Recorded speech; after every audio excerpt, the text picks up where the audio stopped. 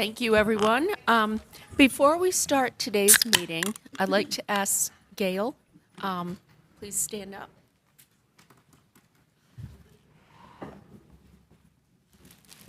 And join me at the, right there, podium. These are for you. Thank you.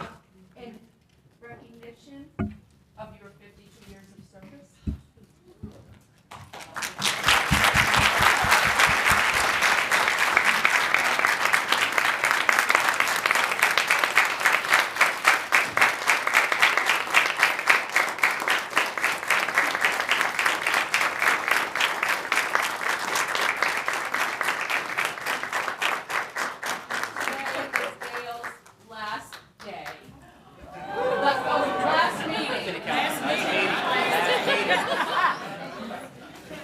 And she said that she's ecstatic, and I'm like, yeah, you're full of it, because she's been doing this for 52 years. She's beloved, and I just want to recognize Gail for all she has done for our city, for our residents, and us. So thank you. Enjoy your last meeting. Sure. Thank you. Gail, say a few words. Thank all of you for letting me do this. I know most of you are not 52 years old, so you don't it'll pass fast. And people ask me why I've done it so long, and people like this, but mainly people like you. I love the citizens. I love to work with the citizens, and that part I'm really going to miss. I'm not going to miss seeing you guys. You're fun to be with, but enough is enough.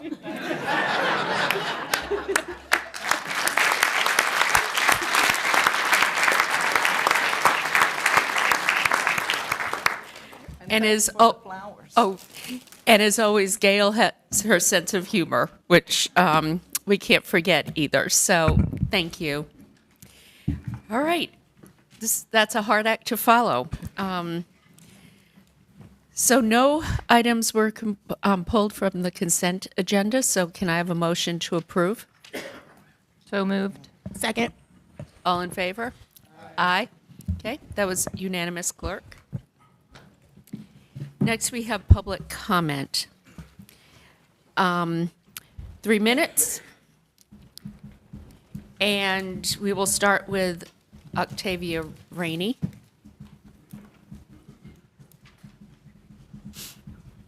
Good afternoon. My name is Octavia Rainey.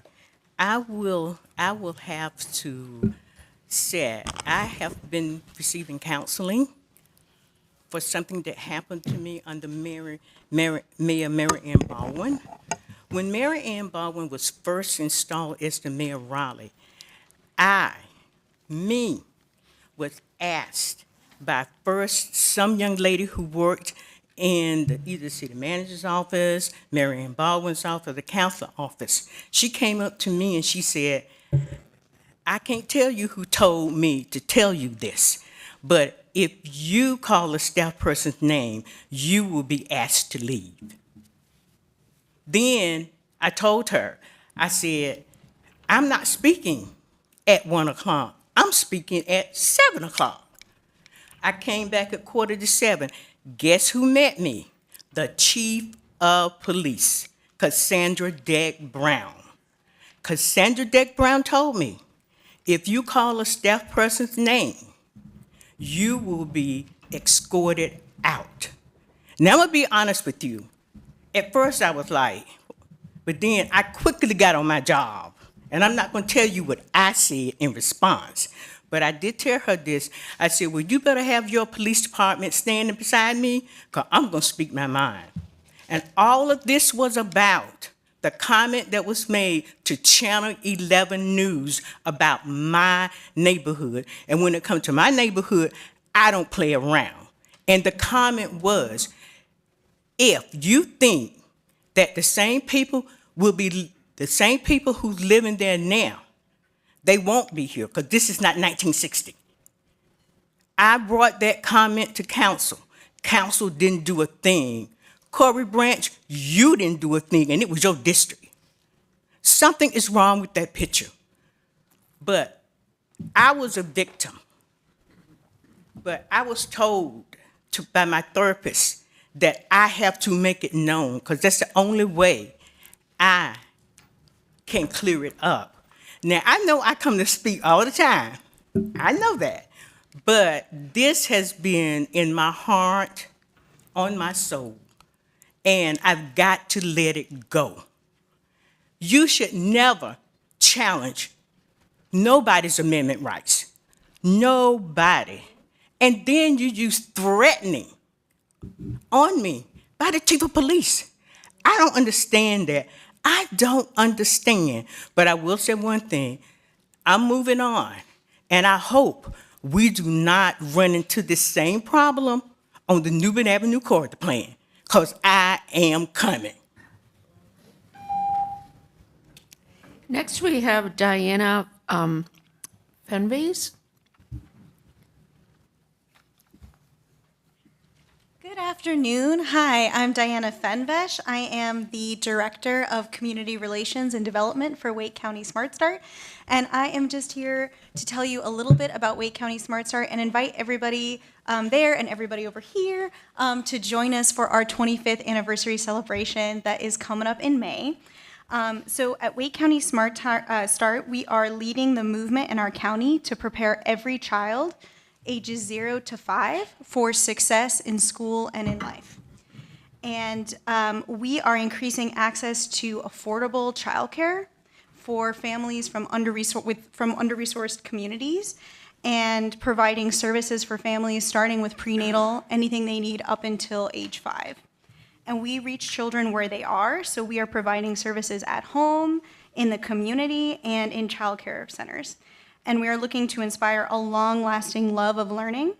And we believe that poverty is not destiny, that if we invest in communities, if we invest in children, if we provide for families what they need to thrive, that they will do so. Sorry, I'm a little bit shorter, so I'm going to move this down. So this year, we are celebrating 25 years of building bright futures for children, and it's a fundraising event. It's on May 13th at RCC across the street from here, and everyone is welcome to celebrate with us. We have tickets starting at pay what you can all the way up to VIP and sponsorship, so we really do believe that everyone is welcome to celebrate with us. We have a lot to be proud of. We were able to raise teacher pay this past year, so we're really proud of that one because we know how much teachers really need that in order to take care of their own families. We started a free program for 3-year-olds from Help with the County, and we impacted the lives of more than 40,000 children here in our county. And we have a service model that's built on partnerships. So a lot of the theme of the event is really celebrating that. We work with private childcare providers, the public school system, and a bunch of other nonprofits as well in the area. And we were able to benefit 78% of all of the childcare centers in our county. So we have a really big reach with our partners, and we really feel like now is the time to be investing in access to affordable childcare and early childhood services for our city. It's really crucial for the economy and for the workforce. Last year, we got some new numbers on this. In just 1 month, more than 230,000 North Carolina parents were forced to stay home because of childcare challenges. And the cost to businesses was estimated to be about $507 million in losses in revenue. And when you invest in early childhood education, you're not only setting those children up for success, you are helping parents succeed at work. You're helping them get to work, to stay at work, to not have to take that day off. Oh, okay, I'm running out of time. We have got, I have print invites here that I'm going to hand to the clerk. And if you visit www.wakesmartstart.org. Thank you. Thanks. If you'll give that to the clerk, right here. Right there. We'll get that distributed. Thank you for your work, what you do for the community, and happy 25th anniversary. That's awesome. Thank you.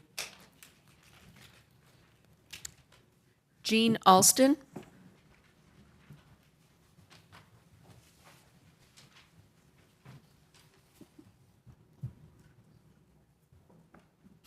Hello, my name is Gene Austin. You all know me.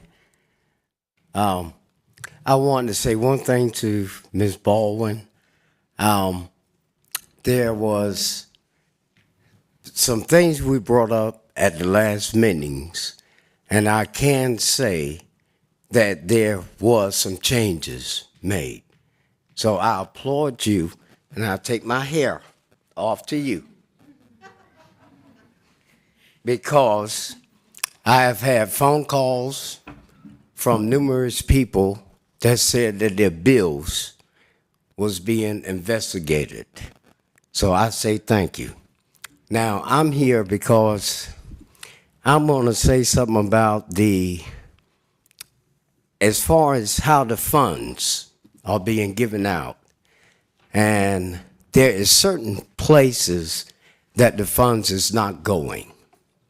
I ride down neighborhoods and I see where there's no bus shelters, and I see these kids standing out there with umbrellas in the rain and the wind is blowing, and I know that we approved this thing years ago. Now, in certain neighborhoods, it's not there. Now, I have 1 million kids, do not know their name, do not know their race, but I know in my heart I have 1 million kids. And I want to see them kids grow up to be the fullest that they can be, maybe sit on this board one day. And I just want to see the funds go to certain places, which is not going. So if we can check in on that, I won't have anything else to say. Miss Holly, how you doing, darling?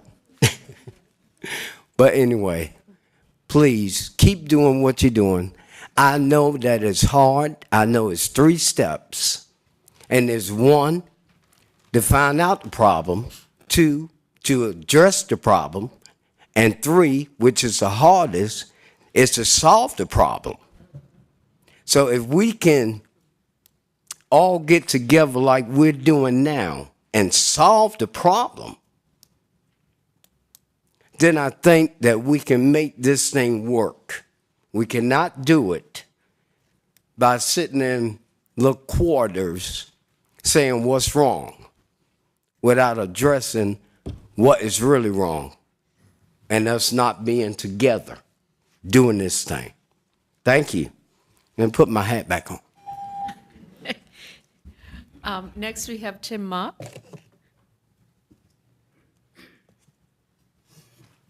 Is Tim here? Okay. Matthew Brown.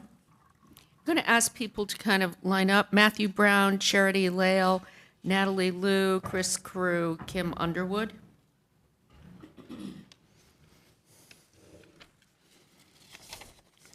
Good afternoon. Thank you for your service, and thank you for letting me speak.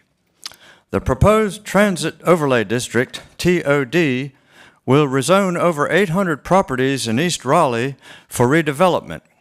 It will result in the destruction of many of Raleigh's treasures. This photo shows the Campbell family at their home at 804 East Edenton Street. Ralph Campbell Sr. and June Campbell were leaders in Raleigh's civil rights movement. Their younger son, Bill, was the first student to integrate a public school in Raleigh in 1960. He was later elected mayor of Atlanta. Their older son, Ralph Jr., was elected 4 times to the Raleigh City Council, then elected twice as state auditor of North Carolina.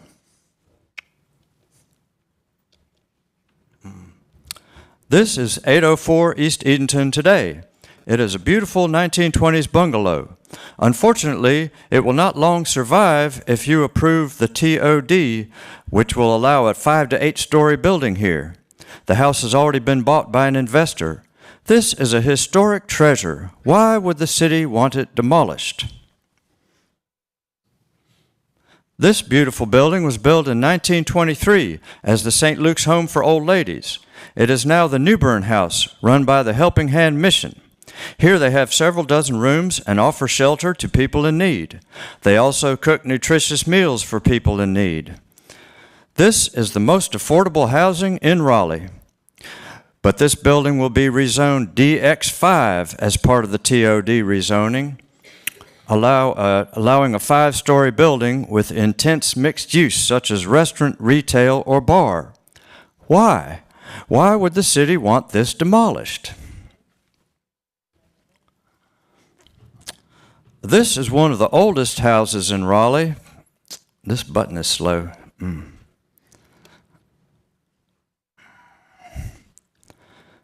Well, this, the one I can't get to come up is one of the oldest houses in Raleigh, built in 1840 for Theophilus Snow. Oh, I was hitting the wrong arrow. Thank you. Sorry about that. Built in 1840 for Theophilus Snow, who made the original furniture for the state capitol. Since 1977, it has been 4 apartments. One of my best friends lives in one and pays $600 a month. This is affordable housing. This is missing middle. But this would also be rezoned to allow intense mixed use, such as restaurant, retail, or bar. Why? The city says it cares about historic preservation, but the TOD would incentivize demolishing historic buildings. The city says it wants affordable housing, but the TOD would incentivize demolishing affordable housing. Please save Raleigh from the TOD. Thank you. Charity Lale? Hi. Good afternoon. My name is Charity Lale, and I live at 122 North Swain Street. I am a part of Hungry Neck North. It's sometimes referred to as Oakwood, College Park, or Idlewild. No matter what you call it, it's a very thriving community. It's where I called home for almost 20 years now. It's where I've raised 3 children. It is our community we've learned much about the differences in people and experiences. Their experiences with my kids growing up there has no doubt opened their eyes to the real world in ways that will benefit them for the rest of their lives. And while we have lived there for 18 years, we must give credit to the residents and neighbors who have lived there for much longer and have built a very vibrant community. We are frankly fortunate to have this foundation as a community. It is my hope and dream when my kids go off to college and onto their careers, they come back and visit the same house on Swain Street. I have no plans or desire to live anywhere else in Raleigh. It is my home. I'm afraid that it will not always be an option due to the transit overlay district rezoning that is proposed. While my home is not currently part of the rezoning district, I am confident that I don't have the confidence that it won't be impacted long term. I am worried in the name of density and mass transportation, we will be left with high rises of transient people with no desire for long-term roots in our neighborhood. And those who have been here for decades will be uprooted in the name of progress. Many of my neighbors have deep fears we will end up being pushed for new development and pushed out. Don't get me wrong, I am all about affordable housing. We know that's good. Density is good. Both of those things already exist, already around the New Bern corridor. The other things that also already exist are community and diversity. Please don't do anything that will destroy a truly beautiful thing. My ask is for you to remove the zoning changes for the established neighborhoods that will impact us. Thank you. Next, we have Natalie Liu. Is Natalie here? Okay, Chris Crew.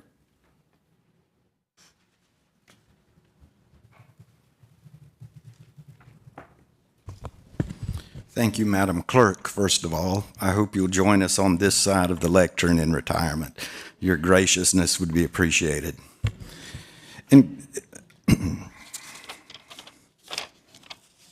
Incorporation of preservation as a value in decision-making contributes to stability. Stable neighborhoods foster development of community and the flowering of the distinctive cultural patterns that contribute to the identity, diversity, and vibrancy of great cities. Change is inevitable. Even great cities change. In its 2,000-year history, Paris has been pulled down several times and was under renovation from 1863 until 1870. Rome has been raised and rebuilt no less than 7 times, and each time the best of the past was preserved. The best and most positive changes in cities occur when there's plentiful, honest, and thoughtful opportunity for input from all stakeholders. As you're aware, recent efforts to modernize Raleigh through the development of BRT, enabled by the creation of a transportation overlay district, has garnered attention because of included changes to existing zoning and land use patterns. Many of these changes could drastically impact some of the established neighborhoods that give Raleigh the character and variety that make it so desirable. While there have been opportunities for stakeholder input, they've been limited. They've not afforded adequate opportunities to hear from residents and property owners who have jobs and lives that don't permit workday engagements like this one. People don't know about the details of these proposals. They need to know. As a result, the BRT and the TOD discussions have taken on a flavor of the disastrous urban renewal projects of the late 1960s. Of that process, a citizen participating in the Southside Project 1970 said, "We are discouraged. The decision makers aren't here. I just want to hear their side of the story and for them to hear mine." Councilman Clarence Leitner said, "I don't think some of the personnel of the Redevelopment Commission are geared to the sensitivity of the people. Some seem to think that highways, bricks, and mortar come first. The people come first."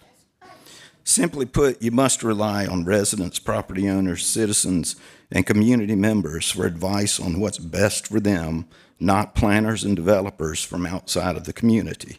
It's time to step back and reassess the likely impacts of the BRT and TOD on these established neighborhoods and identify, instead of relying on the desired but unproven outcomes pitched by those who stand to make a business profit. For now, at very least, I urge you to reject the current zoning changes to the Newbern Station area planning and rezoning proposal and create a legitimate, timely, convenient, and meaningful opportunity to receive and act upon public input. No place will stay special by accident. Thank you very much. Thank you. Next, we have Kim Underwood. Good afternoon. My name is Kim Schleep Underwood, and I've lived in and owned my home at 537 East Edenton Street for more than 20 years now. My neighborhood is historically called Hungry Neck North, and it's the only home my kiddos have ever known. Hi, Carly Ann and Bobby, they're watching. Today, Hungry Neck is a vibrant, diverse neighborhood under a historical NCOD, also known as a Neighborhood Conservation Overlay District, that dictates our building heights and setbacks to a size that preserves the scale of our neighborhood. We are more racially integrated with mixed income levels, stability, teachers, police officers, Black, white, Latin, families, singles, stay-at-home moms, small business owners, and retired people who are connected and support each other. Not only are we a diverse group of human beings, but also we live in diverse types of homes where century-old historic bungalows coexist with modern styles. Our neighborhood is a successful example of what affordable housing can do. Now, 20 years later, when we all have equity in our single-family homes, which everyone knows is the best way to acquire wealth and access to the American dream, the city has proposed the Transit Overlay District that removes our property rights and zoning that we bought into and most likely affects our hard-earned equity. Many in our neighborhood have plans to use that equity to add on for our older years so that we have a first-floor bedroom and bathroom. Another neighbor has always planned to build a bungalow next door on the adjacent lot he owns for his aging mother. Another neighbor invested in solar panels, and if a 5-story building is built near him, he and his wife could literally lose their power and their investment. All of these plans and dreams will be taken away from us by the current TOD. We will be labeled non-conforming structures, and we will not be allowed to add on nor rebuild a different home. Any building on our land will have to be a minimum of 2 stories with only multi-unit housing allowed. As if taking away our property rights was not enough of a concern with the current version of the TOD, the proposed rezoning of our neighborhood will allow bars that can be built in 5-story buildings only 10 feet away from our single-family homes. With each text change to the TOD, the rights of property owners become more restricted while the autonomy for developers is increased. This is not the zoning we bought into, and it certainly is not the single-family home use that we purchased. Our neighborhood, with all of its history, exists because of our NCOD. By taking away our property rights, developers will continue bombarding us with letters, texts, flyers, and phone calls wanting our property so they can tear our homes down and replace them with expensive multi-unit housing, eventually erasing our neighborhood for a profit. Effective mass transit can be a positive part of the future, with more support from residents if it did not take away our rights and plans for our cherished homes. So, just as the city wants our support for the bus rapid transit, please support us by removing the zoning changes for the established neighborhoods like Hungry Neck North that are protected by an existing NCOD. The bus rapid transit will still be able to fly by my house. It'll still be able to fly by my neighborhood, no matter what it's zoned. Please, let's see how it goes before we hurt our current city residents with this premature and aggressive rezoning. We would really like to get on the bus instead of being thrown under it. Next, we have Helen Chart. If you'll come up, Helen, and then Diane Christine Zinchenko, Nicole Williams, Sandy Marino, Keisha Monk. Helen Tart, 611 Monroe Drive. I'm back talking about my neighborhood, but as a representation of many neighborhoods in Raleigh, we are another example of an established older neighborhood of modest homes faced with a missing middle project. Soon there will be 2 3-story buildings on just over a half an acre towering over these small homes on Brookside Drive. The building will contain 10 $500,000 townhomes with 2-car garages. That means 20 more cars on a street that the city says already has too much traffic to qualify for traffic calming. In a nearby neighborhood similar to mine, another 3-story building is being proposed on a half-acre lot. If it was just one project per neighborhood, or per street, that would be tolerable. Diversity of housing types is part of many of these neighborhoods, but it won't stop with one. Soon, these desirable established neighborhoods will be nothing but apartment complexes surrounding the occasional stubborn homeowner with enough money to still pay their taxes. I can't believe that this is what you want to happen. I know that you all, old and new, care about Raleigh and the quality of life here. When missing middle was discussed, it was duplexes and triplexes that were talked about, units that could fit into the neighborhood without overwhelming the current residents. I don't think anybody realized the full ramifications of what was being proposed. There has to be a better way. You need to put the brakes on new missing middle projects until a better way can be found. Actually, I watched your 11:30 work sessions and was encouraged by the some of the comments that were made, especially Corey, because I do think that there are ways to get to the affordability with help from the state, and that maybe y'all should seriously consider as the capital city to show some leadership on affordable housing. Thank you. Diane Zinchenko.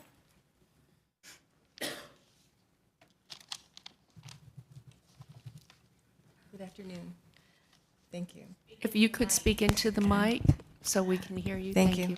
That's good. Thank My you. name is Diane Kristen, and I will be one of the presenters at your Dorothea Dix Park Earth Day coming up on April 21st. Since 1995, I've been developing a children's environmental program, Address Earth Kids, and that's what will be at your Earth Day event. Everybody's invited. We will be teaching your children an important environmental education that we have honed since 1995. And it's climate change related. And yesterday on the news, the United Nations issued a climate crisis warning statement. I'm including that in an email to you, and I've produced a short video that I believe I've already sent, and I will resend it. You are the fifth largest growing city in the United States, and you have an extraordinary amount of issues, and affordable housing is one of them. But environment is my gig, and I find that you have an extraordinary large carbon footprint. There's a culpability that needs to be brought to the table for action. We will go straight to what I would like to see as action. First of all, a little lesson here. So this is a short. First of all, CO2 is measurable, and CO2 is causing the acidification of oceans. So that being said, we are an ocean planet. And a little history here, 3.5 billion years ago, the continents rose and we began life. And only 200 years ago, fossil fuel and CO2 started acidifying our waters. This is tragic. The acidification of CO2 in our oceans is causing violent and disruptive storms that we see all the time, and that's climate change. The more CO2, the more that's measurable in our oceans, the more violent and disruptive, and we see it on the news all the time. Raleigh, with its large swaths of green infrastructure being removed by your corporate contractors, when it's time that we need more mature trees to clean and cool your air, we see these large swaths being taken out by your corporate builders. The amount of cement in your infrastructure is tragically exposed now without enough green infrastructure, green coverage. On a hot 100-degree day, you are scrambling to find a tree to park your car under, because under a 100-degree day, that cement is 130, and that's not habitable for any human being. With Raleigh's single-car insufficient green transportation also, your families have environmentally healthy CO2-filled community. For an example, Wegmans was able to build that huge grocery store, and all that cement there, there's no ordinances. Your ordinances have been exemplary. You have them. You had them. But there is no green. It's like a cement circuit board. Okay. Thank you. Thank you. Nicole Williams? Is Nicole here? Sandy Marino? Sandy here? Okay, Keisha Monk?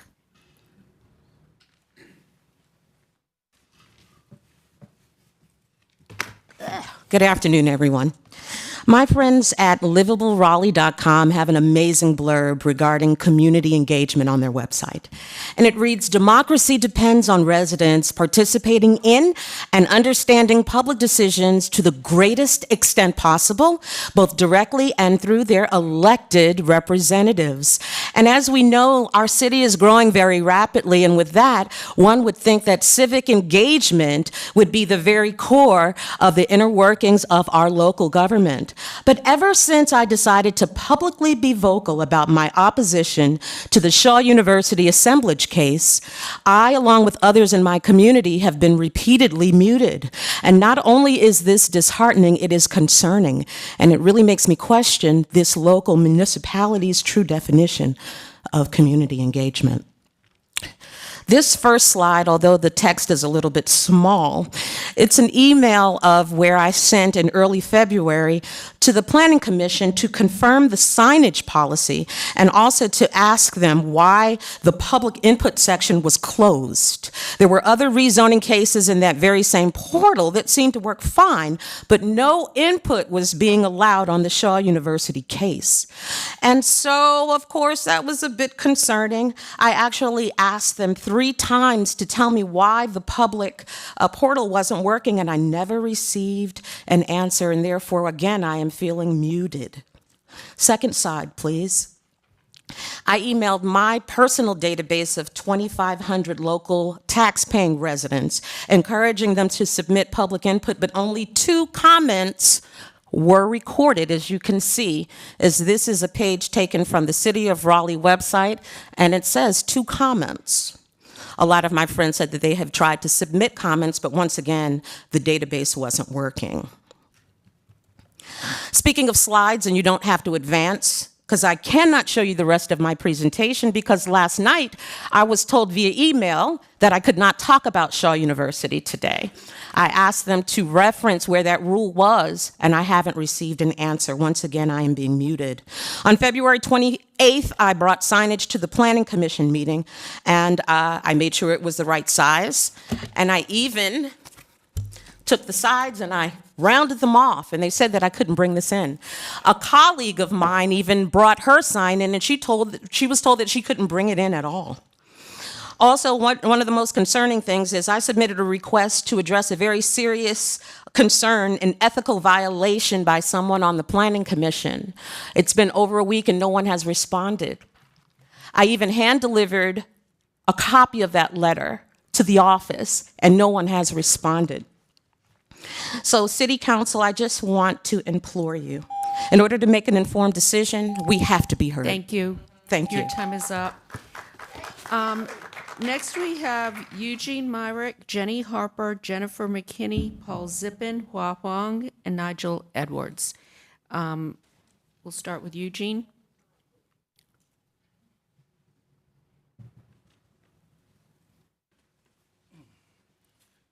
Good morning. So, as Keisha just stated, I had to break my sign down to something that looks like this. I have never seen an oval sign in City Council, ever. And just today, when we tried to come in, the image that you had at the desk was also gone. And we were told that, again, that we couldn't bring our signs in. So we literally spent 15 minutes downstairs just now trying to come upstairs to say, not only did we cut our signs, but we also rounded the edges. And what Keisha also meant to say was one of the young ladies took her piece of paper off the foam board and was told that the paper had sharp edges and that she could not bring the paper in. So I find that to be very interesting. In addition to that, as Keisha stated, we received an email last night saying that we can't speak about something that's on a future agenda. I find that very interesting because it was always told that you can't speak about something on today's agenda. So again, I oppose the rezoning of Shaw University, and I'm very concerned that it seems like the city is in cahoots with this situation because although we've sent emails to the mayor's office asking for a meeting, now our emails are bouncing back as if we've been blocked. So I don't understand why is it that everybody else can have an audience with the mayor, but those of us that oppose the situation can't. So once again, I just would like to say in regards to, I'm just wondering if the city council has any policies in regards to mandatory reporting. Because when I taught as a New York City school teacher from 94 to 2001, if I saw things like a hint of child abuse or things like that, it was mandatorily had to be reported. But what I keep hearing when I come here is that the city council and that the planning commission is only concerned with policy. So if the city council and the planning commission was to see some illegal activity, say embezzlement that's going on at an institution, or a Ponzi scheme, or some type of pyramid scheme with students' tuition, where some students are being brought in to pay for other students' tuition, do the city council not respond to any of that? Because it has nothing to do with policy. So I'm very concerned by a lot of these things. And again, more importantly, why did a letter go out last night saying if it's on a future agenda, it cannot be discussed today? That has never been the case. And as Keisha stated previously, we have walked things to the city clerk. We have walked things down. And as she tried to put things into the portal, they still have gone missing. So somebody seems to be playing a game here, but it's okay because I'm here for it. But as that being said, I want to know if someone has contributed directly to the mayor's campaign, does the mayor have to recuse herself when they come before the city council? That's a question that needs to be answered. That would be all the developers. Thank you. Next, we have Jenny Harper.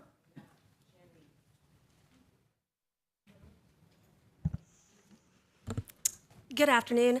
I'm not here today to speak about any one zoning case in particular, but rather our city's historic and cultural assets.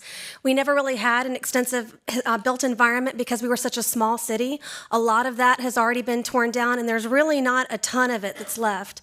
I would never stand up here and suggest that just because a building is old, that it is somehow sacred. But what I will tell you is that the city has expended a ton of money and energy towards our historic and cultural assets.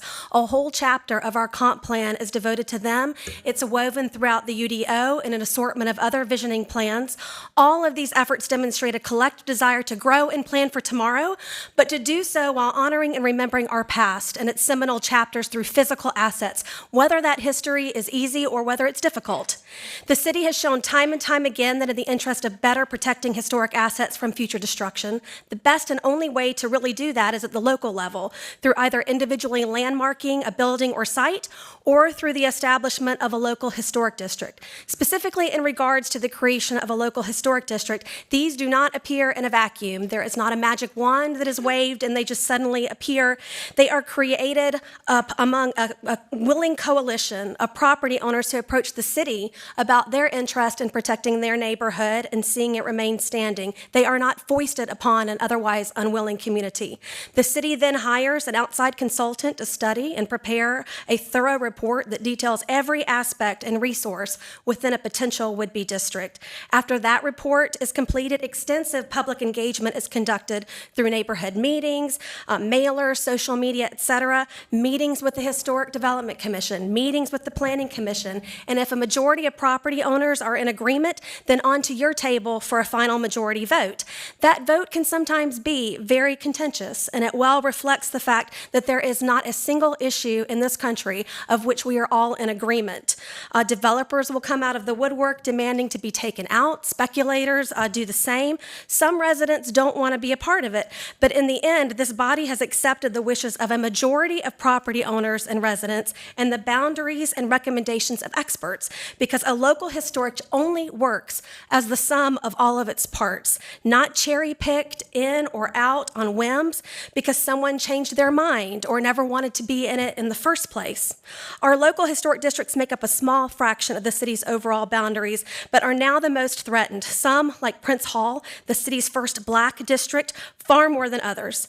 At a time in which states are literally banning the teaching of history, particularly this nation's original sin and its long continuing aftermath, it is all the more important for the city to reassert its commitment and provide continuity for these shared and necessary historic assets. Thank you. Thank you. Next, we have Jennifer McKinney. Sure would be nice if the mayor was actually listening to the comments. Jennifer McKinney here. Paul Zippin. And then Hua Huang after, and Nigel Edwards. Thank you.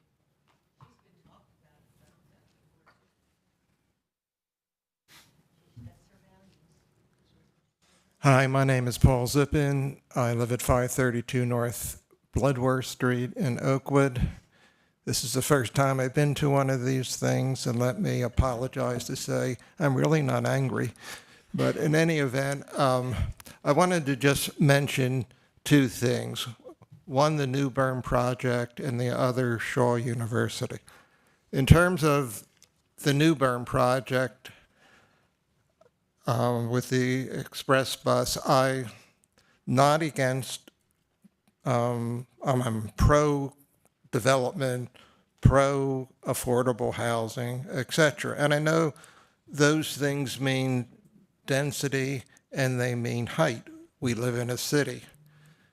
What I'm concerned about here is there's just tremendous confusion on the part of many neighbors on what these zoning regulations actually mean. Are they talking about massive developments or a project here or there? Are they talking about a 3-story building or a 20-story building? Without having knowledge of this, there's going to be opposition because people are always going to think the worst. I know you have to be vague and give developers the things, to develop whenever it comes up. but it puts the neighbors in a very bad, tenuous position, and they'll end up opposing everything. On another topic with Shaw is there are some gorgeous historic buildings in Shaw University. I mean, everyone knows that. And I know that not every historic building can be saved, and not every building is historic.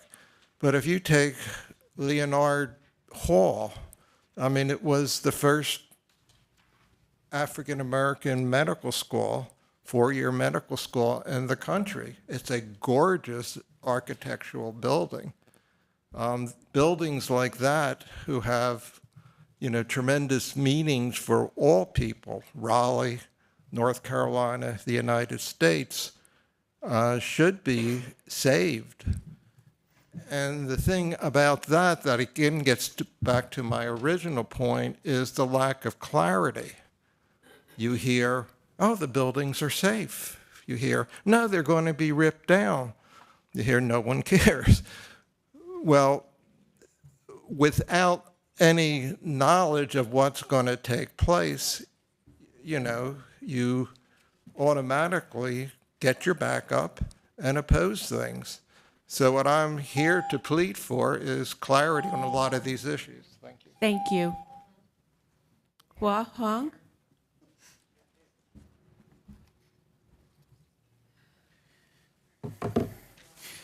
The suppression of free speech, from cutting down poster sizes to having metal detectors outside to limiting what we get to say at public comment, is all white supremacy behavior. The poster size and metal detector happened because white racists like David Knight were scared of black-led groups speaking up last summer.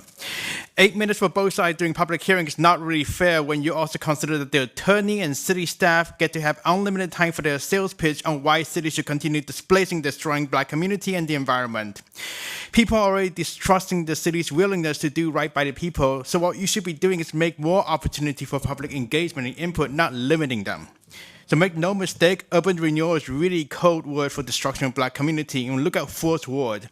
Look at BRT and what it's doing to Method to New Bern, which, by the way, the RPD is increasing activity at. No doubt it's all connected. So when residents are telling you that your project is causing gentrification and displacement, your response should not be to double down and steamroll people. Let's just start with that. So Shaw University is a private university and also runs on tax dollars. The students do Pell Grant, and Shaw has stated that they have approximately $525K this year from historic preservation. If that's the case, they do not get to do whatever they wish with the land. The public, especially the students, the families, and the alumni deserve to know what exactly Shaw is planning to do. And as far as we know, based on the proposal, there's no discussion on how this rezoning will benefit the education of the students. There's no discussion of what programs will be funded, salary for the teacher and staff, or if the tuition is going down for the students, and will the students have to pay more for housing now that it's becoming more expensive? And what about insurance and benefits? And also, here's the important part. When the students graduate, will they be guaranteed jobs with livable, striving wages? Another point I want to bring up, CJ Mann gave money to Jonathan, Corey, and Stormy, and he had continuous absences from the board, but he made sure he was present for this case. And worst of all, he had an employee on the trustee board of Shaw University. He should have recused himself from voting on this case, but he did not. And now he's gone from the planning commission, but that doesn't undo the damage he did, given that he seconded the motion as the vice chair to destroy black history of Shaw. He's gone, and the vote of the Planning Commission should be nulled and voided due to the conflict of interest. This is our quote from Wanda Gilbert Coker of the Wake County Housing Justice Coalition. Therefore, I demand that this be resubmitted back to the Planning Commission without a biased and prejudiced lens that is blind to selling out the black community in Shaw. Thank you. Next, we have Nigel Edwards. Is Nigel here? Okay, that was the last speaker for public comment. We'll now jump to our agenda. Thank you. We start with the report and recommendation of the Planning Commission.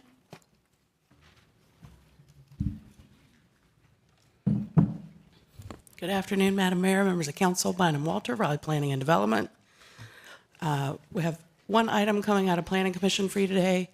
As usual, I'm just going to review what we already have scheduled for a public hearing on upcoming agendas. So April 4, 2 weeks from today in the afternoon, we will have a continued public hearing for CP 122, the Dix Edge Area Study, Project Report and Comprehensive Plan Amendment, rezoning Z53B 22, which is the South Wilmington Street site and the Waterworks Street site. That's a city-initiated rezoning that came out of the Dix Edge study. That public hearing will also be continued. The public hearing for the Johnson Street case at St. Mary's, Z55, will also be continued, as well as the Edwards Mill Road, Z7522 public hearing will also be continued. So those are all old items coming back to you for follow-up discussion on the afternoon agenda. In the evening, we will have new items, the Southeast study, the final project report, and the associated comprehensive plan amendment scheduled for public hearing. Also the rezoning of the Shaw University property. Another rezoning, Skyland Ridge Parkway, that's out in the Briar Creek vicinity. Continuation of the public hearing for the Lake Wheeler Road, Mercury Street, Maywood Avenue rezoning that's in the Dix Edge project area. A lot of that property is Baker Roofing. We will also have a new public hearing for property on Corporate Ridge Road and Hillsborough Street, and a new public hearing for some parcels in the block bounded by Davie, Salisbury, Cabarrus, and McDowell that's just north of the convention center. So that's the evening agenda there. And at this time, we don't have anything scheduled for the 18th for the afternoon meeting. So there's one item coming out of Planning Commission that they are recommending approval. This is a text change, number 1 of this calendar year, and it relates to stormwater management regulations.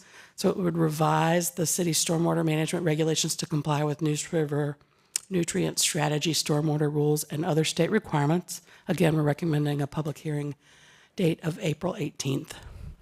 Any questions I could answer for you? Stormwater staff is also here.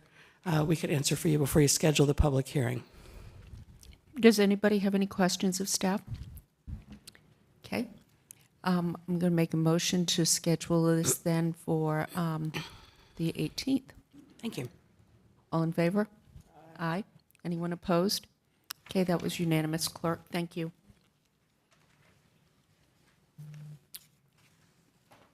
Next, we have special items. The first is rezoning Z1620 Hodge Road.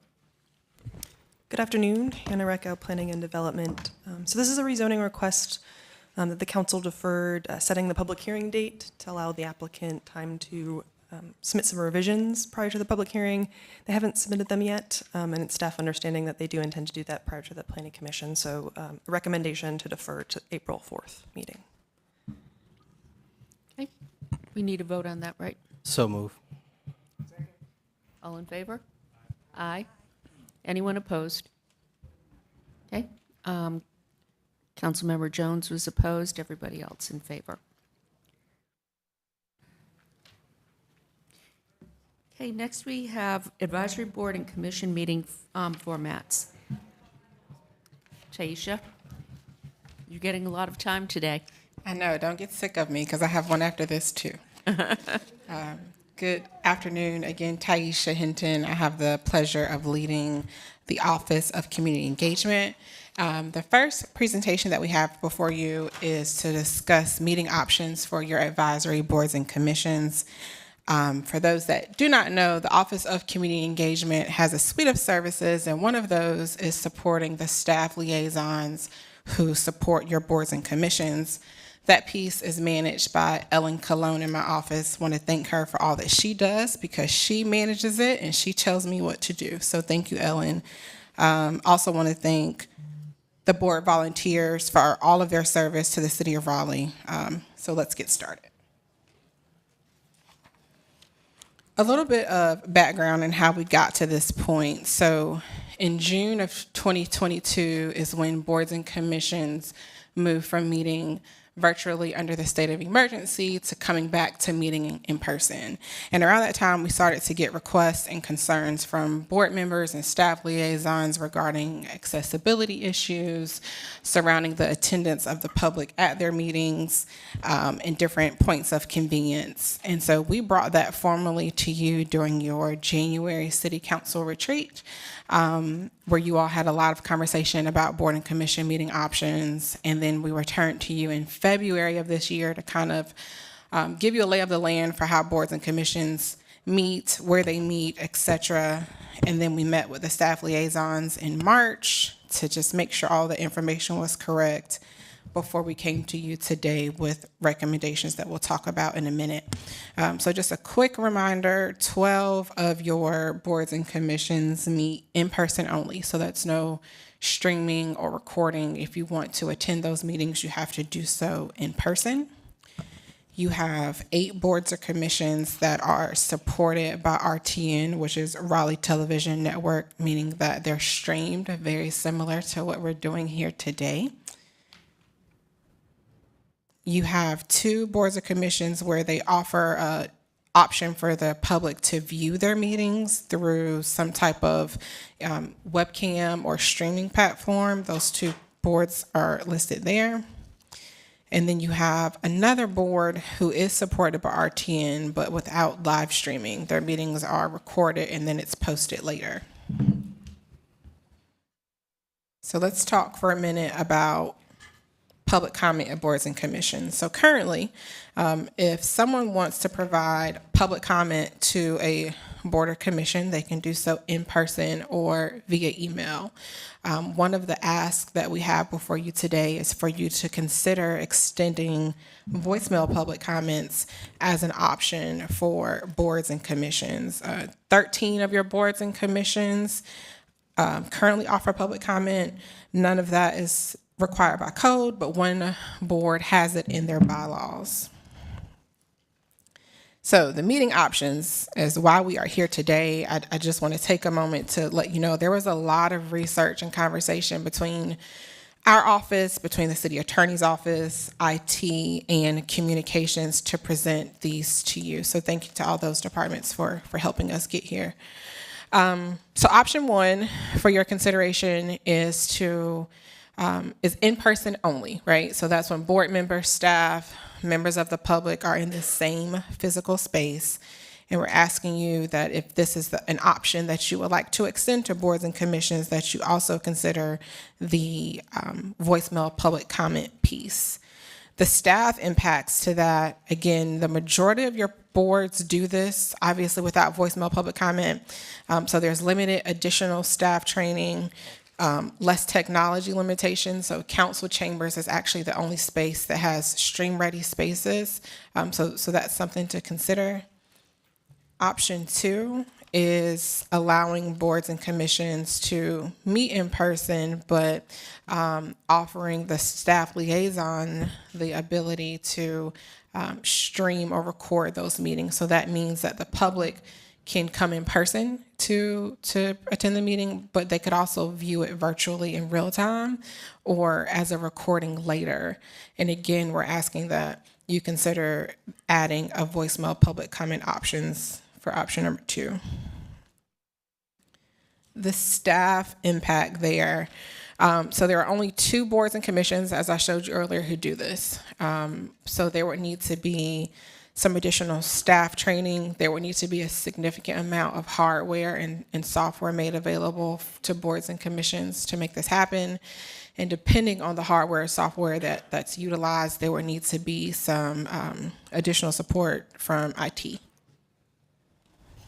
And then the third option is a virtual platform where board members and staff are not in the same physical space, so the public can view the meeting virtually in real time or as a recording later. It does obviously take out the option for you to attend or give public comment in person if boards have the virtual component.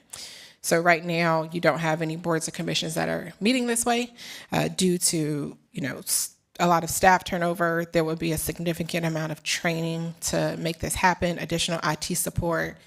And it's important to point out that your board members will need to access to their personal devices with streaming capabilities, so that could be a potential equity impact or an unintended consequence if that's a route that you would like to take. We also were asked by you all to look at RTN as a possible way as an additional way to provide support to boards and commissions. So currently, RTN supports 13 different meetings. So it's the boards and commissions that you see on the screen, it's you all's committee meetings and council meetings. And at the time, it's our recommendation that due to their capacity, that additional meetings not be added for boards and commissions under RTN. It would just be really difficult to manage.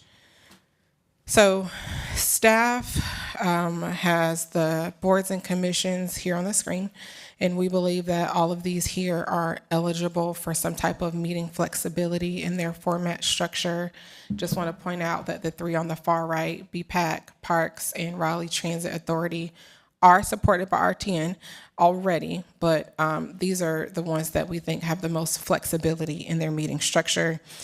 This excludes your quasi-judicial boards or those with legal responsibilities like planning. So just a quick summary, your three options that we're recommending are in-person with voicemail public comment, in-person with streaming supported by the staff liaison, and or the virtual platform with streaming also supported by the staff liaison. So as far as next steps, we're just looking for direction on the preferred meeting format for those identified boards and commissions, and then consideration of allowing voicemail public comment as an option for boards and commissions. And with that, I'll take any questions. Okay, Mayor Pro Tem.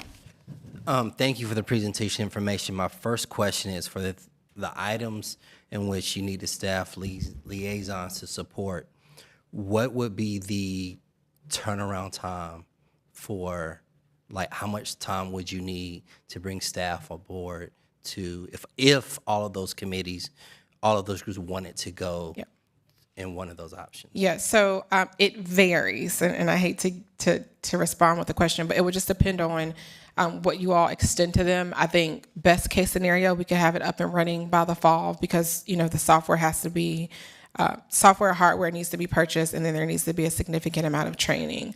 It's also our plan that once we get this feedback from you all, our office will take it to the liaisons. Liaisons will take it to the board meetings, and then they need to have conversations amongst themselves based off what it is you offer them. So I would say by the fall to be safe. And my second question, of the eligible groups, have any of them already stated a preference? Yes. Councilmember Harrison. Yeah, thanks so much, Taisha, for these ideas and options. Just to clarify on the in-person with virtual streaming, would that mean that members of the Board or Commission could attend and participate virtually as well, not just the audience members? Well, the in-person with streaming means that the board and commission members and staff are meeting in person, but the public can view the meeting virtually. Could a member of the Board or Commission that has perhaps like an accessibility issue or needs an accommodation also participate virtually, or is that something perhaps that y'all could look into? It's our understanding that it's one or the other. So either the entire Board or Commission is meeting in person, or the entire Board or Commission is streaming to avoid the hybrid. But I can let Robin weigh in on that. Under the general statutes, if even one member is participating remotely, it is converted to a remote meeting. That puts you into the remote meeting statute, which is only allowed during a state of emergency. So that's not allowed under the statutes as they now exist. So our only option if a member wanted to be virtual is everyone has to then be virtual. That is my understanding, yes. Okay, thank you. Then we had Councilmember Melton, Jones, Black. Thank you. You mentioned that some of these boards have already sort of formed a preference about what option they would want. Can we just ask, as council, could we just ask them to just elect an option and then staff could, like, BPAC may want to stay in person, Police Advisory Board may want to go virtual. Can we just give them a deadline to pick? And then we can work on getting the ones that want to be virtual set up and the ones that want to be in person with streaming set up. Yes. So the thought was, if all of these options are okay with you all and you would like the boards and commissions to select, then we just want to make sure we're only giving them items to consider that you all are okay with. So if it's all three, that's fine, and we'll come back and set that up for them. Okay. I'm okay with all three. I think they should pick. And then I think that they should allow voicemail public comments, but I would also probably defer to the chairs whether they want to do that. I know not all of our boards and commissions do public comment, and it sounds like one has it in their bylaws. So I love all this. I think they should pick, and then you can maybe just update us on who's doing what. That's my preference. Well, if they chose, then we would also better understand what the budget implications would be. Because if we have to hire additional staff, especially when we know we have budget shortfall.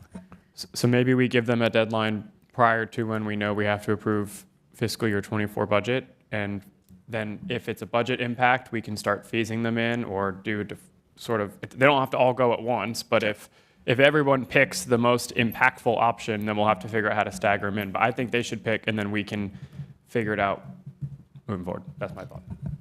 Well, to make a full decision, though, we would have to have all those details. So, yep. Okay, Councilmember Jones and then Black.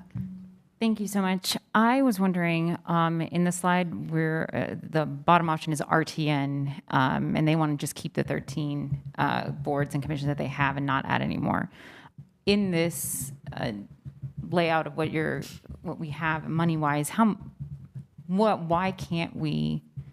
Okay, let me rephrase this. How much would it cost to add enough staff to RTN to be able to support it under one house? Because the other options that are not with RTN, that's going with the different departments having to manage all of that when we already have RTN who does that. So I'm assuming it's a staffing shortage with RTN. And how many people would they need so that we can house it under one department? I think the city manager wants to respond. So that would require us first taking an evaluation of the number of boards if we did them all that way, because currently we're woefully understaffed in RTN, and in addition to that, there would have to be additional equipment. So we can't just give you a number off the top of our heads. Give us a little bit of time and we can bring that back for you. But right now, it really is a stretch for the current staff in RTN to be able to cover, in addition to all of the boards and commissions, our meetings as well. Thank you. Yeah. Councilmember Black. Yeah, hi. So I have a little bit of ADHD. So what is the difference between, can you go to the slide with the virtual meetings? There. What's the difference between virtual platform streaming and virtual meetings? That is a great question. So they're one and the same, right? So the virtual platform streaming just means that the board and commission members are at home or in their offices. They're not in the same physical space. And that the members of the public are also watching that meeting from home or work or wherever they are. So I think you have this, it's the same thing. So, okay, so Robin, so the virtual meetings aren't allowed under the statutes currently? Okay, I'm just going to go back a little bit. With respect to remote meetings, which is what we did during the pandemic while we were in a state of emergency, everybody was on the screen, okay?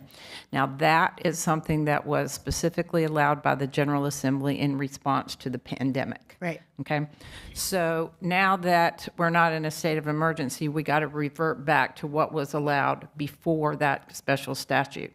There are basically two ways to do it. You can do an in-person meeting where everybody is in person, or you can do an electronic meeting where the members of the board are remote and other people are participating or are watching remotely, but they can't participate. You can't go back and forth and have public comment and that kind of thing.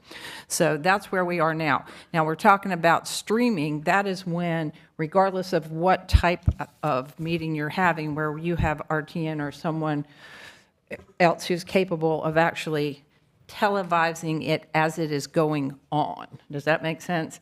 So, I mean, that can be done whether you're remote or you're in person if you have the personnel and the equipment and the wherewithal to do that. I think what Marshall is saying is that right now we don't have that, and we don't know how much it would cost to have that. So either you're going to have the in-person meeting where people can watch it on television and people can participate in person, or you will have what's the electronic meeting, which is an old term pre-pandemic, which would let people have a remote meeting but not allow the public to participate remotely.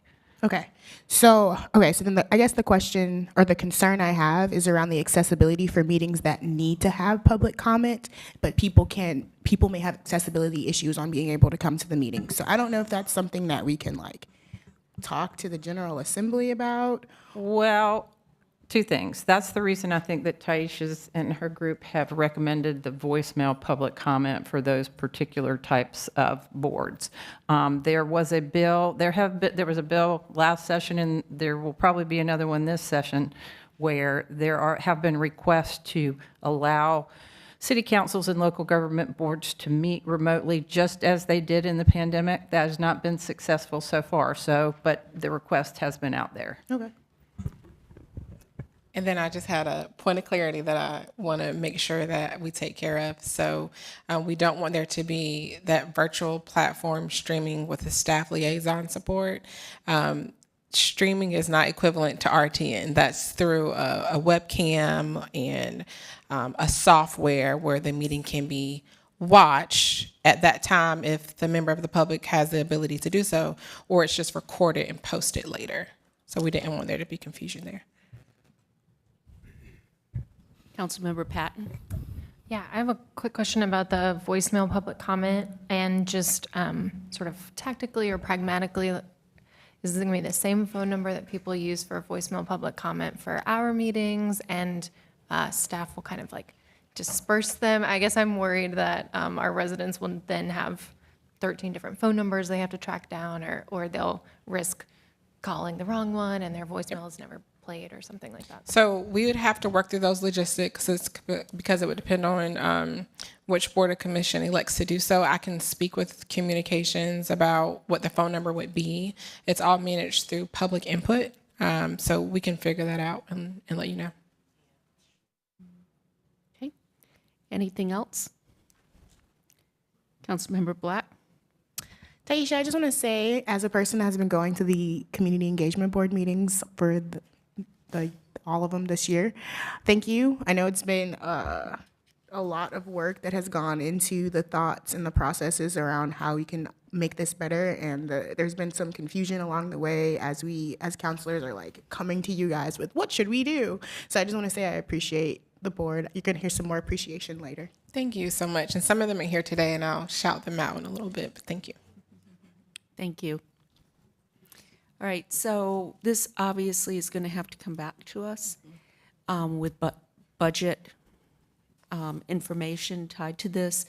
I like Jonathan's idea about asking each board for their feedback on what they would like to do, involving them. And then if we do that, we'll have a better understanding of what the expectations are. So I think you heard, bring it back before the budget so we can make some decisions. Okay. All right, and next we have a public comment period recommendations. Yes, thank you so much. So still on our suite of services, our office also supports the Community Engagement Board, which you see a picture of most of them on the screen. Dr. Lane, I'm sorry that half of your face is cut off. We'll fix it next time. But that's our board. Just want to thank them for their time, their passion, their ideas, for all that you do. We really appreciate it. Much thanks to their staff liaisons in my office, Deborah Kuffner and Dale Neal. They support the Community Engagement Board, their monthly meetings, their committee meetings. So thank you to my team. And their chair was traveling, so she was unable to be here today. So I'm speaking on her behalf, and hopefully I do her well today. So let's get started. So we will give you some background about how we got here. We will discuss the poll that the board put out and some of the results.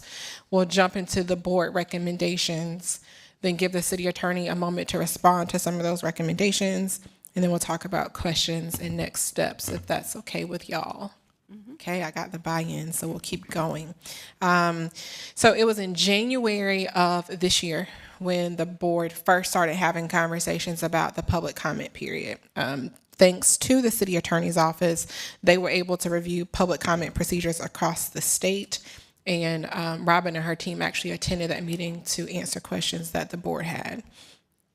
Also at your retreat is when there was a robust conversation around public comment, and you all directed the board to go back and come to you with recommendations.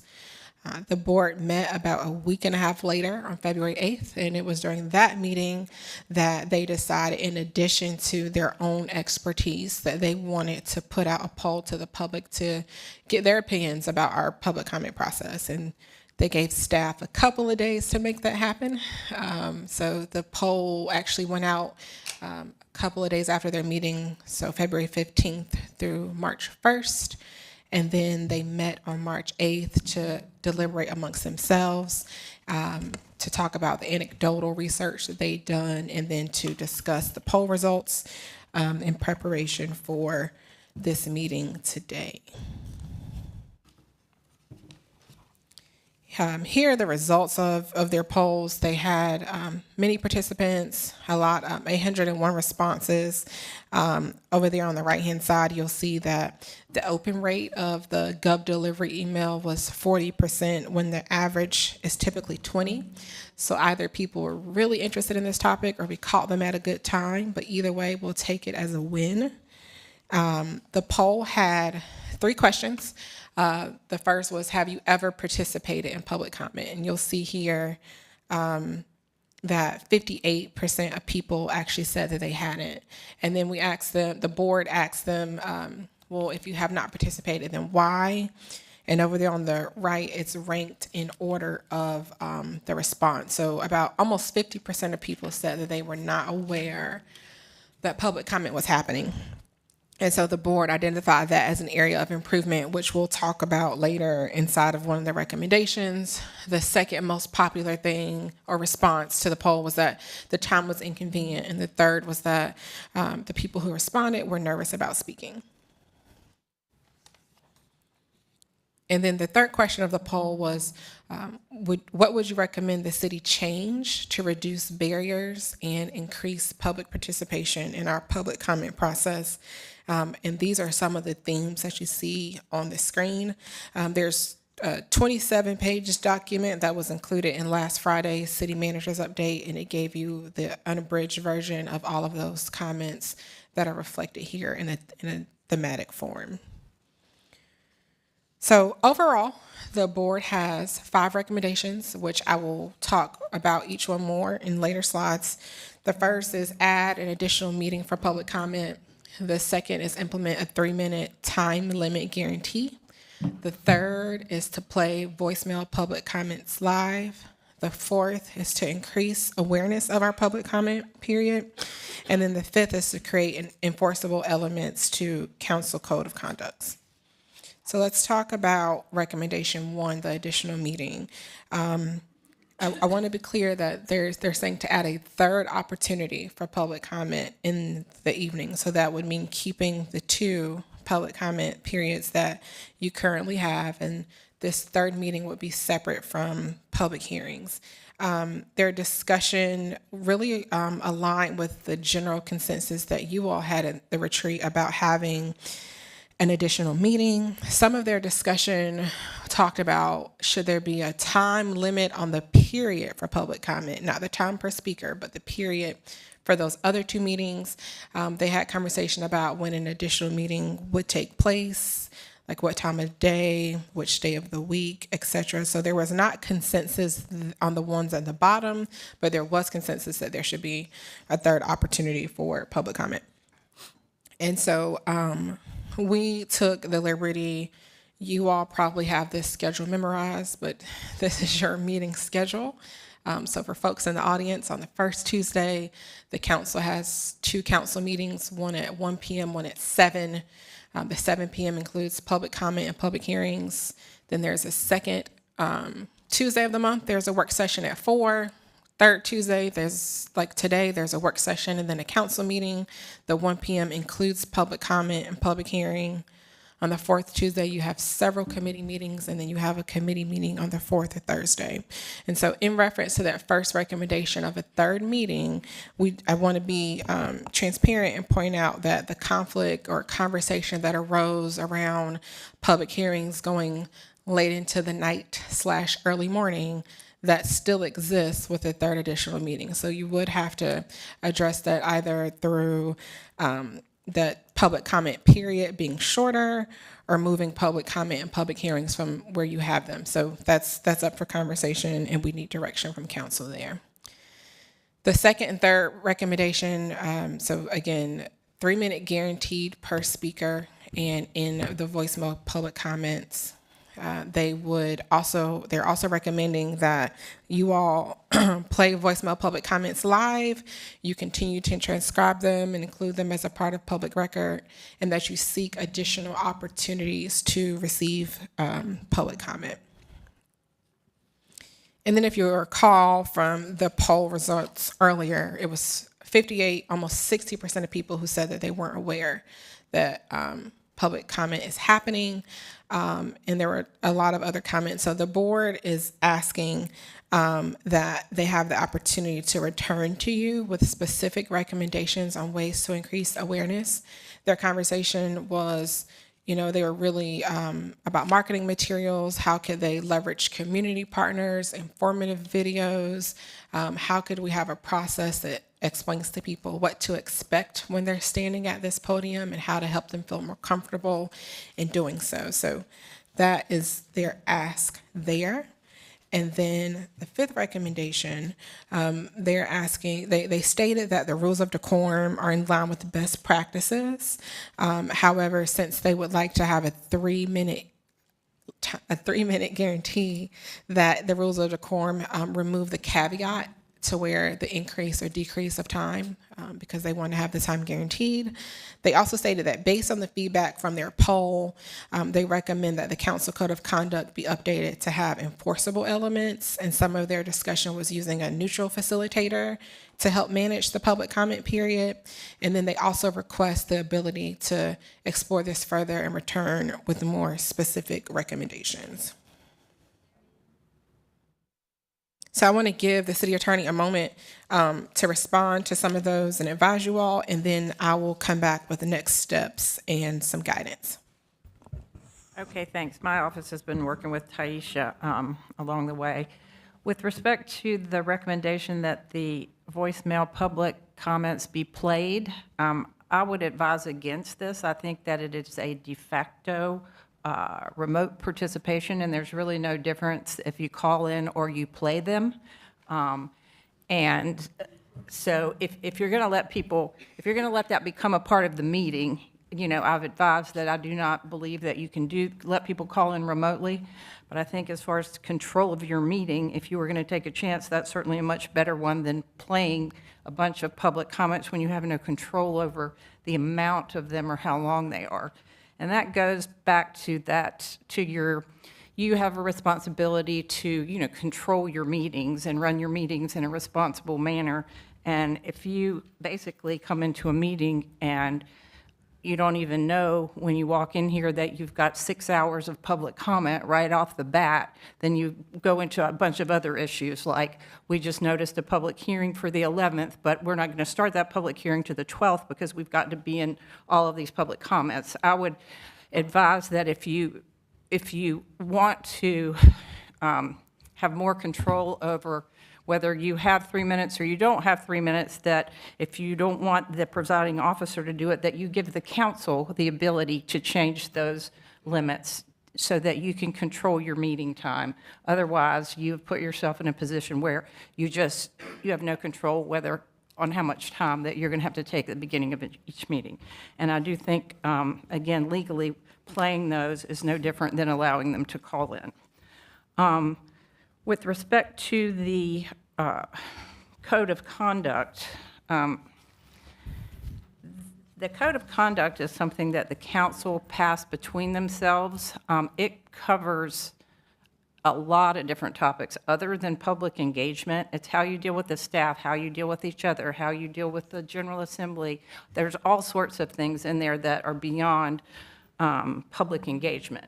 But I would tell you that there are sanctions in the Code of Conduct, and basically if there is intentional and repeated failure to follow the procedures, there can be a formal reprimand and a censure, and that is, in the state of North Carolina, that is how council members enforce or sanction each other. That's the control you have. You can't like vote to remove someone or ban them from a meeting or anything. It's the censure process, and that is in the Code of Conduct.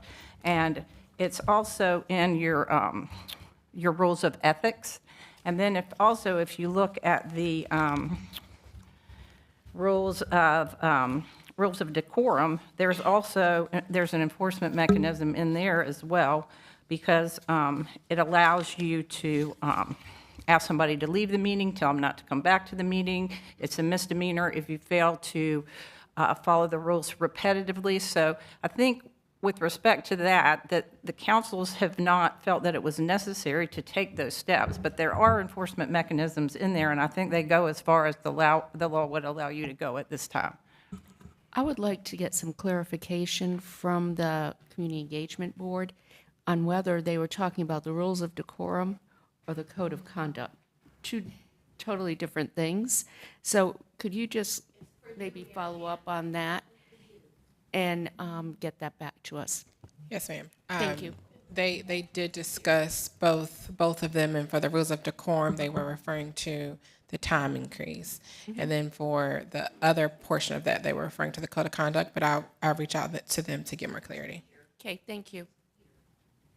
Councilmember Jones? I was just wondering, being new, can you tell me what a censure is and who of us can use that?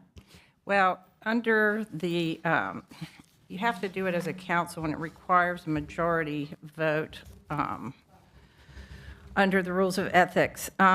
Basically what it is that if there's a complaint and you as a council, you can have a meeting, you can put that on the meeting as one of your items that said, Jonathan Melton has, violated the rules of the Code of Conduct numerous times because he keeps calling staff members, individually, or he is repetitively rude or breaks one of those rules. Then you can discuss it amongst yourselves. And then if there is a vote to censure it, it's just something that's written up. And then what you do with it at that point is there's a couple of different ones. I'll try to find the Code of Conduct. And basically, you just make that part of the record and part of your record of your meeting and put it in the person's file, and there it is. It's not going to do anything but, call out that they have violated it, and it's embarrassing, and it's, kind of a X on your record, if you will, but that's what a censure is. Thank you. One other thing I did mean to mention, too, is that there was also a recommendation that someone else conduct the meeting other than the presiding officer under, basic rules of meeting. I know of no government, no organization, or in North Carolina that has anyone other than the presiding officer to run a meeting. So that would be unprecedented as well. Okay, thank you, Robin.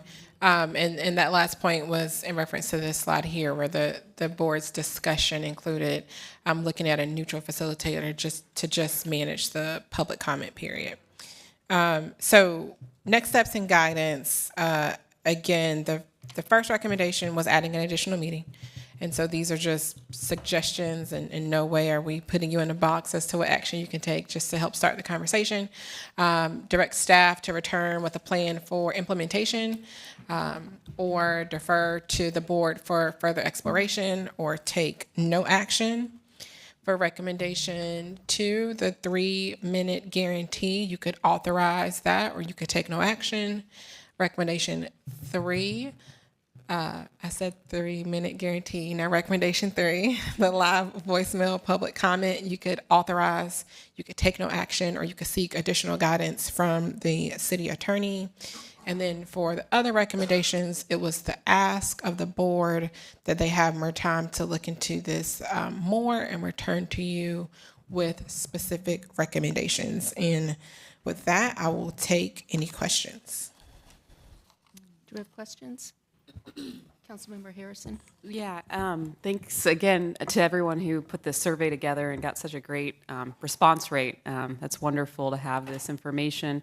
I think one point of maybe clarification, I think in the original charge that we'd had to the group is that we were trying to have sufficient time for public hearings and to make sure that our public comment doesn't kind of take over the public hearing aspect. So if we are to add an additional public comment meeting, it would be my recommendation that we then remove public comment from that first Tuesday meeting. So we would have the opportunity for that public comment in a separate meeting, a different Tuesday night. So I just want to put that out there. Councilmember Melton? Thank you, Councilmember Harrison. I agree. So we did some of this work in 2020, so I feel like I probably know more about what other cities do for public comment than I ever wanted to. I know that some of them limit the time. It's kind of like they'll do an hour every time they do it. State law says we have to do 1 public comment, some do that. We do 2. I agree with Councilmember Harrison that I think the initial discussion we had at our retreat that I really enjoyed was the idea of taking the public comments away from public hearings, because it's pushing the public hearings really late into the night. We've got folks that are signed up for just public hearings that are having to sit here for a really long time. And I also think it kind of pulls the attention away at times from public comment too, because there's too much going on at that meeting. And so I would support moving the 7 p.m. public comment out of the first Tuesday and sticking it after our work session the second Tuesday, because we have to be here at 4 o'clock anyway. Okay, okay, she's right. So that is an idea I have. The other things I thought of were, I liked our discussion at the retreat about a guaranteed minimum amount of time per speaker, because one thing I had not really thought of, but hearing some of the community members say that not everyone is good at public speaking, and even if you are, coming down here is a different type of public speaking. And not knowing how much time to plan your comments for, you can always, I think, fill the time, but it's really hard if you've planned for an amount of time and then are being told that you have less. So I don't know if that is a guaranteed minimum up to 3 minutes, or if it's always going to be a guaranteed 3 minutes. I think if we move the public comment to its own meeting, it's easier to do the guaranteed 3 minutes. And then the part about the voicemail public comment, I respect your guidance. My thought is that if we're doing a separate meeting just for public comment, we're not voting on anything that meeting. There's nothing that if we get in trouble for playing the voicemails would be invalidated. I would be fine letting them play at that meeting that we're doing separately. I'm always worried when there's a vote happening, if we get in trouble, then the vote's invalidated. But if it's just a public comment meeting, we're just here to listen, I say we play the voicemails until we're told not to. And I hope no one who can tell us not to is listening to this meeting. They probably are. We're streaming it. One thing I was going to ask, instead of playing it, I'm checking the legality of this. Could somebody read it? I don't know that it would be any different if you read it or you play it. I think it's probably the same at the end. I mean, you might want to think of having some way to limit the amount of time, because if you're having somebody call in for public comment, they've got to be here at 7 o'clock. And for the way that you're doing voicemail comment, it's open for days. So you're not going to know how many that you have until that day. And it could be, literally hours and hours. So you may want to put some guardrails on that if that's the way you're going to go. Councilmember Melton, and then Councilmember Jones after that. I was just going to say that so far we've gotten fewer than 10 voicemail public comments in a year period or however long. I would say if it becomes a problem, maybe we address it, but I I could be wrong, but I don't envision a situation, unless Councilmember Black tweets about it, because they love when she talks, that we have 6 hours worth of voicemails to. I think we'll probably get like 1 or 2. So I would suggest that we just roll with it until it becomes an issue. That's my Well, thought. there could, anyhow, Councilmember Black, and then Jones. So okay, I have a couple of thoughts. So I kind of mirror what was said around the questions around separating public comments from public hearings, because from my understanding of it in my very short time on council, the reason why public comment time is cut shorter is because we have such a long public hearing day, and we don't want to sit here for 8 hours after, 2 hours or more of public comment. So it was separating those two things. So I don't know how that conversation ended up in the Community Engagement Board. I would love to see if they would love to go back and talk specifically about that part. To Councilor Melton's point, I do think there needs to be a afternoon public comment and an evening public comment that continues if we separate them. Around the voicemails. Yeah, I was gonna say that I don't think we've had as many as I don't even think we've had 6 hours worth of voicemail comments. So reading them or playing them, I think it's fine. Not to take away from your point of view, Robin, but I guess my concern would be around the comments that are being said. And I know we can't limit people's public comments because it's First Amendment rights, but I remember a couple of weeks ago we had someone sign up as Martin Luther King Jr. and their public comment was a bunch of racist epithets. And I would be concerned about playing something like that or reading something like that. So I don't know if it's possible to proofread or provide some context before we play something like that, because I think people will be more likely to say racist things, really, really racist things.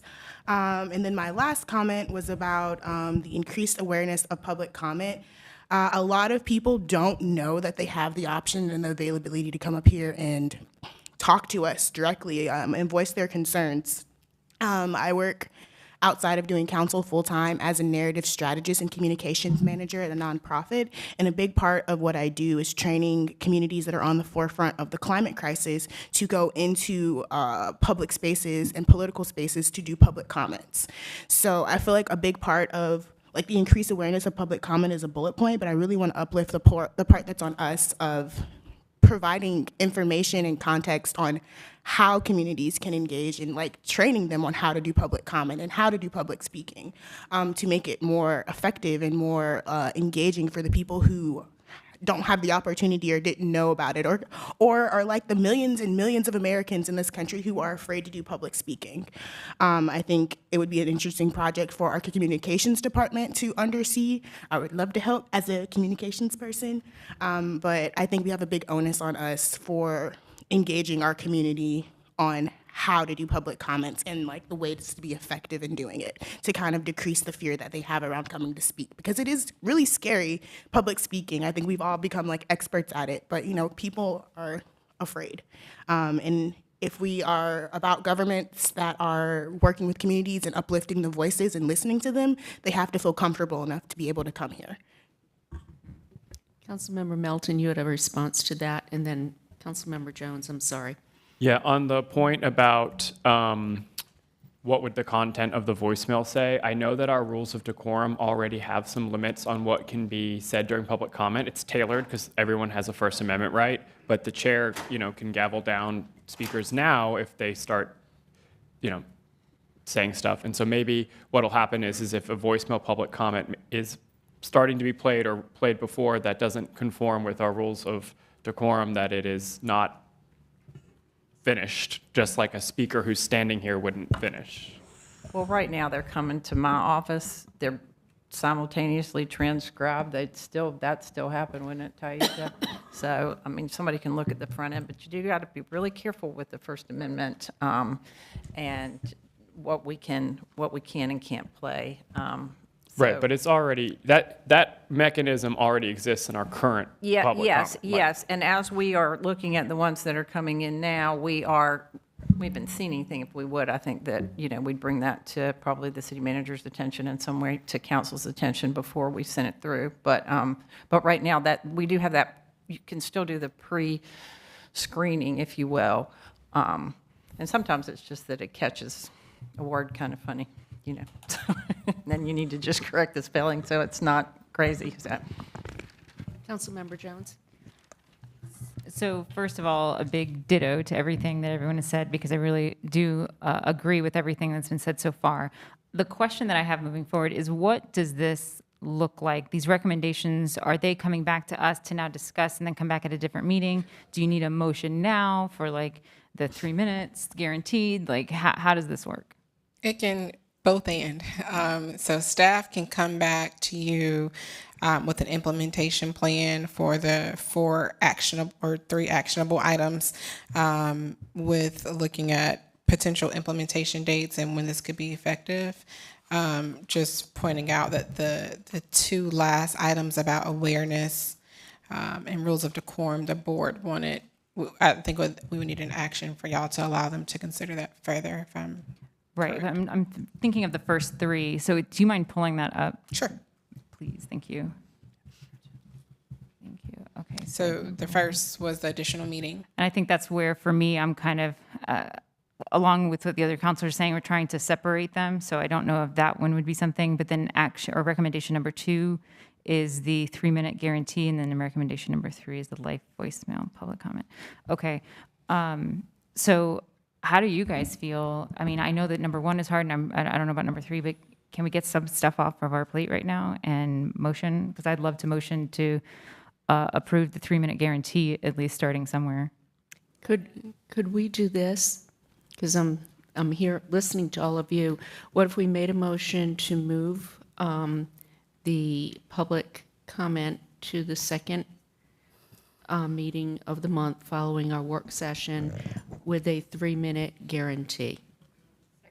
And then Tuesday. You mean the second The Tuesday? second, Tuesday, but to yes. clarify, it would be in the evening. Like our work Yes. session starts at 4. I would think we'd come back at like 5:30 and start I was going public to say comment. maybe a little bit later than that. I would say like 6 or 7. Well, let's have staff come back to us Okay. with the exact kinds of things, but Okay. after because staff, this impacts them as well. And Sure. so we have to have, like, you got to think about people, whether they're going to have a break in between meetings, or how long our work session would be. It might be our work session moves to 3 o'clock. I don't know, based on what staff is saying. And then, you have maybe 3 to 5, and then you start with a break and then move on. But motion to move this to the second Tuesday following our work session, with staff to come back to us with recommendations on time and whatnot, with the 3-minute guarantee. So make sure we also clarify that we're removing it from the first Tuesday night as a part of your motion. Yes. Second meeting, are you going to do the same thing? And then I have another thought. I'm sorry, was there a motion on the table for? just made it. Oh, okay. I made a motion to, okay, can everybody, motion is to, so we're taking the first step, and instead of saying 3 meetings, 2 meetings, moving the public comment from the first meeting to the second meeting following our work session, and asking staff to come back with us with times this would occur and when we would start implementing it. The second part of that was the guaranteed 3 minutes. May I make a friendly amendment? Can Second. we? Councilmember Jones. Thank you. I'm not saying yes or no. I just wanted to put this on the table that when we move it to the second Tuesday, then we have the third Tuesday, which is an afternoon meeting, and you have public comments. Are we giving staff a week to solve whatever issues may come up in the first public comments? Because right now we have 2 weeks. So by doing this, we limit the amount of time staff has to receive an issue and help solve it. So I was wondering if I could hear from staff on how that feels before we go ahead and make this motion. And it just depends on the complexity of the item. So if it would take longer than a week, we would just bring it forward probably in a manager's update the following week after the second full city council meeting. Only thing I would add to, if we're going to move that to the second Tuesday, the current allotted time is 4 to 6 for work sessions. So That's what I want you to look at. yeah, we'll work around Mhm. that. If you all want to do it at 7, or if you want to do 3 to 5 and change, but right now we're scheduled for 4 to 6. Yep. So if you will look at that and then come back to us with recommendations based on staff feedback and other circumstances. And so thank you, Councilmember Jones, for looking out for staff. But if it gets to be to where we can't answer all of the questions, if we have, say, 30 people signed up to speak, then we will kind of break it out and give it to you in separate reports within a couple weeks. Okay, thank you. Okay, Councilmember Black. So I have a point of clarity. Would staff come back to us with the time recommendations for moving Yes. the meeting? Okay, because that was my concern. Like, I just want to make sure. Like, When it would start and what the time, like some suggestions for the time. Okay. One question. When will we be looking to implement this change? That's what I just asked staff to come back with the Okay. recommendation. All right, we have the motion and a second. All in favor? Aye. Anyone opposed? Megan, are you okay? All right, that was unanimous, clerk. The second, there's one other item, and that is the reading the voicemails publicly. In light of what has been said by the city attorney, I was just going to ask if the Community Engagement Board could relook at that, and then also make a motion to send back to them the last 2 items that they asked for more time to consider. So that is a motion. Okay, all in favor? Aye. What? Can we separate those two? I think that's causing people confusion, but the the voicemail issue and then the last 2 recommendations, we'll do them separately. Please trust me on this. But can you say your motion again then? Because half of us didn't vote. The motion is to send back to the Community Engagement Board the 3 items. That one is the live voicemail comment, the second is the, could you get that? Yes. And then the public comment, increased awareness, and the rules of decorum and code of conduct. So that's a motion, seconded by Mayor Pro Tem. So Sending it back to the Community Engagement Board for more thoughts and recommendations for Yes. us. Okay. all in favor? Aye. Aye. Opposed? Okay, that passes 5-3. So against, no is Melton, Jones, and Patton. Okay, thank you.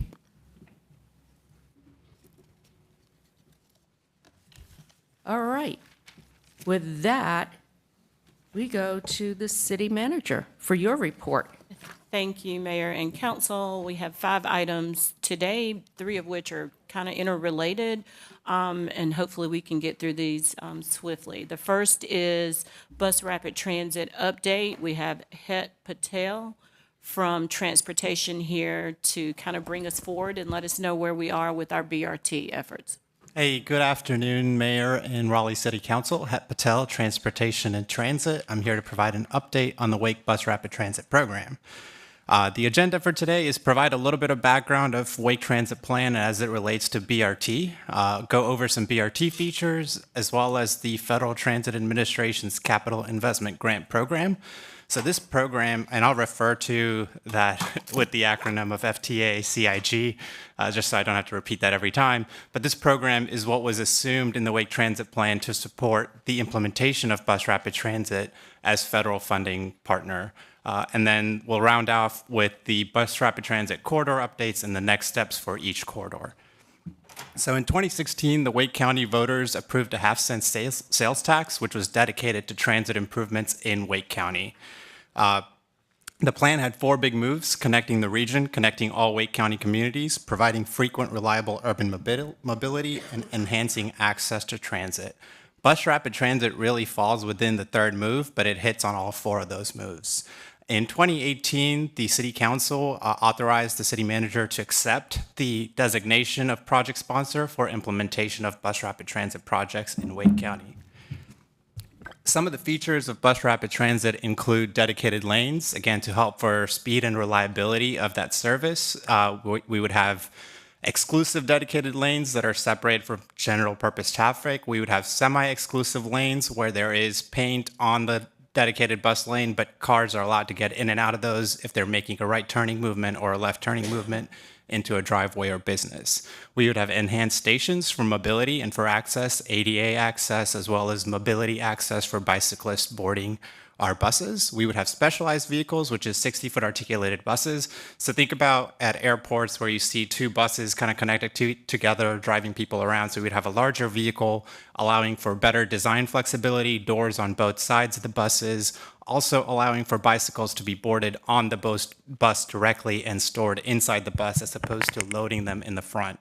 We would have signal priority at signalized intersections, allowing, again, for that speed and reliability of the BRT service to be on time, to be frequent, and get our people where they're going.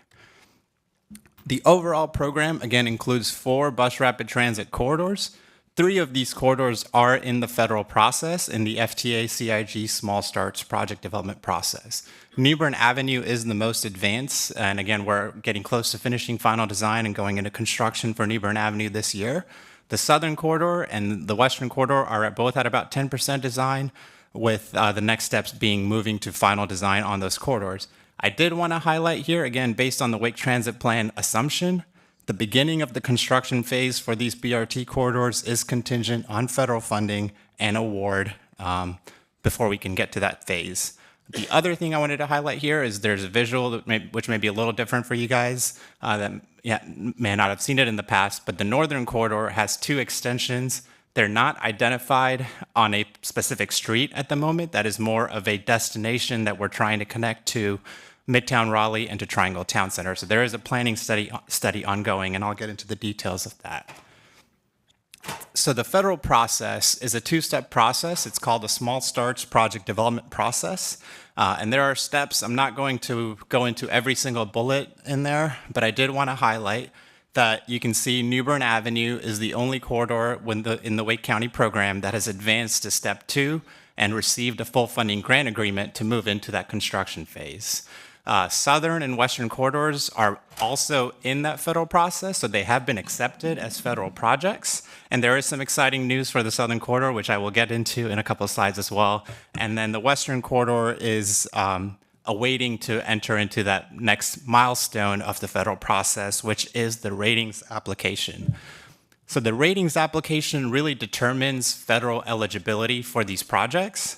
New Bern Avenue, again, was submitted in 2019 for ratings. We received a medium high in February. We got the federal funding allocation by the end of that year. And then more recently, in August of 2022, we received federal funding agreement for New Bern Avenue to move into the construction phase.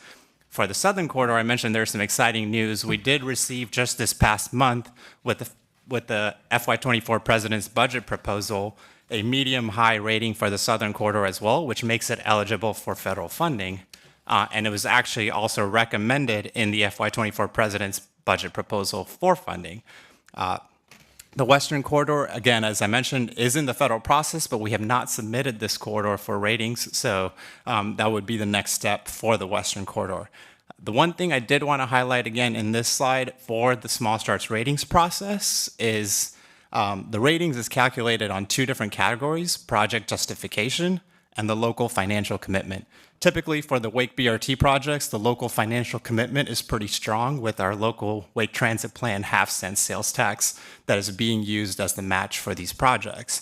The project justification category is where we have metrics that are being changed or viewed compared to other national BRT projects. And that is where, again, the economic development section is a qualitative review by the Federal Transit Administration on the city's plans and policies, affordable housing, as well as overall transit supportive land uses. And that's where the item that the city manager mentioned, 2 items in front of you after this presentation on some station area planning work that's happening on other corridors. So New Bern Avenue is 5.39 miles with 3.3 miles of dedicated bus lanes going along New Bern Avenue to the east out to New Hope Road through Wake Med. There are 10 stations, total of 19 platforms, and 7 60-foot articulated compressed natural gas buses planned for this BRT service. New Bern Avenue, the next steps include completing the right-of-way acquisition and final design, getting final design approval from NCDOT. So the North Carolina Department of Transportation owns the New Bern Avenue corridor. The right-of-way is maintained by NCDOT at the moment. We have also started the procurement process for those 60-foot articulated vehicles back in October of last year. The first bus is anticipated for delivery this fall, and once the testing is completed on the first bus, the other 6 would then go into production. The construction management, construction engineering, inspection services, as well as construction bid for New Bern Avenue are contracts related to actually constructing the project, and that will be procurement that happens just here in the next couple months with March, April for the CMCEI services, and then later this summer for actually releasing construction bid and getting a notice to proceed for construction later this year. As we developed the New Bern Avenue corridor, we also worked on setting system standards for station design with 5 key goals in mind. We wanted to make sure the stations had uniformity so they would be easily recognizable across all BRT corridors, but we also wanted to make sure that there were some elements of the station that was customizable to match the context of the setting that the stations were going into, either architecturally or the neighborhood, as well as we wanted to make sure the scale from a ridership perspective was able to be scaled up and down based on where the station was located as well. We wanted to make sure it matched existing transit infrastructure and drew inspiration from the regional transit infrastructure. And we wanted to make sure that O&M costs, materials costs, and overall project station design costs were thought of. I'm just going to flip through a few renderings and maybe highlight a couple things as we go through that. So here you'll see a level boarding station along Edenton at Blunt. Want to highlight that there is art on the railings that is currently being worked through the Raleigh Arts Program and Artist in Residence Program. We have art on the concrete as well as windscreens that will be planned. And then I want to highlight we have technology for real-time arrival signs and wayfinding that's planned as BRT stations as well to allow for better user experience. I want to also just kind of as I flip through these, when we have stations that are in the median with the dedicated running median way, we've had a lot of questions about how do people actually access these stations. And so we would have stations that signalize intersections where there is a high visibility crosswalk. Pedestrians use an activated signal to actually get across into the median and safely wait in the median for their buses. And here is another rendering of that split island station typology out at Wake Med. And then a station typology in urban core in downtown. We were mindful of visibility for businesses, allowing flow and permeability within the station design. So the Southern Corridor, again, this is where I mentioned we do have some exciting news for the Southern Corridor. It is 5.1 miles connecting downtown Raleigh to town of Garner, 10 stations planned. 9 of them would be new, 1 would be constructed as part of the New Bern Avenue project. Again, we would need 7 60-foot articulated buses to provide that service. Could be CNG or alternatively fueled. We can make that decision as we get closer to construction and operations on the corridor. Timeline for the Southern Corridor was we began preliminary design in 21. In August of last year, we would add about 10% design and we submitted for that federal ratings process. And now we have received the medium-high rating here just this March with a full funding of $85.9 million from the it's split in the FY24 President's budget as well as prior year fundings, but it is a full funding request that was requested of the FTA. The next steps for the Southern Corridor include completing 30% design and having a final design consultant selected and contract to council before the summer break so we can hit the ground running to get final design completed and show to the Federal Transit Administration that the project is moving forward from a readiness perspective and receive that full funding grant agreement in the subsequent years. For the Western Corridor, it is the longest bus rapid transit corridor we have. It goes 12 miles from downtown Raleigh to the town of Garner, or town of Cary. It is approximately 12 miles with 20 stations planned and would need 10 60-foot articulated buses to provide the level of service for BRT at the frequencies that are planned. This corridor hasn't significantly advanced in design from the last update that you received in March of 2021. And one of the reasons for that is there are a lot of other capital projects along Western Boulevard that we're coordinating with. Some of them are City of Raleigh projects with Dorothea Dix master planning work happening, but there are also NCDOT projects as well as Town of Cary projects. And they all have some impact from a BRT design perspective or assumption that we need to understand better, and we need to understand better from a cost estimation perspective for the project before it gets submitted for federal ratings. Because one of the challenges is once you submit the project for federal ratings, that locks in your federal ask. So if you think that that amount is going to either go up or go down, you want to make sure you know exactly what the project costs are before you submit for that ratings. And then the Northern Corridor, again, as I mentioned, is the only corridor that we don't have in the federal process. It is currently in a planning study to better understand connection between downtown Raleigh and Midtown Raleigh and downtown Raleigh to Triangle Town Center. We kicked off the planning study last summer. We've done some fatal flaw analysis, and we have these alignments that you see on your screen, orange alignments connecting out to Midtown Raleigh and blue alignments connecting out to Triangle Town Center. This process will go into further refinement and screening, along with some analysis of metrics for transit-dependent populations, transit ridership, overall stops modeling, ridership work, and some other opportunities from transit-oriented development perspective before we get some refinements. And it will also go through a public engagement process this summer. And the goal is to, by the end of this year, have an identified preferred alternative to connect to Midtown Raleigh and to connect to Triangle Town Center, along with a understanding of how competitive these projects may be from that federal process perspective. Because again, Wake Transit Plan assumed that there would be federal participation for bus rapid transit as it advanced in implementation. So before I conclude my presentation, I wanted to give Pat Young from Planning and Development a chance to add just some background to the station area planning work in Transit Overlay District. Thanks, Head, and hello again, Council. I'll be very brief. You've heard recently from some of your constituents, including today during public comment, concerns about the impact of some of the transit overlay district TOD impacts on single-family residential areas. There are a modest number of single-family properties right along the major corridors, including New Bern Avenue, that have been identified to be in the TOD district. Based on the community feedback we've received, and we shared this with Councilmember Branch on Sunday at the meeting in Hungry Neck, we wanted to share it with the entire council. We are going to be recommending that you all initiate a text amendment to the TOD overlay provisions that would allow single-family uses to remain conforming uses. So what that means is single-family could be expanded, redeveloped, additions. It can stay single-family indefinitely in perpetuity. If it stays in the TOD district, it could also convert to a more TOD-oriented use. But if someone wanted to keep it in single-family, it could stay single-family.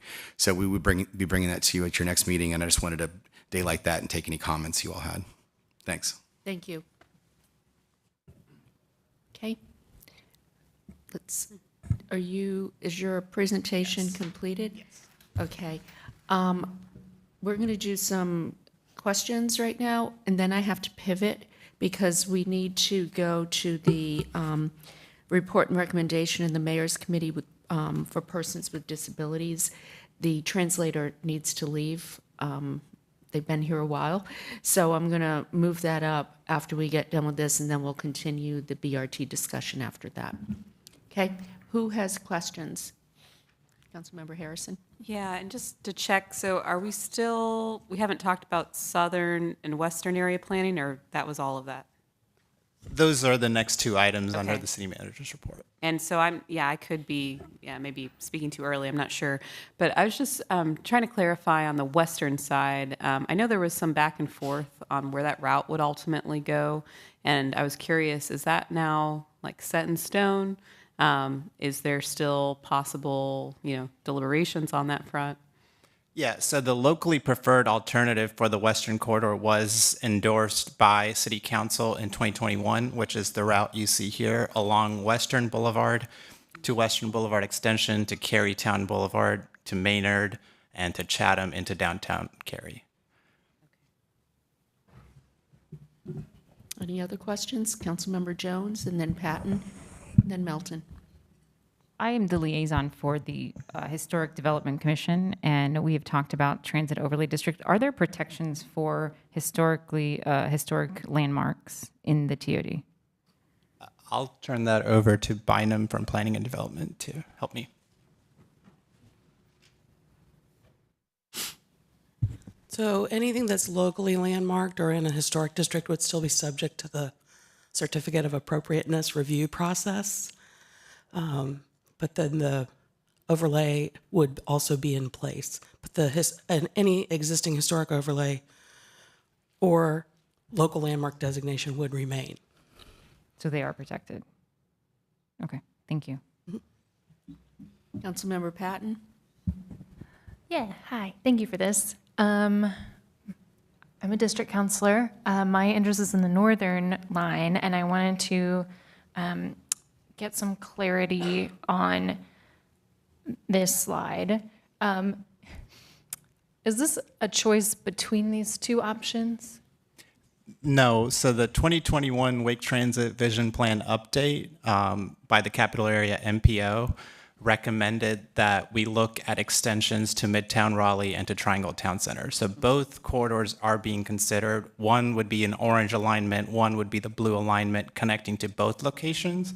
From an implementation perspective, there will still need to be discussions based on how funding at the Wake Transit Plan level is available and how competitive either corridor may be from a federal perspective to actually submit into a federal process. Gotcha. Okay, well, I'm comforted to know it's not an either or because there's going to be some serious fighting over here between these two counselors. But I know that one line gets a lot of traffic out there to Triangle Town Center, and so I'd really really like to uplift the opportunities here in Northeast Raleigh. Thank you. Melton, and then Black. My only question was going to be, is construction this year on Newbern? Is that the goal? Yes, the goal is to have construction bid this summer. Okay, I know bid, but are we going to have shovels in the ground before 2024? I've reached out to engineering services this morning. The response is our goal, again, target is to have groundbreaking this fall.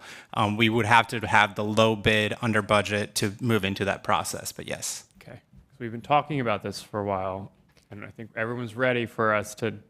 I thought we were breaking ground the first quarter. So did I. So let's try everything we can. I know it's sometimes out of our hands, but before that acorn drops. Let's make that the goal. Sounds good. Any other? Councilmember Black. I too was excited to see Northern Corridor because all the other BRT stuff I saw just left us out, and I was really sad about that. As the district counselor, I'm in District A, so the Midtown region. I have really been focusing in on how we can increase walkability within the district and just create better access for public transportation. So I'm happy to see this. I guess my question would be what do you need? How can I support you? I think during the public engagement process, it would definitely be good to have more constituents in your district come out to those meetings and provide feedback on the alternatives that are being considered connecting to Midtown. I think there will also be, as we advance in this process, opportunities for where stations are going to be going. So again, feedback from that perspective.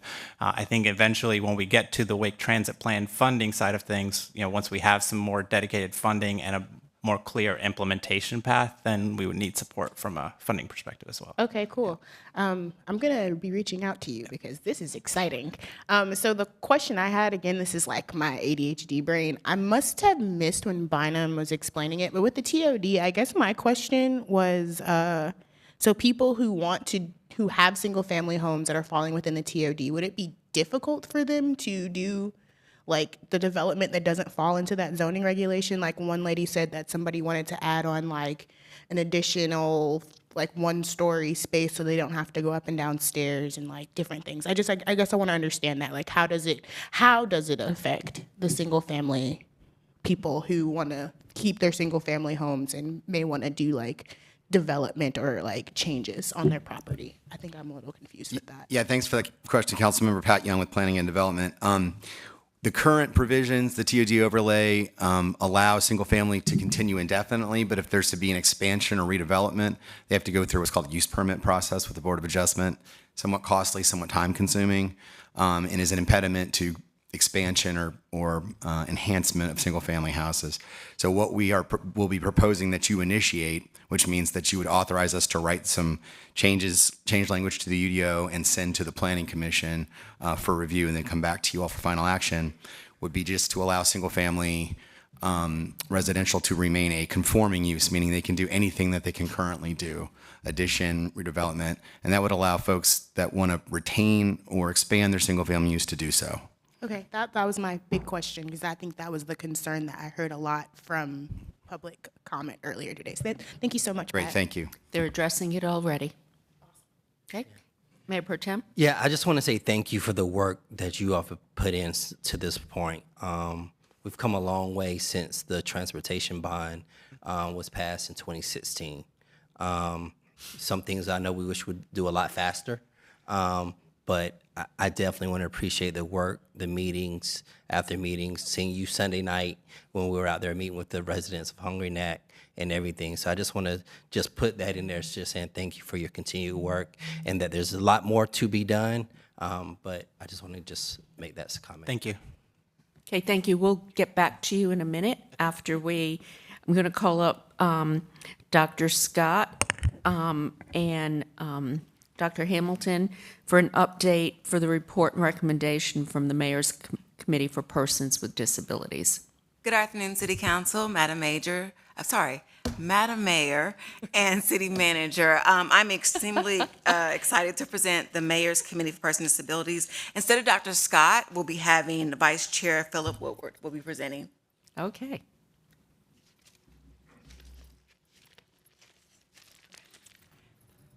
Thank you very much. It's good to see you. Thank you for being here. Good afternoon, City Council. I'm Philip Woodward. I am the Vice Chair and the Public Information Chair for the Raleigh Mayor's Committee for Persons with Disabilities. This is my first time presenting to you all, so I want to stop and ask a quick question for everybody in the room, just to show the impact of disability. How many of you have either a disability yourself or a family member or a close friend with a disability? Raise your hand if you'd like to. I see a lot of hands going up, so there you can see the impact. The Raleigh Mayor's Committee for Persons with Disabilities, here and after referred to as the Mayor's Committee, works to address the needs of people with disabilities living and working in the city of Raleigh. The Mayor's Committee has been in existence for more than 4 decades. Since the mid-1980s, the leadership of the city of Raleigh has provided the Mayor's Committee with financial support, which we greatly appreciate, and partnership opportunities with city departments to ensure that issues and concerns confronting the disability community are addressed. We have a PowerPoint here, so I want to see if there's a button I need to push to change to the next slide so you all can follow along. That button, okay, perfect. So I was reading from the screen right here. What does the Mayor's Committee do? Our purpose is we have 4 main things that we do. First of all, advise. We advise the mayor and the city council on matters and concerns relevant to citizens with disabilities. And by the way, when I talk about a disability, this could be a physical disability, such as a person using a wheelchair, or a mental disability, or a cognitive disability, or intellectual, developmental. I myself am hard of hearing, so I rely on lip reading and using a sign language interpreter. So that just gives you a broad example of whom we're talking about. Secondly, our purpose is to focus on accessibility. We address environmental and attitudinal barriers, preventing equal access by citizens with disabilities to education, recreation, employment, transportation, and housing. Basically, we want to help ensure that people with disabilities living in the city of Raleigh and working in the city of Raleigh will have access to all of these opportunities that everybody in the community would have. Third, we educate. We promote public awareness of the talents and abilities of persons with disabilities. We do this through two primary events that we host every year. First of all, we host an employer resource workshop every July to coincide with the Americans with Disabilities Act's anniversary, which is July 26th. And then secondly, in October, we have an award banquet, and that coincides with National Disability Employment Awareness Month. So those are our two biggest events that we host every year to promote awareness. We've been very fortunate to have the mayor come and speak at those events multiple times, so thank you, Mary Ann Baldwin, for your participation.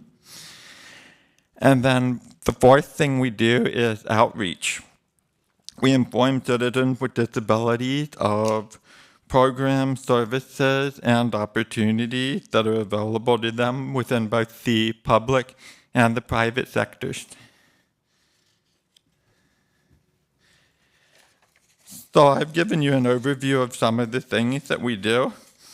And the Mayor's Committee has some recommendations that I want to share today that also highlight some of the things we do every year. One of the things we do is we have a scholarship that we give out to a student with a disability or multiple students with disabilities who live within the city of Raleigh.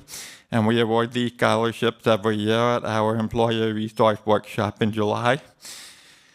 But this year we are hoping to increase the annual scholarship for 3 persons with disabilities from $1,000 to $1,500. These scholarships help with books and fees and things like that for students with disabilities that have been admitted to college or are going to college. The college doesn't have to be located in Raleigh, but they have to be a resident of the city of Raleigh to be eligible. We also hope to provide funding for one $1,500 scholarship for an individual with a disability pursuing graduate level education. And if we don't receive any application from anybody at the graduate level, then we'll reapply that money to the undergraduate scholarships that I just mentioned. Secondly, the Mayor's Committee would like to recommend that the Council establish a permanent management fellow program for persons with disabilities, with the goal of hiring at least 3 individuals with disabilities, with the resulting effect of enhancing diversity, equity, and inclusion of persons with disabilities in its labor force. Historically, people with disabilities have lacked opportunity for competitive integrated employment. The committee sees a management fellow program as a possible way to increase opportunities in the city of Raleigh in the employment sectors here. Third, outreach. We work a lot with the communications department to keep information on our website updated. But the Mayor's Committee requests that the City Council grant us the opportunity to enhance our outreach through collaboration and partnership with other community organizations to provide support and perform specific activities consistent with the Mayor's Committee's mission to advocate for people with disabilities. So we rely on partnering with other boards and commissions and departments in the city of Raleigh and other organizations and government agencies in the community to get the word about what we do. A few more recommendations. Steady housing. Affordable, accessible housing for people with disabilities is one of the biggest issues that they face today, and it's an issue all over the country. I know that because I handle community living initiative for the North Carolina Council on Developmental Disability for my full-time job. And so we would like to request that the City Council designate that city housing-related organizations, such as the Housing Authority and other housing committees that are established by the council, appoint a person with a disability to serve on their boards, to ensure that the issues and concerns related to housing accessibility and affordability are provided to the governing boards and that they have the opportunity to discuss these housing issues. Fifth, I would like to talk about transit, and I thought it was very appropriate that the Mayor's Committee went right after a transportation presentation because we talk about transportation in every single one of our meetings. There are many people with disabilities who are unable to drive, so any improvement to transportation that help people get around the city will help people with disabilities and senior citizens get around more easily.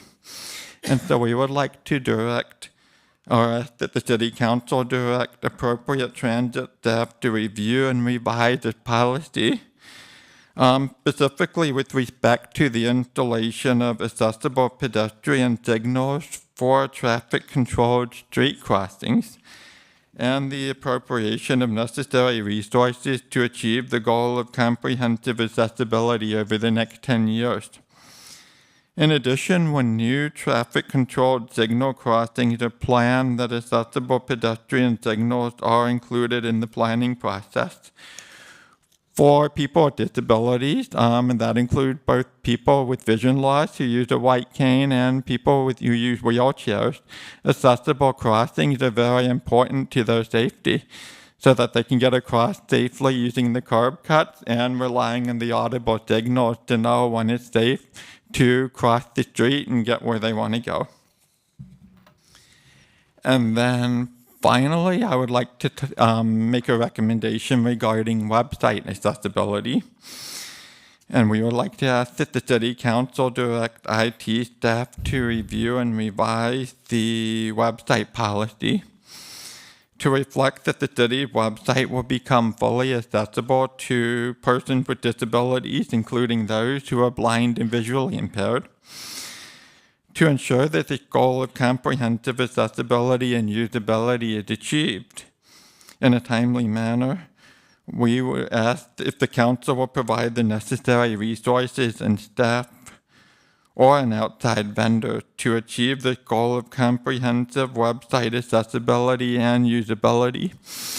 In today's modern and electronic world, more and more things rely on internet, smartphone, paying bills online, things like that. And if the website is not fully accessible, then some people with disabilities will be unable to fully participate in things that many of us take for granted, whether it's paying our water bill or being able to go online and learn when the city council meetings are happening and things like that. So that's why website accessibility is important to us. And I want to thank you very much for your time and provide a quick reminder that the Mayor's Committee meets on the third Thursday of every month from noon until 1 o'clock at the Pathways Building located at 900 South Wilmington Street. And these meetings are, of course, open to the public for anybody who wants to hear what the Mayor's Committee is discussing or making public comments. Thank you. Do you have any questions? Great job. Thank you. Do we have any questions? All right, I'm going to make a motion to approve the recommendations for the annual work plan. Second. All in favor? Aye. Aye. Clerk, that was unanimous. Thank you. I have some comments, though. I know accessibility was brought up around the website. I would love to have some more thoughts around the accessibility during public meetings with people who may have visual or hearing impairments that want to come and make public comments. Like, where are we with being inclusive and accessible around that as well? I don't know if you can make comment on it now, but that's just something I was thinking when you were talking about accessibility of the website. This is Philip here, and I'm saying that so anybody in the room who can't see me will know who's speaking. But one way to provide accessible meetings is to provide a way for people with disabilities to request accommodation for the meeting. So if you advertise a meeting like the city council meeting, or if the mayor's committee is having a meeting or an event, often in our RSVP line, we will say, if you need an accommodation, please let us know, such as a sign language interpreter, or if you need materials in large print or braille or something like that. If you have that listed somewhere in the meeting notices where people who are interested in attending that meeting can make that accommodation, that will help you be prepared to do that and be more welcoming for everybody who comes to participate. Thank you. You're welcome. We do have that available now on the sign-up sheets if you need an interpreter service, what type, and so it is available. Awesome, thank you. Because it's a language justice question as well as a disability accessibility question. So thank you for covering that for me, Carol. I appreciate you. Okay, thank you so much. Keep up the great work. Thank you, Atia. So going back to my report, the second item is the Southern Station Area Planning Consultant Selection. We have Hannah Reckow from Planning and Development presenting this item. Good afternoon, Hannah Reckow with Planning and Development. So this item is a request for authorization to negotiate and execute a contract with a consultant for the Southern BRT Corridor Station Area Planning process. So this would be a process for planning around future station areas along the Southern BRT corridor. Like the New Bern Station Area Planning process, it would build off the Equitable Development Around Transit guidebook, the Dix Edge study and Southern Gateway study guidance that already exists. And timing-wise would occur alongside the similar process for the Western corridor. So as a reminder, the Southern corridor goes from downtown Raleigh to Garner, and the study area would be looking at primarily the walkable distance around the stations. So this is a corridor that is home to many businesses, including many of those serving Raleigh and Garner's Spanish-speaking communities. It's historically been a very auto-oriented corridor and one that connects a number of neighborhoods to downtown and Garner and other destinations in the region. It's also a racially diverse area, one where many residents are renting their homes and a significant number have a limited access to a car. And these details would shape the approach and engagement of the process. So some of the details of the project scope would be finalized through contract negotiation.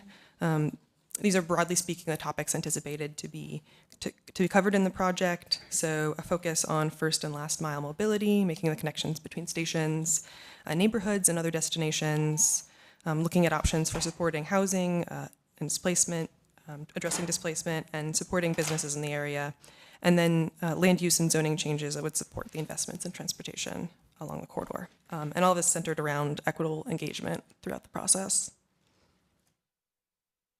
So an overview of timeline up until now, the city issued a request for qualifications to identify a consultant to conduct this project. It was issued jointly with the Western Stationary Planning Project. At the end of last year, staff reviewed submissions and held interviews in February and have identified a highest ranking consultant team. And there's more detail about those rankings in the agenda attachment. Proposals were reviewed on a set of criteria that include the team's experience on similar projects, their approach and understanding of the study area, and information about similar work references and their availability. as well as the projected participation in the federal disadvantaged business enterprise program and the city's minority women-owned business enterprise program. So stationary planning is anticipated to follow several phases over about 18 months, and that includes where we are now in phase 1 with consultant selection. At the end of this process, the recommendations for the corridor and the final report would be reviewed by the City Council and come back to you for adoption. And so again, the recommendation for today is for Council to authorize negotiation to begin and a contract to be executed for the Southern stationary planning. I can answer any questions you have. Do we have any questions? Okay. Do you want to go over the recommended consultant? Sure. I don't have a slide for that, but the highest ranking firm is a team led by Skidmore, Owings, and Merrill. Can you tell us a little bit about them and why? Sure, yeah, so pull up some notes.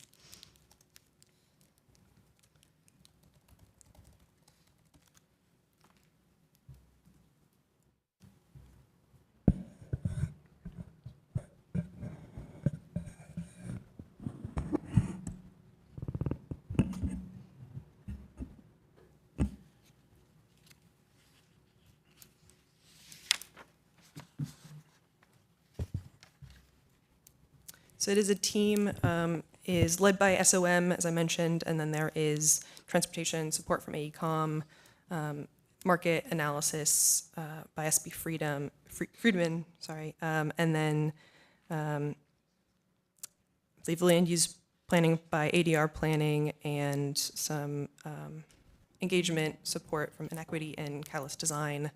And I'll go back to our evaluations. It was from experience with similar projects throughout the country and the strength of their engagement and market analysis that played a big role into the ranking. Okay. Councilmember Jones? I just have a request. I had thought about it in something on the consent agenda, and this reminds me to bring it up.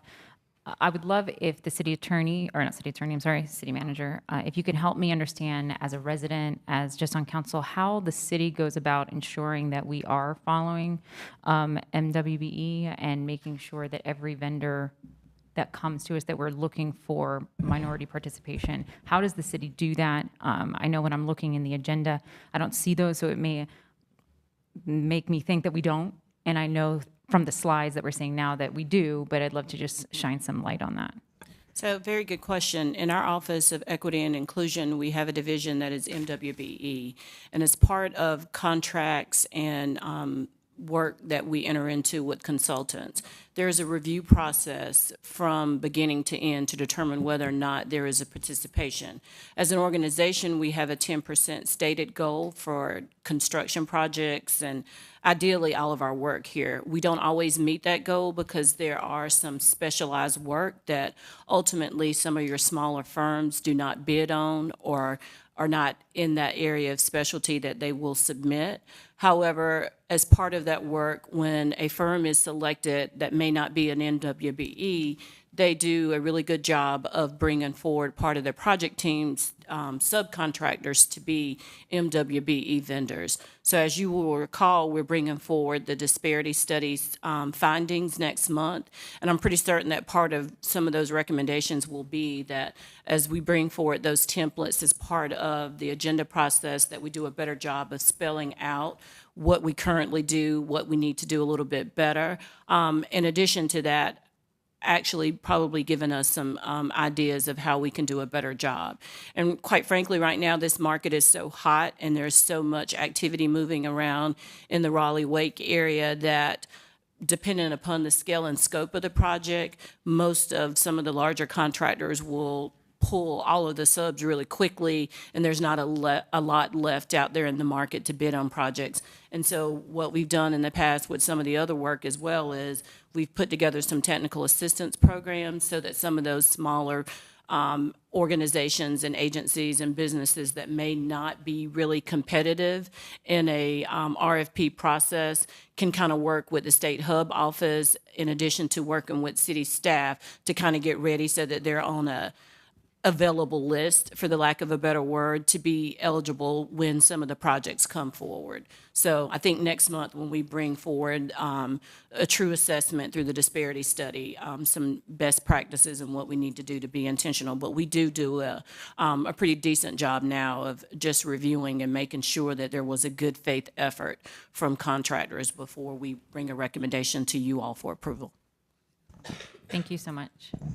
Councilmember Melton, I'm ready to move for approval. then why don't you?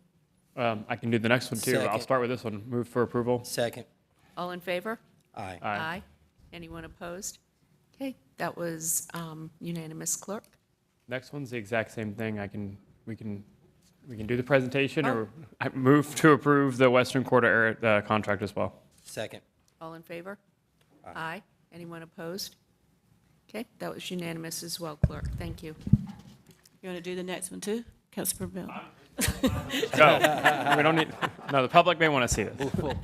No, the next item is RFP for affordable housing development. We have Erica Brandt from Housing and Neighborhoods. And I think just as a reminder for council and our viewing audience, and I highlighted this yesterday in our agenda review, on every agenda since we started 2023, we've brought forward some proposal or some partnership for affordable housing. And again, that speaks to the level of commitment that staff has to this issue, as well as the mayor and council. So again, we hope to keep that track record going. And so Erica is going to talk about the one that we have on Pool Road and Summit Avenue. Thank you. Good afternoon, Mayor and Council. Erica Brandt, Housing and Neighborhoods. We're going to talk today about a request to authorize RFPs for affordable housing development at 4314 Pool Road and 15 Summit Avenue. So I'll start with some background about why we're bringing this forward to you today. We'll talk about the two subject properties, go over some of the key elements that we're proposing be included in the RFP, and then put forth the recommendation for your consideration. So this is part of a strategic effort by city staff to review city-owned properties that are suitable for affordable housing development. And two properties have been identified, 4314 Pool Road and 15 Summit Avenue. The Pool Road property was part of a transit acquisition several years ago that was deemed excess. And the 15 Summit Avenue property was part of the Dix Ed study that was recently rezoned by council. So staff proposes conveying these sites for affordable housing development via requests for proposals, or RFPs. The first site, 4314 Pool Road, is about 2.5 acres. It's currently zoned office mixed use, so it would need to be rezoned to allow residential. Some highlights of the location are its proximity to the park and ride facility on Pool Road, which you can see on the map is just west of the site that's highlighted in orange. It's also within a 1/4 mile of several bus stops along multiple routes, and it's close to various retail and commercial sites and services. I've also highlighted on the map Ridge Rock Road, which you can see in green, goes through a neighborhood just south of the site, which is a Habitat for Humanity community. And as part of the RFP, we would request that the developers include extension of that road to connect to Pool Road and provide connectivity to the transit benefits of Pool Road there. 15 Summit Avenue is about 1/2 acre, currently zoned residential mixed use. It's located in Carolee, close to downtown, the planned downtown south development, and the Southern Bus Rapid Transit route. You can see that it is located near a Duke Energy facility, but it's buffered there by a thick band of trees, and it's got pretty gently sloping topography and no known environmental constraints. So some key elements of the RFPs that we would include for both of these properties would be that at least 20% of the units would be affordable for households earning no more than 60% of the area median income. And the chart on the right of the slide here shows what that looks like currently. These limits are updated annually, and we're due for an update here in the next couple months, but this is the current level. So you can see that for a 1-person household, it's about $45,000 a year, and for a 4-person household, about $65,000 a year. And we would propose awarding more points to proposals that create more than the minimum number of affordable units, or that have deeper income targeting, hitting lower than the 60% level of AMI, longer affordability, et cetera. For the 4314 Pool Road site, we would consider for sale and or rental units. The disposition of the property could be for less than fair market value, depending on the level of public benefit that the developer would provide. And as I mentioned, we would ask for the extension of Ridge Rock Road to connect the Habitat for Humanity neighborhood that's just south of the site to Pool Road and the park and ride and transit stops there. For 15 Summit Avenue, we would be looking at rental units, and we would be looking to retain city ownership of the land and provide a long-term land lease for the developer. And as I've mentioned before, when we've talked about the kind of city strategy here, this is part of one way the city is looking to preserve long-term affordability by maintaining ownership of the site. We would seek creativity in the use of the site because it is small, it's only a ½ acre, in order to maximize that limited land area, and we would encourage designs that complement the surrounding residential neighborhood. So our recommendation is to approve the issuance of RFPs for development of affordable housing on these 2 sites, and I'm happy to answer any questions you might have. Any questions? Councilmember Patton, then Jones. Thanks for this. Can you help me understand why the Pool Road property would be dispositioned and not retained for a long-term lease? Yeah, it's a good question. We would be open to retaining it for a long-term lease, but considering its location near that Habitat for Humanity neighborhood, we suspect that they may be interested in the parcel. In that case, it would have to be conveyed, fee simple ownership because their model is home ownership, but depending on who the selected developer is, we could retain city ownership. I wonder, could we include that as, could we give like more points in the same way there's more points awarded for these like deeper income targeting? Could we award more points for projects that would allow us to retain ownership? Or do you think that would be counterproductive? Then we limit who will apply. Limit, yeah. It would actually remove some people from consideration automatically. Competition. Like Habitat. We wouldn't eliminate them. Because they do home ownership. No, I understand.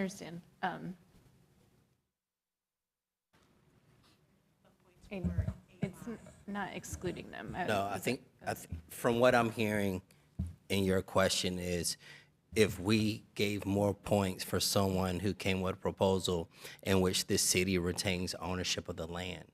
Is that my correct interpretation? Yeah. Right. Okay. Yeah, something like and a for land me, trust. for someone like that case in particular, that would like eliminate almost like Habitat for Humanity. Yep. Because they own the land that they sell at the affordable rate based on their pro forma. So the pool would lessen, basically will also, I think, would impact the rate of people competing. But at the end of the day, it's up to the council to decide. But if that was the motion, then as much as I love affordable housing. I wasn't making a motion. Yeah. I was asking for information on if we thought it would be counterproductive or if there would be any incentive. So, And we can look into that and maybe include it in a manager's update, staff analysis. I think we had Councilmember Jones next. We did, but Councilor Patton asked the question I was going to ask, so I'm going to say thank you. Okay, Councilmember Black and then Melton. So for clarity, the point system that we have, was it around retaining ownership of the land or was it around the AMI? The one I mentioned was just AMI. We haven't actually fleshed out the RFPs yet, but these are just kind of key elements that would be included. I think that was what I was saying. Isn't that the point of including a point system? Maybe not necessarily for retaining the land, but for including AMIs that are needed at the affordable housing market that we need right now. That's what I was thinking. So perhaps that can be included in the Pool Road. Yeah. Or the and other ones. To your point, that when we're talking about longer affordability being included in that point system, that would kind of, I think, get to what you were interested in preserving long-term affordability. Yeah. Mm-hmm. Councilmember Melton? Yes, I was just going to add that today we're just authorizing the RFP, and that if we get proposals, when we get proposals, that council will have to decide whether to accept the staff recommendation, and we may have some follow-up questions at that time about who bid and what percentage of affordability, are we retaining ownership or not? So I think these are good questions, and maybe could help form the RFP that you're going to put out. But with that said, it sounds like there's consensus at the table that we do want to get affordable housing on these sites, and so I move to approve the RFPs. All in favor? Aye. Aye. Anyone opposed? Okay. Clerk, that was unanimous. Thank you. Thank you. And the next item is round 2 of the Community Health Initiative out of the ARPA funding. And so today we have Sadia Sitar from Budget and Management Services bringing forward some recommendations for round 2. All right, good afternoon, Mayor, City Manager, and Council members. I am Sadia Sitar from Budget and Management Services, going to be discussing with all of you the second round of funding for community health initiatives.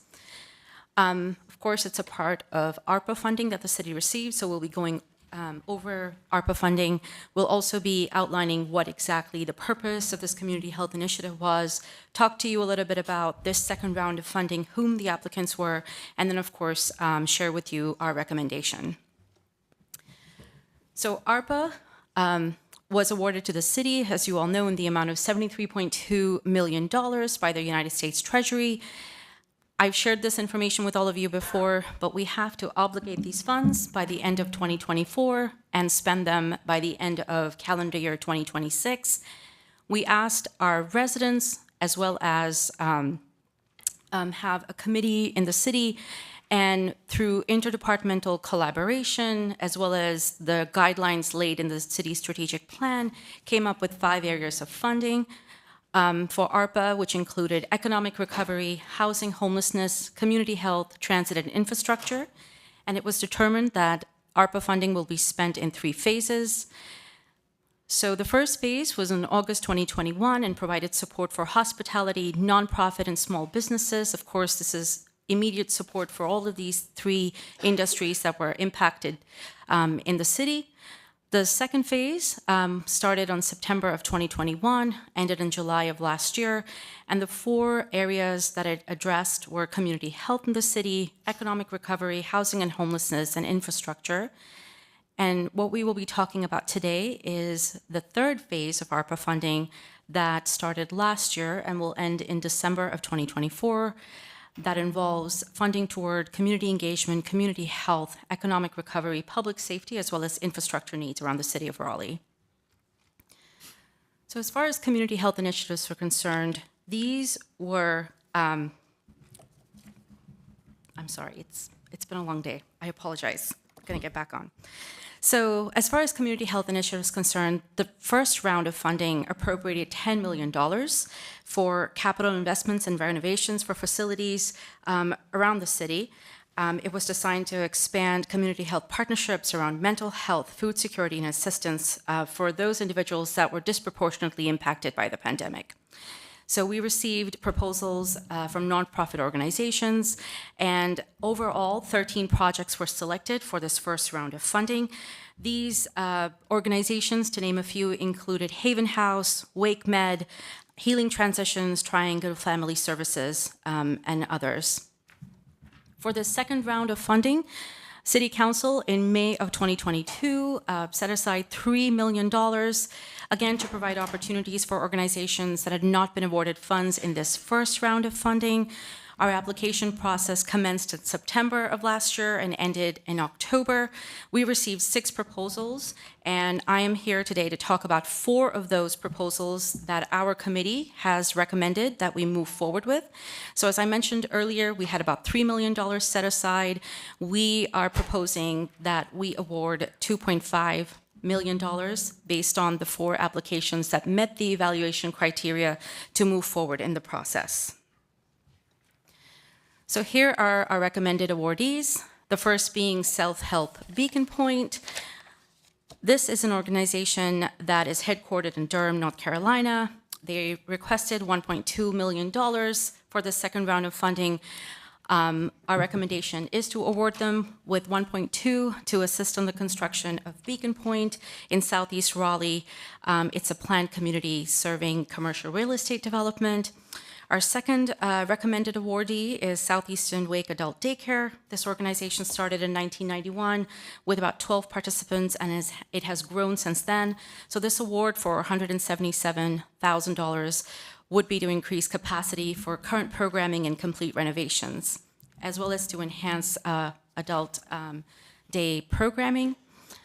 The third is Boys and Girls Club for the construction of a new, larger permanent facility for the Brentwood Boys and Girls Club for $1 million.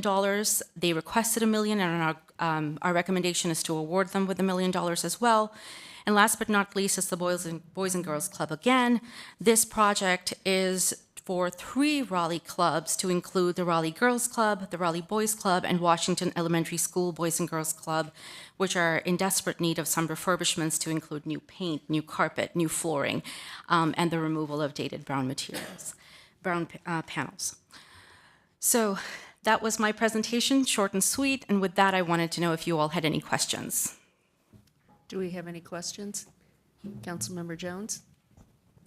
In regards to phase 2, you said you had $3 million, and of the awards that you just listed, would there still $500,000 left over? Where does that money go? Correct. We have about $491,000 and some change left over, and I'm going to defer to the city manager to speak to that. So that money goes back into our bucket, but there were some additional programs that we were not able to fund earlier. So staff's probably going to bring a recommendation back to get some of those in the queue for you all to make a decision on. I actually have a request that I'm going to make after the approval. And just a which will follow-up inform question on that all goes still to the community health initiative. So Yes. everything proposed after it is still going to be in that same bucket. It's not Yes. outside of it. Yes, Okay. it would have to be an eligible expense out of that community health initiative bucket. Got it. Thank you. Any other questions? Do we have a motion? Move for approval. All in favor? Aye. That was unanimous, clerk. Thank you.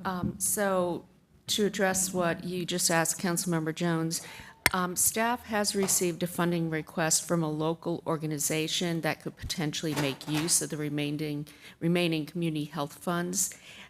It would be for a project at Beacon Point, which is part of the Promise-Built community at the Southeast Raleigh YMCA. So staff has asked if they could bring back a proposal at our next council meeting for use of the remaining funds, and they will inform us at that time. Is that the only project that's outstanding, or are there other projects that didn't make it that may also be eligible for the funding? That is the only project that we know to date that met all of the criteria to be in the community health initiative program area. Got it. Thank Yes. So do we need a motion on that, or can we just ask council to, city manager to bring that to us? If you want to bring it back, that'll be fine. You can do a motion later. Yeah, and it is part of already investments that the city has made in that purpose-built community at the Southeast Raleigh Y. Okay. All right, thank you so much. Next on the agenda is the Police Advisory Board, but I've been informed by staff that they will not be presenting today. There's some continued work that they need to do on the bylaws. Next, we have the report and recommendation of the Hispanic and Immigrant Affairs Board. Andrea, you can come up. Good afternoon again, Council. Dr. Artina Hamilton, Department of Equity and Inclusion. It's my pleasure to present Andrea Langla, who will be presenting the annual report for the Hispanic and Immigrant Affairs Board.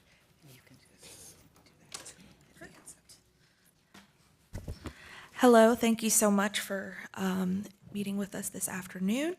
I'm here to present that work plan and all the stuff that we achieved in this past year. So for this past year in review, there's been a lot of challenges still ongoing from the COVID pandemic, as well in those absences that have affected quorum, being the new board on the block and trying to learn the ropes. So even still with all that, we've been able to accomplish quite a few things that I know the rest of the leadership team on the board are so proud of. We held 2 immigrant and minority business owner panels with up to 150 attendees. I was able to attend those personally, and it was incredible to see. We had different small businesses who were catering the event, and after we had those panels, just seeing people actively networking, doing those follow-up questions, and really heartened us to see that it was making an impact for people on a personal and community-wide basis. We also sponsored and supported 2 African Nation community events, which we are continuing to sponsor. Up to this upcoming year, we're having conversations about that right now, as well as sponsored child-centered Latino, Latinx community events and Peach Road, Outdoor Cinema Mexican Film Series, which is so fun. Sponsored and supported World Refugee Days events, and also have really nailed down getting those communication plans down.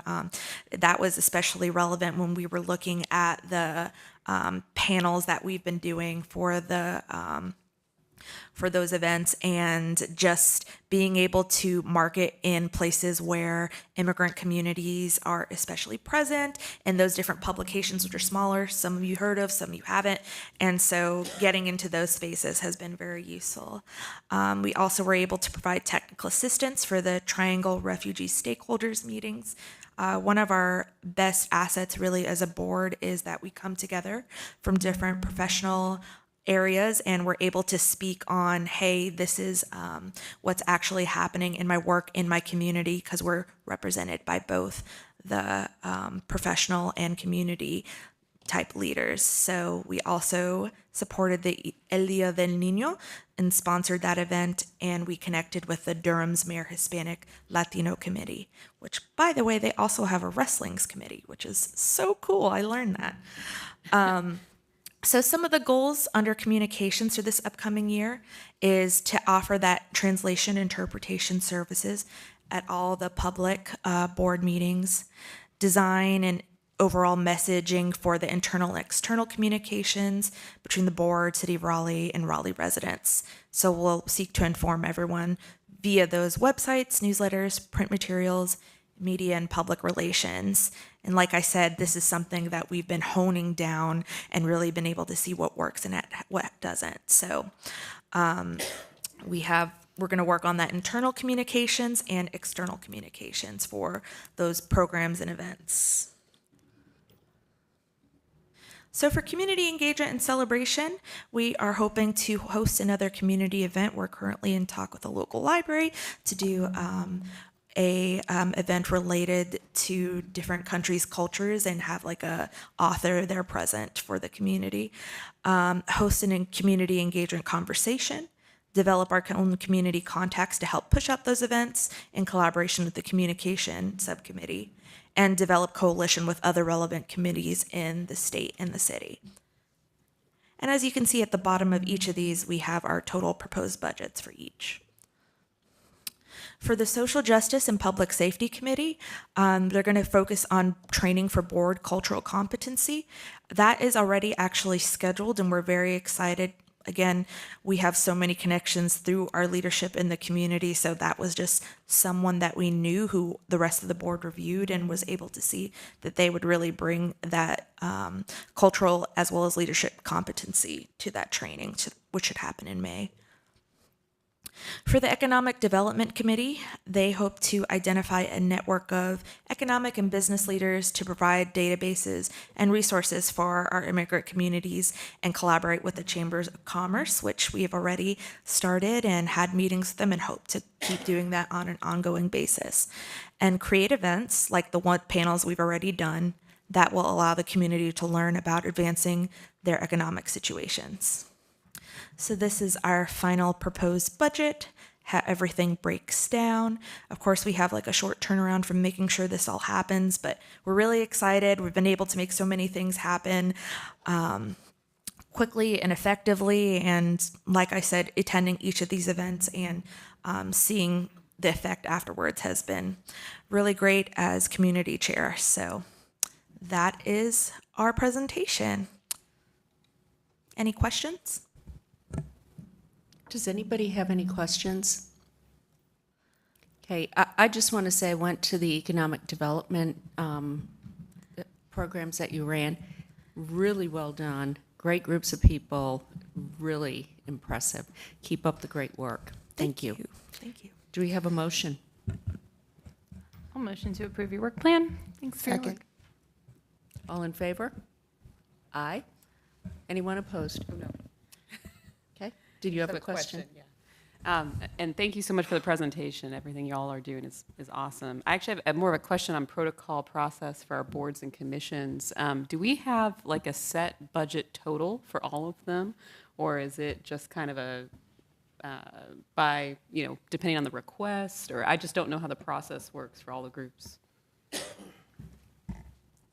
So, Dr. Hamilton, can you speak to the boards that you are responsible for? I don't know that we necessarily have a designated budget for each one of the boards and commissions. It's just throughout the year, if there's a project that requires some funding for them to be able to pull off, they come to the city and ask for funding. But there are some within DEI that we give annual funding to, like HRC and some of those. You actually answered the question, Okay. Marshall, so thank you. Correct. All right, that's all I needed. Thank you. Okay. Thank you. Thank you very Please come much. to our events. We have good food. Okay, next we start with public hearings. Thank you, everybody, for your patience as we move up to the public hearing portion of our meeting. We're going to start with annexation petition AX 3222 at 5100 Forestville Road. Thank you. Good afternoon. I'm Christopher Golden with Raleigh Planning and Development, as you all know. So there's going to be, this is the first of several annexations that you're going to have before you today. They obviously look familiar. These were held over or held open. There was discussion regarding service concerns for some of these properties, and they were held. These annexations appeared at various times over the past several months, and they were held so that a work session could take place, which took place on February 21st. So they're here again today. So since they are familiar, I'll just briefly go over some of the specifics and then talk about some of the new information that's available. But as a result, they were held open for further analysis. This annexation that you have before you today is contiguous inside the ETJ 5100 Forestville Road. The petitioner is looking to construct a 73,000 square foot commercial facility. It's going to be a Publix and development associated with that. So it's about 25 acres and it's currently zoned commercial mixed use and office mixed use. There's no rezone associated with this particular annexation. The future land use designation is consistent with the plans for this property, and there were some service concerns on fire, which we discussed, and other services that we discussed at the work session on February 21st. So I'll talk about some new information on these here. So we went and we did an analysis on this property. I mentioned a little bit about the current zoning and what's allowed there. That was rezoned back in 1992. The applicant, when we were in discussions for this, had suggested the possibility of a deed-based covenant that would require additional annexation petitions at regular intervals in the future to create opportunity for future annexation on this property if it were denied, and would connect to services. Through interdepartmental conversations, we came to the conclusion that that was not necessarily viable, just because it would take an incredible amount of maintenance to go ahead and coordinate that. So it's just not really a viable option for this. So in terms of analysis on impact, if the annexation were approved, it certainly would fill in the city limits. It would make that service delivery more efficient. And the increased development intensity would have the end result eventually of increasing revenue to support some of the service delivery that you have there. Now, the surrounding development in the city limits has a similar service standard to this property. And it's important to note that so if this annexation were approved today, it would expand some of those fire service issues and coverage issues and response time concerns that we talked about on February 21st, but it doesn't create new ones. When it comes to fire service for any property, it's not necessarily the use in most cases, but it's the actual location. So even if the property weren't developed and there was an emergency on the property, given the proximity to City of Raleigh fire stations, it's very likely that City of Raleigh would be the first to respond to anything on this property. So the other thing in this detailed analysis that took place and was a result of that work session was looking at a 10-year impact analysis of what annexation would mean for this property. So Allison Bradshaw in finance and her team went ahead and put together some pretty detailed spreadsheets to talk about that have been applied to the annexations that you're going to see today.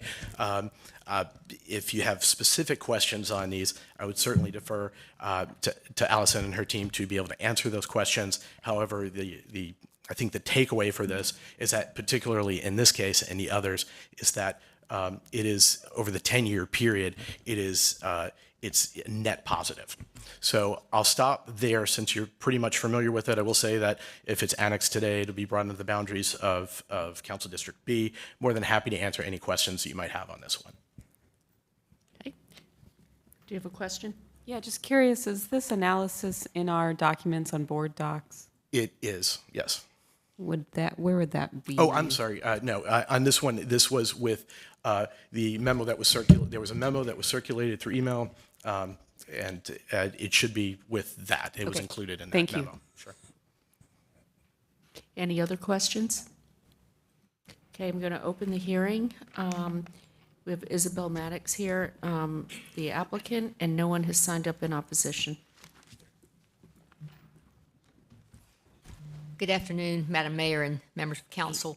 Isabel Maddox here, P.O. Box 946, Raleigh 27602. I'm here today on behalf of Halverson Development and Harris Development, the co-developers of this public shopping center at the intersection of Forestville and Buffalo Roads. We are seeking annexation approval today and would appreciate that. I've had conversations with a number of you about that, and the possibility of a delayed effective date has come up. We're okay with that. And, if that is the way the council would like to go, we're good with that. With one proviso, we would like council to authorize the extension and connection to city utilities prior to the effective date, just so the construction can proceed in an ordinary course of business. We can extend the lines as necessary and hook them up, test them, have them inspected. If you may choose to just approve, that's obviously best case. Approve with delayed effective date is acceptable with an affirmative, approval of the extension of the utilities and connection. If you choose to deny annexation today, I've also discussed with several of you the possibility that we would be, if you would deny annexation but approve the utility connection and extension, we would offer a covenant that would provide that we would reapply for voluntary annexation every 2 years over the next 10 years, so that should you deny today because of lack of services, you won't lose the opportunity to annex going forward. And you would be able to bring this property into the city for tax base at the time you're ready to provide the necessary services. So I think there's 3 options here, all of which I think there's a way to work with those, and I'd appreciate specifically you approving that utility extension and connection. Thank you. Thank you. Do we have any questions? Okay, I'm going to close the hearing then. Do we have a motion? Yeah, I've had lots of conversations with all the applicants in this area and staff, and I feel comfortable with approving the annexation with a delayed effective date, June 30th, 2024, which should, as I understand it, allow fire staff to get a ladder truck in place to help mitigate some of the concerns in this area. So that's my motion. Does your motion include addressing the utilities Oh, piece? and allowing hookups to water and sewer so they can continue their construction. Yes. Seconded by Mayor Pro Tem. All in favor? Aye. Anyone opposed? Okay, that passes unanimously. Clerk, thank you. Next, we have annexation petition AX 3522. 4301 Whitfield Road. Thank you. So again, similar to the last one in the sense that this was, the public hearing was held open on this particular property. It is different in the standpoint that this is a pre-existing single-family home. It's currently on well and septic service, and the development that is in the city limits to the north is impacting their well and septic field. So they're looking to hook up to water and sewer so that this pre-existing home that was built in the 1980s can have access. So essentially, it's a health and safety issue for this particular property. So that's why they've come to us. There is water and sewer within. Water, you're looking at about 640 feet, and it's about 1,150 feet to sewer. That's based on current conditions. However, that development to the north will extend that network of water and sewer to the property. So talking about some of the things that are new in the analysis that we went over with this, much of this was in the memo that you've seen previously, but this, again, the annexation advances the filling in the city limits, makes service delivery in this area more efficient. The surrounding city areas have similar service standard response times, and again, if the location of this property is right at city limits, right on the edge. So if there were an emergency situation, the closest responders, given the proximity of the fire stations in the area, would most likely be the city of Raleigh, regardless of whether it's in the city limits or not. But so with that in mind, any approval of this annexation would expand, like I said before, but not create any new fire service coverage response time concerns. So Allison Bradshaw and her team also did a financial impact analysis on this as a result of our work session on February 21st.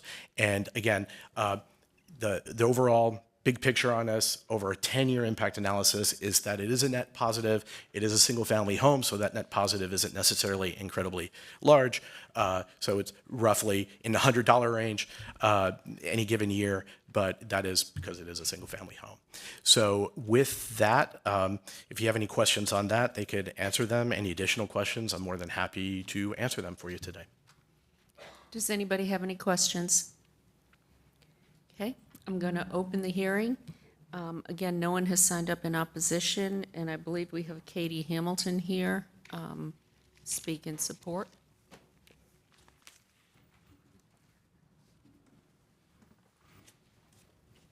Hi, Katie Hamilton with Gander Development.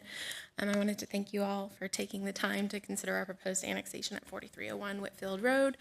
I also wanted to thank staff personally for guiding me through this process, as it's my first submitted annexation in Raleigh, so I appreciate all their guidance. As I looked at the report, it was very thorough, so I just wanted to pull out a couple of elements to clarify why we are proposing annexation here. It really is just all about connecting to those utilities. They are going in to support adjacent development, and they are going in adjacent to Whitfield Road, and they do not meet the required separation from our on-site private utilities according to public health standards. As a result, we're going to need to decommission that well and septic and connect to this city sewer and water that will be in the road. As such, we'd like to request this annexation move forward with as minimal delay as possible, since we will not be further burdening services through fire, and this will allow those public utilities to be put in the road sooner rather than later. With that, we are available for questions if you have any, and we appreciate your considering this annexation. Thank you. Okay. Any questions? Okay, I'm going to close the hearing. Do we have a motion? I move for approval. Second. All in favor? Aye. Anyone opposed? Unanimous, clerk. Thank you. Thank you. Next, we have annexation petition AX 2122, 7640 Oak Hill Drive. Good afternoon. Ira Mabel, Planning and Development. Your next couple of cases are annexation rezoning sort of combo. The details of all three may look similar if you squint, but are a bit different, so I will try my best to point those out as we go. And just as a refresher, the annexation and the rezoning are two separate public hearings, so they do require two separate actions. Sometimes it matters which one you do first, sometimes it doesn't, so again, we'll go through all of that as we go. So this first one is a continuation. So the public hearing was opened in January. Request for 26 acres, currently zoned manufactured housing, and the request is for residential 6, consistent with the comp plan and future land use map. The change from last time was, so when you heard this in January, it was a general use case, so no zoning conditions. The applicant has since submitted zoning conditions, so I will walk you through those. They are also pursuing a separate development agreement with the city regarding the park property adjacent to them. So per the UDO, those agreements also require a hearing. So staff is recommending that should you wish to defer the rezoning annexation to coincide with that hearing. So how that would work is we do anticipate at one of your April meetings bringing forward that draft agreement for you to schedule. So you'll hear all 3 things in May. But I will go over the conditions should you have questions for the applicant today.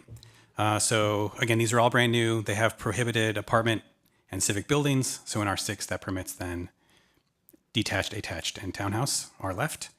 There is a cap to 230 dwelling units total. And then the rest are all rather detailed architectural specifics that are summarized here.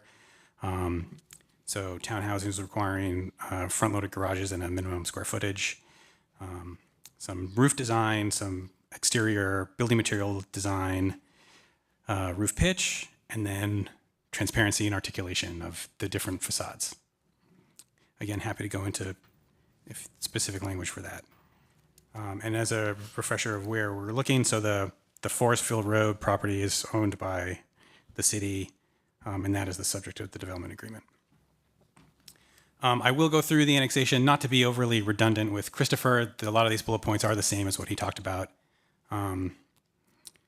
So in this one in particular, adjacent to city limits is similarly served by the surrounding properties. I couldn't think of an S for that last word. So a sort of expansion of our current state, not a creation of a new state. And there is the same financial breakdown for all of these. So that is the end of my presentation. Happy to answer questions. Any questions?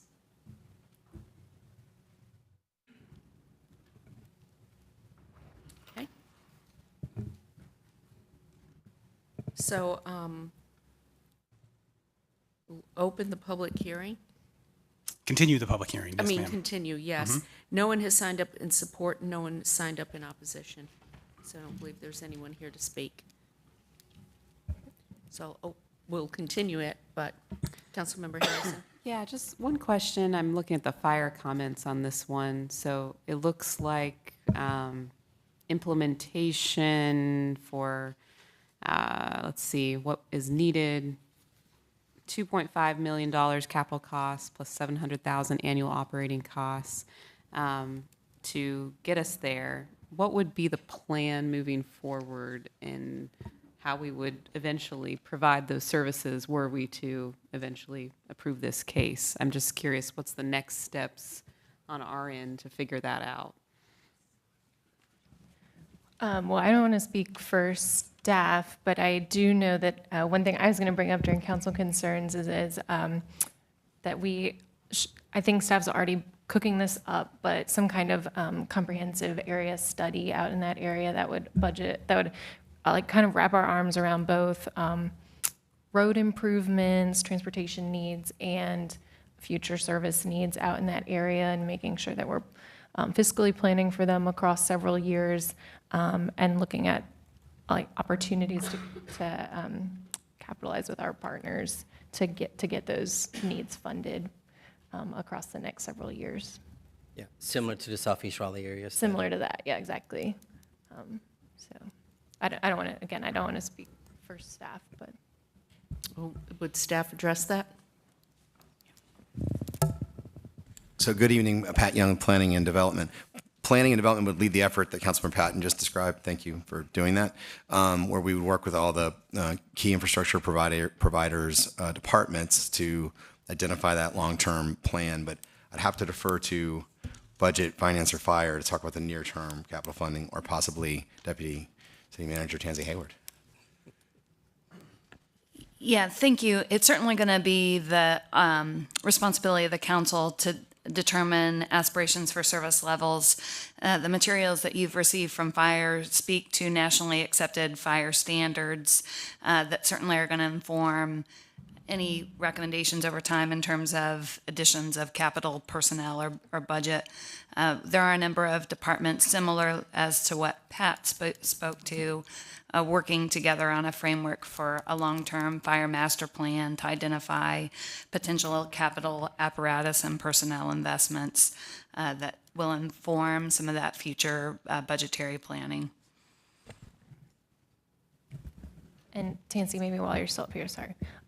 It's my understanding that the apparatus that's needed, that's mentioned there in the comments, is already in the budget that will, it's going to be requested of us in the budget that will come. Is that correct? So we are still in development of the recommended budget for next year. And so again, that'll be a different conversation for the council to determine competing needs and priorities for service enhancements in the upcoming budget. So again, it's too early for us to speak about any recommendations that will be coming for your next fiscal year budget.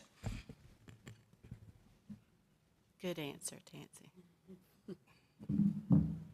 Do we have any other questions? I just have one. So are you doing, is this for the annexation and the rezoning? Well, Or this is the just annexation and So I say then my question the for the rezoning. rezoning. Okay. We're going to do a motion for date certain. Are you going to do them at the same time later?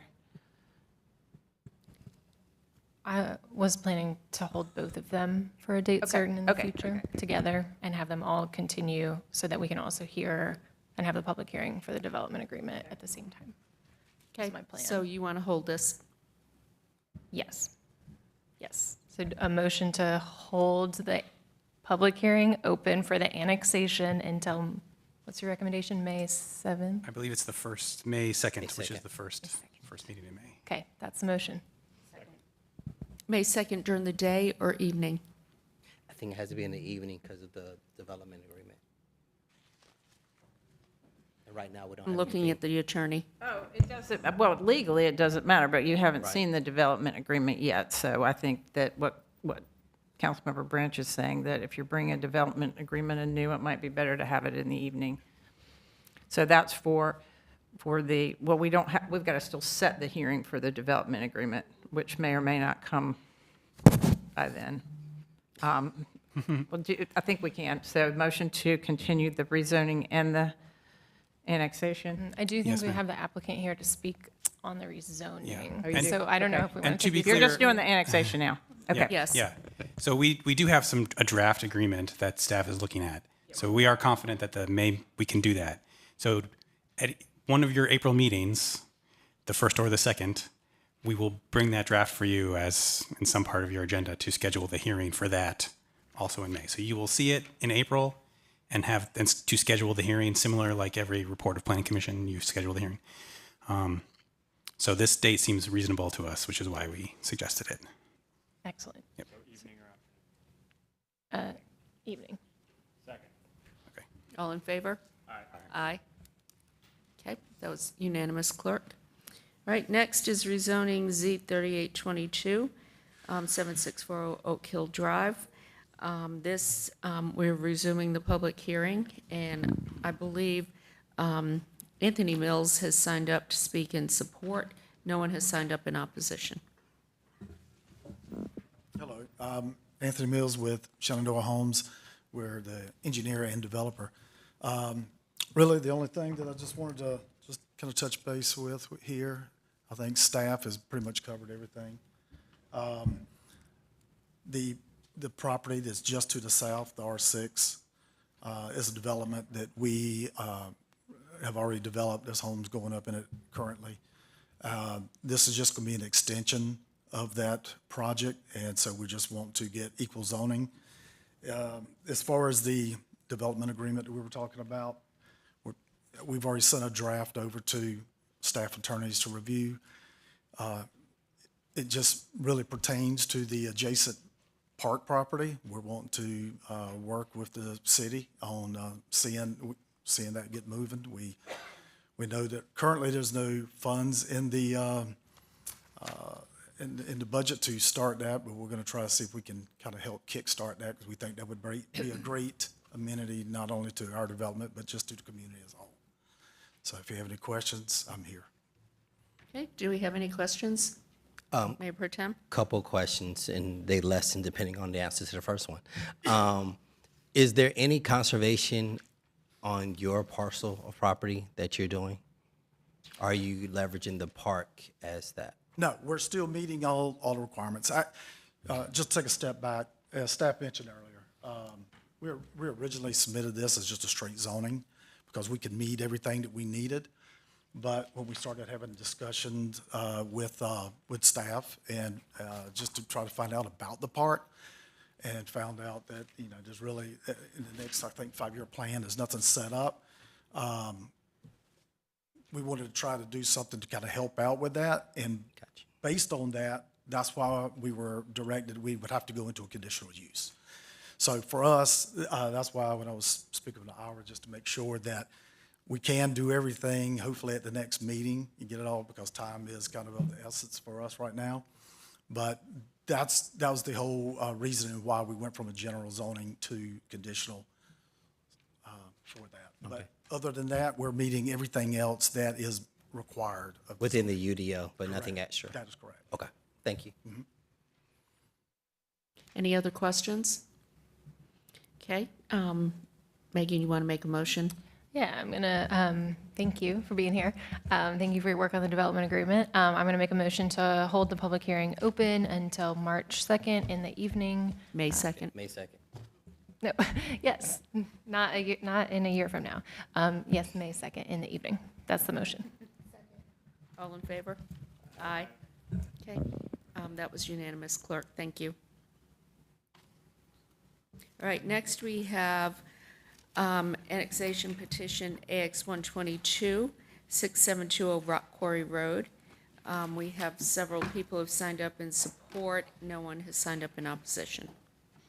Yep, thank you. Again, so a related request. In this case, the annexation petition, to jump ahead, is for the portion in white, so that means it's in Wake County. So should you wish to rezone, you must first act on that. Just sort of a order of operations for later. But this request is for 63 acres, so currently zoned R6 with conditions, and a Wake County zoning district to 3 different zoning districts, which I will show here. So there's a commercial mixed use or community mixed use 4 stories for the northwesternmost property, and then for the parcel on the southeastern side of Whitfield Road, there is a 5-story commercial district on Rock Quarry, and then a 3-story residential to the north of that. So since the hearing was open in January, there have been no changes. This was deferred just for that work session that Christopher talked about to happen, and for the extra annexation backup material to be provided. So this is just a refresher. There are some prohibited uses in both of the commercial districts, that's number 1 and number 3, that are the same. The 4-story commercial district requires a pedestrian connection to a greenway easement. And then the CX5 has a cap of 400 residential units. The RX3 has a cap of 300 residential units. And then overall, across all 3 districts, there is a requirement for a wetland to be included in the stormwater plan. This is inconsistent with the future land use map, so the approval would amend the map as staff is suggesting here to the red and the sort of yellow colors, orange colors there, community mixed use and medium scale residential. And the annexation case is, I think, pretty similar to the other ones you've seen so far. So the annexation is just for the portion of the site that's in Wake County today. So the acreage is smaller. And you can see in the sort of like stippled where we have existing jurisdiction. So this is a sort of expansion of the current state of services, not the creation of a new area to serve. So this slide is, I think, identical to the last one I showed. And there is also the same budget breakdown. So happy to answer questions before you continue the hearing. Okay, Anybody have any questions?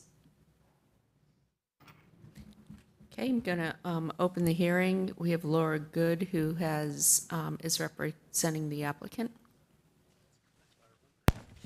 Thank you, Madam Mayor and council members. To most efficiently use the time, I could also just hold my comments until the rezoning hearing.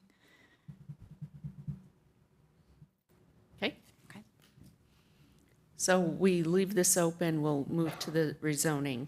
And again, Z222, we'll hear from staff. That was it. You heard from me. Any questions about that? Any questions? Yeah, I just had curious about some of the inconsistencies. Now we're talking about the zoning case, right? I'm just making sure. Yes. Okay. So there was an inconsistency in this one around open space and new developments. And so I was curious if you could just speak to that about, what it is that is being kind of triggered here. What it says is that new residential development should be developed with common and usable open space that preserves the natural landscape and the ecological resources on the site. And I know that there's been some other cases that have offered something to meet that need, and I'm just curious why we're not maybe seeing it in this case. Mm-hmm. I can speak to some of that. I will leave some of the answer to the applicant also. I think the first trigger is in the initial review of this request, the park staff, like every rezoning case, explains what the local level of service is, and this one is on the lower end. I believe it was a D.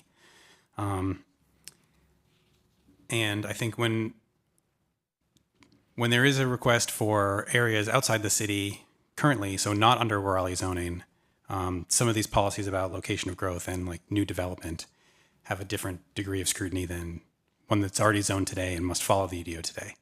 I know there has been over the life of this case a lot of discussion about some of the details of this particular policy and like the mixture of zoning districts involved. So there are 2 commercial districts and 1 residential district.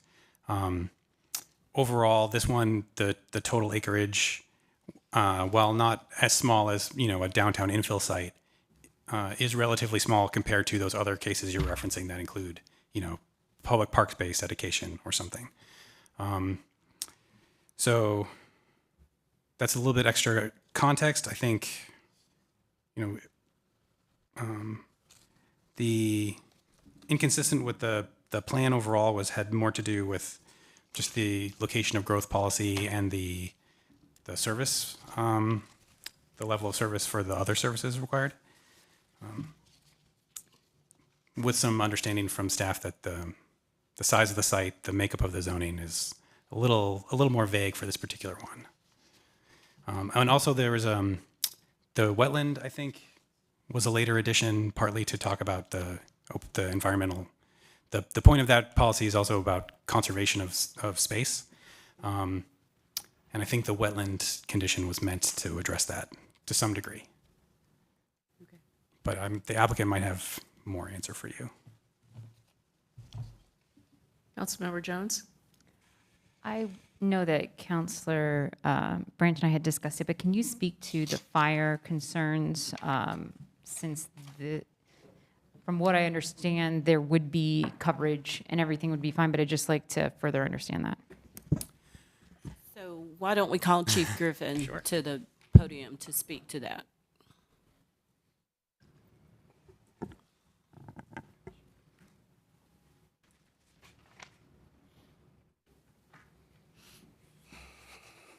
Good afternoon, Mayor, City Manager, Council, Herbert Griffin, Fire Chief. As it relates to 6325 Rock Quarry, 4 of the 6 engines required on EFP standards would meet that request for this particular location. There's a ladder truck and 1 engine that's outside of the 9 minutes.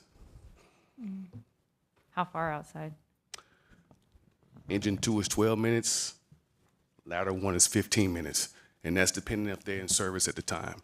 If 1 unit's out of service, you're looking at extended ETAs greater than that. That's a question. Mayor Pro Tem? Question for the chief. Yes. For the property that's adjacent, that's directly across the street, is that the same issue? Same issue, yes, sir. which is already in the city limits. Yes, sir. Okay. Thank you. Any other questions? Any other questions? Okay, thank you, Chief.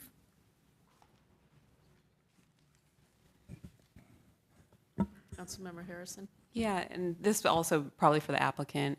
So as my understanding, this property is within the CESA. And so, what I'm kind of getting at from my earlier question is when are we looking for, that open space preservation? What are our opportunities here? I'm not as familiar, with this site, and to be honest, we have so many cases. It's quite tough to be fully understanding of all of these cases. But I just want to make sure that this is a larger property, 62 acres. So, what are our opportunities here? Are we missing an opportunity? My understanding is this was agricultural land. I don't know what the total makeup of it is now, but I'm just, thinking about are we conforming with some of those natural resource protections that CESA is asking for? Sure. So the boundary of the Southeast Special Study, I think, is basically where Wake County is today. So this rezoning request sort of is half in, half, or part in, part out.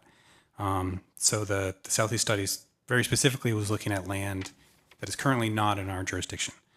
So for the annexation, that is wholly in the Southeast. The rezoning is partly yes, partly no. The future land use map recommendations in CESA overall is looking to create like nodes of commercial to serve this area. One of those is this intersection. So I believe the proposal in CESA is pretty close to what this map is on the bottom here. So community mixed use for the parcels fronting Rock Quarry, and I think this one might even be office residential mixed use, if I remember right, in CESA. So that plan envisioning a commercial node, and you can sort of see the sort of growing residential all around it. So that plan looking at an opportunity to sort of capture some of those trips more locally than otherwise. As for the size, 62 acres is certainly much larger than a lot down the street. But a lot of the individual parcels in the Southeast Study are, 10 times bigger than that even. So I am agreeing with you, 62 acres is a lot, but relative to the recommendations in CESA is imagining, I forget how many square miles the study area is, like 15 or something. And just to follow up, is there a map then, let's see, I'm just looking in the CESA, that basically it calls for open space in particular areas. So that's what we're just trying to. I could look for that. Yeah, I'm just trying to Sure. read it as we go, but I think I've got a few maps here, but that helps, Okay. I think, to show this. Yeah, thank you. Great. Okay, thank you. We'll open up the public hearing. One person has signed up in opposition, but I have not seen her. So we'll start with Laura.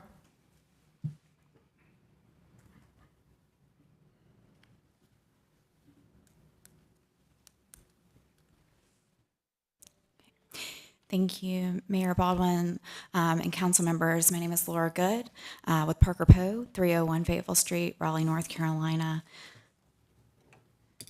And this case was originally, just to kind of give you the history on this was approved with recommended unanimous approval of recommendation back in October of 2022. This case originally came before you, and we had our first public hearing in January on January 24th of this year. And as Ira mentioned, it was really held open just to talk about the issue of the fire service, which was discussed at your work session on February 21st. So I do have the same slides that we talked about last time. I'm happy to answer any questions that anyone still has about this. This slide really shows Councilmember Harrison what Ira was speaking to in terms of the planned future land use map changes for the CESA and how we really designed this request to match exactly kind of what that looked like in the CESA recommendations. But moving forward to what's been discussed since the fire service work session, this map just shows that this site, again, it's in step 1 of the Southeast Special Study Area, and that recommends ETJ extension first, immediately upon adoption of the SESA. Also, this map on your right-hand side of your screen shows that this is also within the short-range urban service area. And this was discussed at the fireworks session as well as being an area that was earmarked in the late 80s, early 90s for extension of the city's utilities, as well as for annexation by the city of Raleigh based on adjacent agreements with the surrounding municipalities. Also, I know concern has been raised about, when would fire service be implemented versus development timelines. I just wanted to forecast that based on the time that it takes once rezoning is approved. We're not in the ETJ yet, so we would have to be annexed, the rezoning would have to be approved, and that's the first point where we would be able to submit plans for review. Those plans typically take about 18 months to get fully reviewed and approved, so we're estimating that the earliest we would get the first certificate of occupancy for a model home here would be 18 months out, and so we do recognize that that would give some time to put some plans in place for temporary and permanent solutions for the fire service issue. This also just shows, again, as they were talking about, this is adjacent to the corporate limits, both to the southwest across Rock Quarry Road and to the northwest. You've got the Cavestad development that's here to the northwest. That's being developed right now by the same applicant. And this large case over here, this is Z8122 that was approved late last year. It's a huge development that's being done as well. Utilities are already present here and available for us to connect with. And then this also just shows the net positive that this will be in terms of comparing the cost to provide services to the anticipated tax revenue. And this is from the staff report. And Councilmember Harrison, we do understand the concerns and the questions about the open space commitment, and we've had those discussions and explained to you kind of the history of the case and the discussions we've had almost 10 months ago now on a prior proposed commitment. We understand that there were some enforceability issues that were shared from staff, and then also the pivot away from, because this was not a purely residential development and was a commercial and a mixed-use development, whether this was really the one that needed to be the quote-unquote model for a conservation of open space, which the next case before you does have that kind of model language. However, to the extent that that is a concern that you and others share on the council, we're more than happy to request a deferral if that's something you feel you would like to explore more, to have time for us to explore a condition or potential conditions that would both satisfy that concern and also be enforceable from a planning aspect. And so we're happy to answer any questions you have. Thanks so much, Laura. This is really helpful, and I appreciate the conversations. Yeah, I think as I'm thinking about this one, I'm better understanding that maybe this is not the place for that open space protection. I am curious if you all have considered any kind of like public-private partnership to support parks that are nearby or open space, kind of development. I realize I've learned recently that there is a park very close that could have some opportunity for development of trails and things like that. So I'm just thinking about, this overall area, being a really, a wonderful place to live, to work, to play, all of that. Certainly. And so we don't have a public-private partnership, but what we have done is one of our main commitments that we worked on in working with staff on this is this that's highlighted in red here below. So this commitment to create a pedestrian connection from a recorded greenway easement that's going to be required on the site to the north that's shown here as R6CU. Again, that's the development that the applicants currently in the process of developing. There's going to be a required greenway easement that's going to be dedicated there. And so we've made the commitment to create an additional pedestrian connection that would connect to that greenway easement down to the frontage. We're going to have to improve the frontage along both Rock Quarry and Whitfield Road with sidewalks. And so that pedestrian connection will provide connection from that greenway easement down there. Then that will provide and allow for pedestrian connectivity across Rock Quarry to the site across the street. We mimicked our pedestrian connection language to a condition for that zoning case across the street that has a similar pedestrian connection commitment. And they are also going to have these greenway easements that are recorded here that would ultimately connect up to the park over here. So that's kind of how we worked through that commitment to, I don't know that it's a public-private partnership, but that's our nod to that. Okay. Any other questions? All right. Here, I'm gonna, Kimberly Mokhtarian had signed up to speak, but I do not see her here. Okay, so hearing remains open.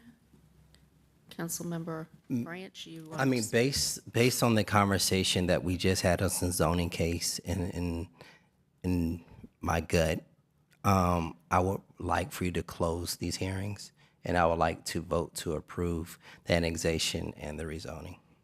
Okay, I will close the annexation and I will close the rezoning.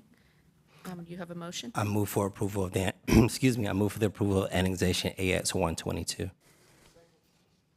All in favor? Aye. Anyone opposed? Councilmember Harrison and Black opposed.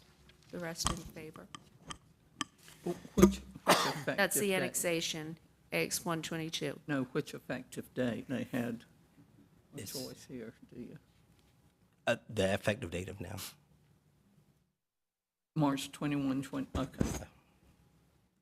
Okay, and then the rezoning.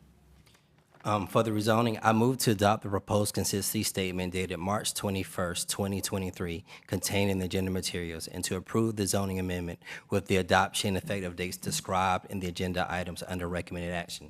This approval is also deemed an amendment to the future land use map to the extent described in the adopted consistency statement. All in favor? Aye. Those opposed? The same vote. Okay, thank you. Next, we have annexation petition IX 2222. This is 3540 Arbor Nightdale Road. So this is new public hearings, so you have not heard these. I will do the full dog and pony show for both. There's a request for 44 acres, currently Wake County zoning district R30, request for residential 6 with conditions. This one is also inconsistent with the comprehensive plan within the special study area. So a lot of the similar topics from the last one. Planning Commission does recommend approval. So the case we were just talking about was over here, if that is helpful.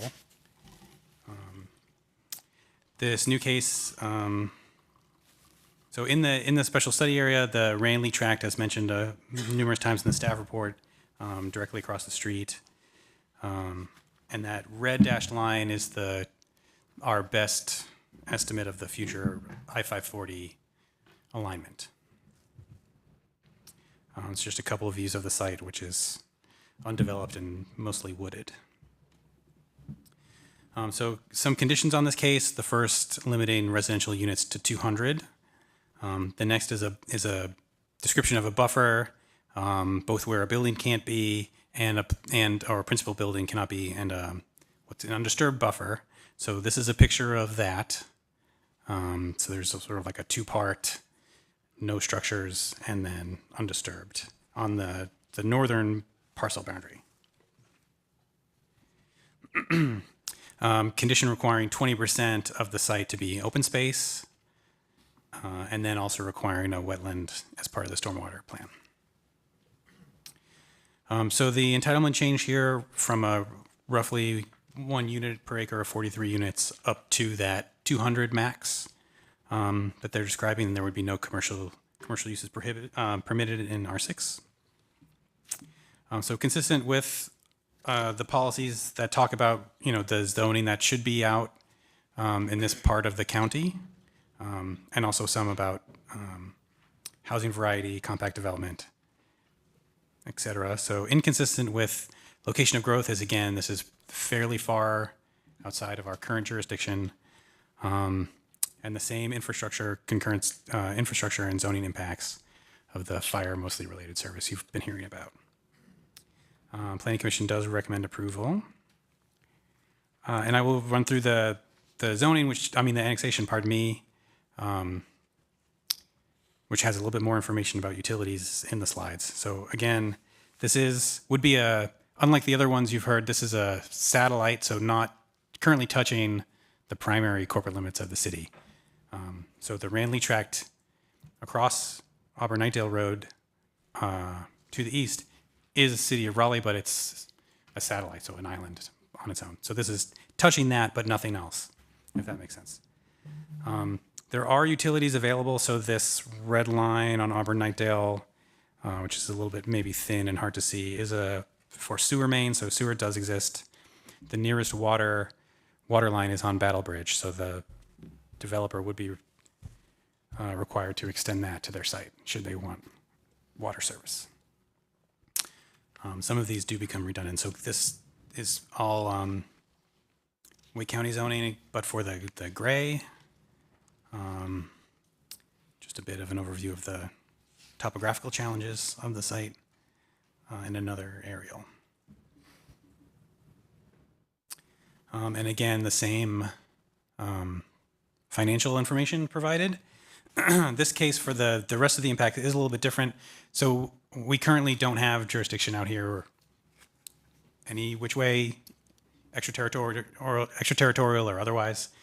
So this, in the assessment, would be a new service area for us. The Raleigh tract currently is undeveloped also, and also co-owned by the city and the county. So a bit of a different sort of flavor of this slide on this case. I believe that is the last, yep. So happy to answer any questions. You must, again, these are new hearings, so both to be opened. Okay, do we have any questions of staff? Okay, I'm going then to open the hearing on the annexation first.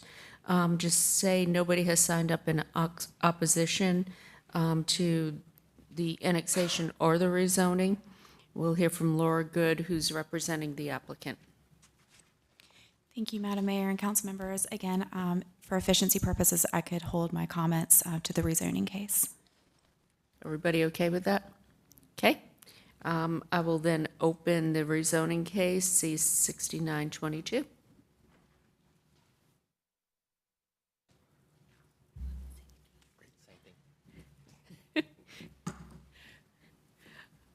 I guess they didn't want to hear any more from you, but that's okay. Thank you. We'll open the hearing. Laura? Thank you, Madam Mayor and council members. Laura Good with Parker Poe, 301 Fayetteville Street, Raleigh, North Carolina. Also here today for the applicant is Robert Shunk with Gander Development, Sean Brennan with Ramey Kemp, the traffic engineer for this case, and Luke Perkins with Swift Partners, who's the design engineer for this case. And this case is a request to rezone approximately 44 acres from Wake County R30 to R6 CU. It's located in between the intersections of Battle Bridge Road and Rock Quarry Road to the south. And as I mentioned, it's about a third of a mile northwest of the planned I-540 extension, and there are anticipated interchanges both at Battle Bridge and at Rock Quarry. As Ira mentioned, we are outside of the ETJ, and this is a satellite annexation with a concurrent annexation petition pending. This case did receive unanimous recommendation of approval from Planning Commission at the February 14th meeting without opposition, and as noted, no one signed up in opposition this evening. This shows the current future land use map, which designates it as low-scale residential, contemplates a variety of housing, and the R6 zoning district, which we are requesting here. This site is also within the Southeast Special Study Area in Step 1, and the SESA recommends a change to the future land use map to moderate-scale residential. Future land use map designation also contemplates a mix of housing, including townhouse communities in the R6 zoning district. So this request is consistent with both the current and proposed future land use map.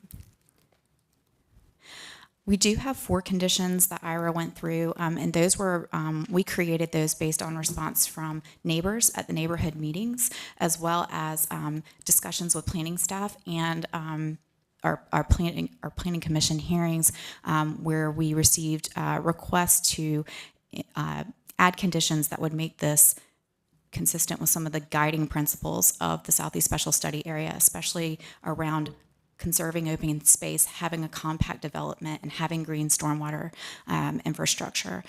So the first 2 really were in response to neighbor comments in terms of a unit cap. That also goes to our open space commitment and our compact development, as well as a portion of buffer and no structure zone, which I'll show you in a minute, as illustrated along a portion of the northern property line closest to the adjacent single-family residences.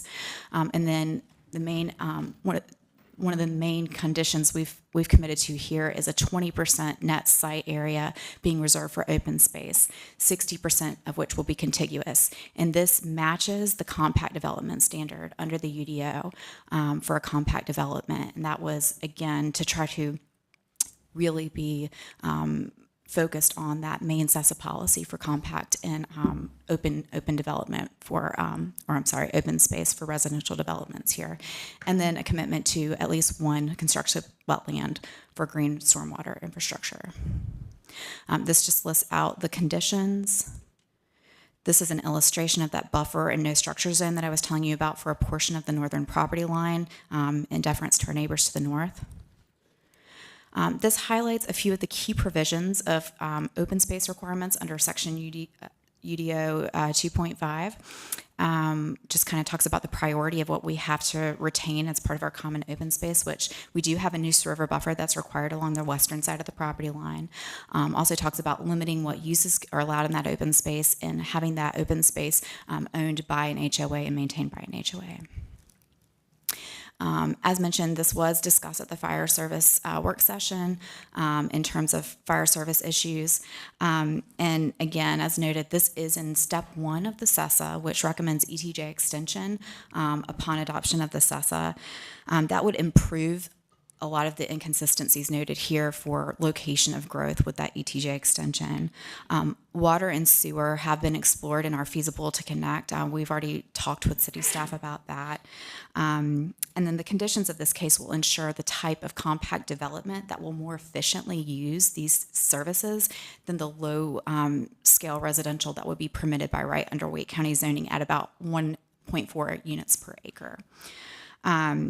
And finally, again, the applicant anticipates that the earliest it would be able to get certificates of occupancy based on where they are in the planning stage and the process for submitting plans and getting those approved would be about 2 years out from ultimate rezoning approval. Again, anticipating that that would give time to have plans in place for temporary and permanent fire service. This just shows again how we are in the first step of the CESA for ETJ extension, as well as in the short range urban services area, again earmarked since the late 80s or early 90s for extension of utilities and for annexation based on annexation agreements with adjacent municipalities. As noted in the staff report, this is anticipated to be a net positive annexation when you compare the cost of delivering services to the anticipated tax revenue. And this shows the comprehensive plans that plan policies and the CESA policies that we are consistent with. And so overall, this request is forward-looking to the I-540 extension that's planned here and will provide the type of development recommended by the CESA in this location, a compact development pattern that preserves significant open space and implements green stormwater infrastructure. The annexation will be net positive and will provide additional revenues to help implement solutions for fire services that are already needed in this area. So we respectfully request that you approve this case, and we're happy to answer any questions you may have. Do we have any questions? Councilmember Harrison? I just want to note that I really appreciate the open space protection in this case. I think it's really exciting to see that as we're moving our borders into what I've been calling the hinterlands of Wake County. I just want to ensure that we're thinking about that as we move forward. So again, thank you for bringing that in this case. Thank you. Any other questions? Okay. Then I will close the hearing. Actually, Madam Mayor, could we actually hold these two both open until April 15th? I've talked to the client, they're aware of it, as well as I think the CESA presentation is on April 4th. That gives us time to see that as well. So for the viewing public, instead of using the acronym, could you? Southeast Raleigh Area Study. Yes, so people know what we're talking about. Okay, so you want to make a motion then, just reopen the hearing. Do you want to make a motion then to move this? To hold both of these open until April 18th, that's a day meeting. Okay, all in favor? Aye. Okay, anyone opposed? That was unanimous, clerk. All right, thank you. Our next rezoning is Z 4122 Old Milburnie Road. No one has signed up in opposition.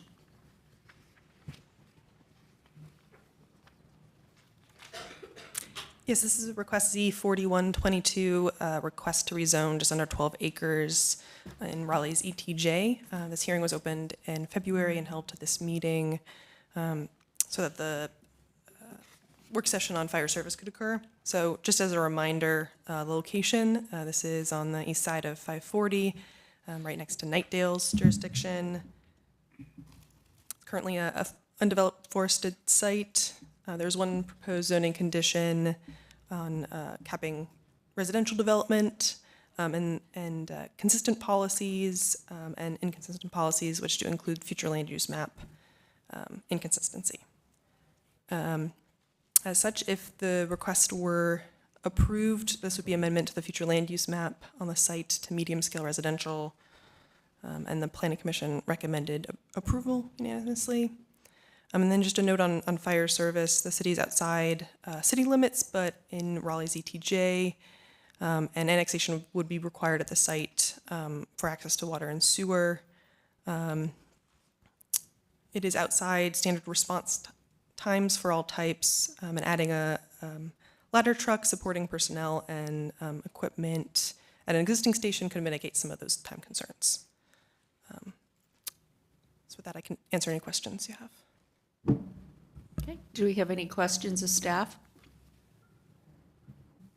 Okay, all right, I will open the hearing. Mark Frederick has signed up to speak in support.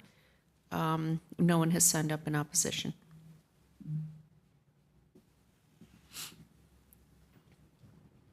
Good afternoon, Madam Mayor and members of council. We have had further discussions about some of the fire department related concerns. And in order to address those concerns, we have asked to defer this case for several weeks to submit some new conditions to address those concerns. But I am happy to answer any questions in the meantime. Okay, do we have any questions? All right. How long are you asking for the deferral? I think it would be for the first meeting in April, or the second? The second one in April? Yes. Okay, April 18th. Mhm. Okay. I will leave the hearing open. Would someone like to make a motion? Yeah, I'll make a motion to hold the hearing open until April 18th. Thanks. All in favor? Aye. Okay. That was unanimous, clerk. Thank you. And it was, yeah, that's an afternoon. Yes, afternoon. All right, next is rezoning Z 4322, 405 Clover Lane. And this is a continuation of hearing. Just waiting for the slides to come up. Yeah, the applicant had made revisions to the proposed zoning conditions, which I will go through now. Much of the revisions are kind of a reorganization, so if as you're looking at them, they're in different order and might have different numbers. But the changes include lowering the cap, the maximum number of dwelling units on the site to 280. It was previously 310. There's addition of a lowering of the maximum height as measured along Wake Forest Road from 65 feet down to 55 feet. And then addition of a condition saying no more than 4 stories of conditioned space, but a 5th story could have unconditioned space, so that could include something like parking. Some additions to buffers if a 4 or more story building is built. So average width of that protective yard is an addition, and then a new section specifying height limits that relate to the eastern boundary. So this includes within 75 feet of that boundary, no more than 3 stories and 45 feet in height. Within 115 feet, no more than 65 feet in height. Specification about how those would be measured. And then an addition of a condition regarding residential tenants, providing 180 days notice, written notice before termination of their leases due to redevelopment. And then in the event that that is required, also offering relocation stipend to those individuals. And that concludes the staff presentation. Okay, any additional questions on these new changes? I have one. Can you go to the slide about the height? I think it's back one from this. Get that one. I know there's some concern in the community because there's some topography on this site, and they're concerned about the opportunity for the redevelopment to involve like filling on the rear of the site and then measuring from a new height. And I was just wondering, and we're also hearing that some folks are saying the UDO would prevent that. So I'm curious of a staff perspective on whether that would be possible. Sure. So this condition, or as part of this condition, creates a new dimensional standard that they're applying to themselves. They've defined what those heights mean, how they would be measured, but they would still be the height limitations in neighborhood transition. So in Zone C, which is a sort of step up at a 45-degree angle, would still apply. Though my recollection is that that standard in the UDO is measured differently. It's measured from pre-development grade.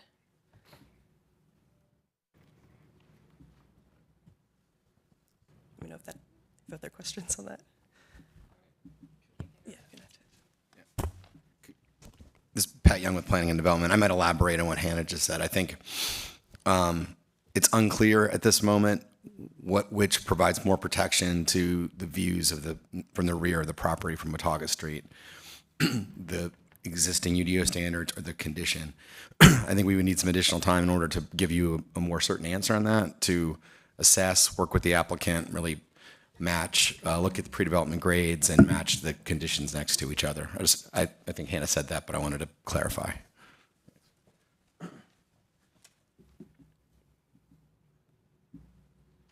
Thank you. The hearing is still open.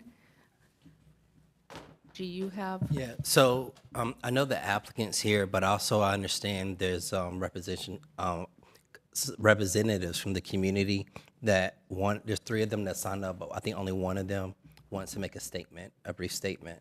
No, I was told only if necessary. So Okay. they're waiting to see if there's a deferral. And Yeah, I was going to definitely defer this for 2 weeks to deal with the buffering that has come up. could you make a motion? I move for deferral until April 4th. Okay, do we have a second? Who seconded? Councilmember Fort? Okay, all in favor? Aye. Aye. Anyone opposed? Councilmember Jones was opposed. Rest in favor, so we'll continue this on the 4th. That will be the afternoon on the 4th. Mm-hmm. Okay.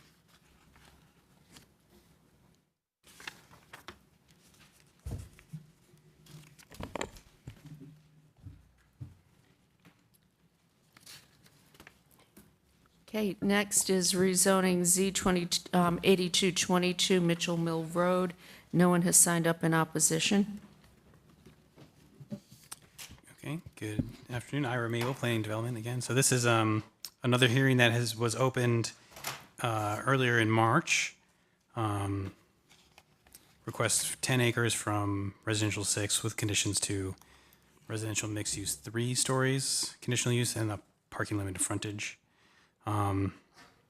This is an aerial, so Lewisburg Road 401 over there.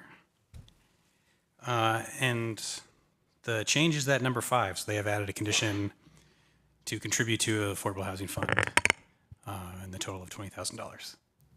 That is my presentation. Any questions?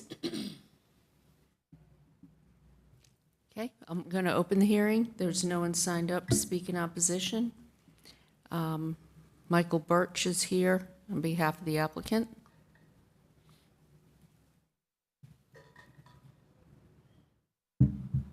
Thank you, Madam Mayor. Michael Birch with Longleaf Law Partners. Again, we were here 2 weeks ago. We went through our full presentation and said that we would come back with a condition regarding an affordable housing contribution. So we have provided that and happy to answer any questions council may have. Okay. Any questions? All right. Well, I'm going to close the hearing then. Do we have a motion? Yeah, I want to say thanks to you and your applicant for the contribution to the Affordable Housing Fund. I appreciate that we're all in this together approach. So with that, I'm going to I move to adopt the proposed consistency statement dated March 21st, 2023, contained in the agenda materials, and to approve the zoning amendment with the adoption and effective dates described in the agenda item under recommended action. All in favor? Aye. Anyone opposed? Okay, that was unanimous, clerk. Thank you. Next is rezoning Z 8622, 5308 Falls of Neuse Road. We have no one signed up in opposition. Hear from you. Great. Good afternoon, Mayor and Council. Sarah Shaughnessy, Planning and Development. So this is a request to rezone about half an acre at 5308 Falls of Neuse Road from R4 to OX3 with parking limited frontage conditional use. Staff find this request consistent with the comprehensive plan overall and consistent with the future land use map and the urban form map. Planning Commission unanimously recommends approval. So here is an aerial view of the site. This is located in North Raleigh in District A on Falls of Neuse Road. Surrounding land uses are moderate scale and low scale residential. There is a commercial node at East Millbrook Road and Falls of Neuse Road to the south of the site. Some additional views of the site looking north and south on Falls of Neuse. Here's a snapshot of the change in entitlement based on the proposed zoning. So again, the existing zoning is R4. The request is for OX3, parking limited frontage, conditional use. It's about half an acre. It would increase the residential entitlement and allow for office and retail uses, although the applicant, who is also the current property owner, has indicated that they just like to use the existing single-family home for use as a salon.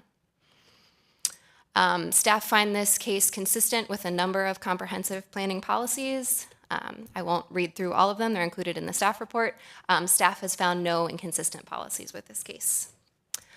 So Planning Commission recommends 9-0 that this request is reasonable and in the public interest because it would provide more intensive development along a transit emphasis corridor. I know the applicant is here. If you have questions, I'm also available. Okay. Any questions of staff? Okay. I will open the hearing then. The applicant, Alba Capellan. Hearing is open. Good afternoon. Thank you for having us here. Our thing is just to have us, the permission for you to have our salon at the business what it is. And we've been in business for around 18 years now and just want to continue with the public and everybody to continue our business. It's a family business though. Thank you. Okay. Don't go away yet. Do you have any questions of the applicant? Okay, I'm going to close the hearing then. Do we have a motion? First, I want to say that you had so much community support on this. Like, I got a bunch of messages like, approve this case. And I was like, okay, I was going to do that anyways.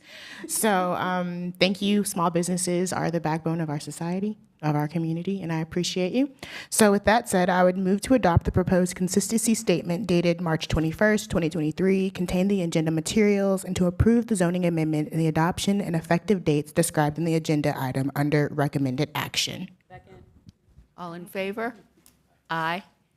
Anyone opposed? Okay, that's unanimous, Thank you. Clerk. Thank you. All right, next we have report and recommendation of the Economic Development and Innovation Committee.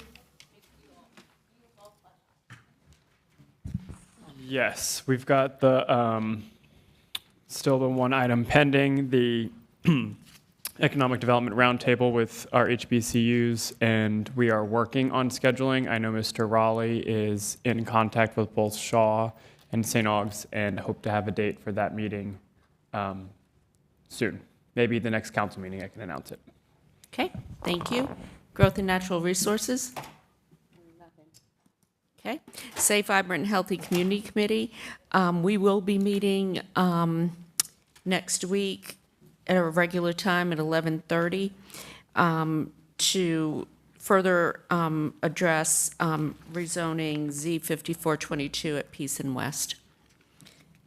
Transportation and Transit? So we have one pending item, and the interesting part about the calendar is the fourth Thursday is actually 2 days from now. I have a personal conflict, but I did talk to the committee. The committee will be meeting to discuss the one pending item with the vice chair, Councilman Milton, running the meeting. Okay. Thank you.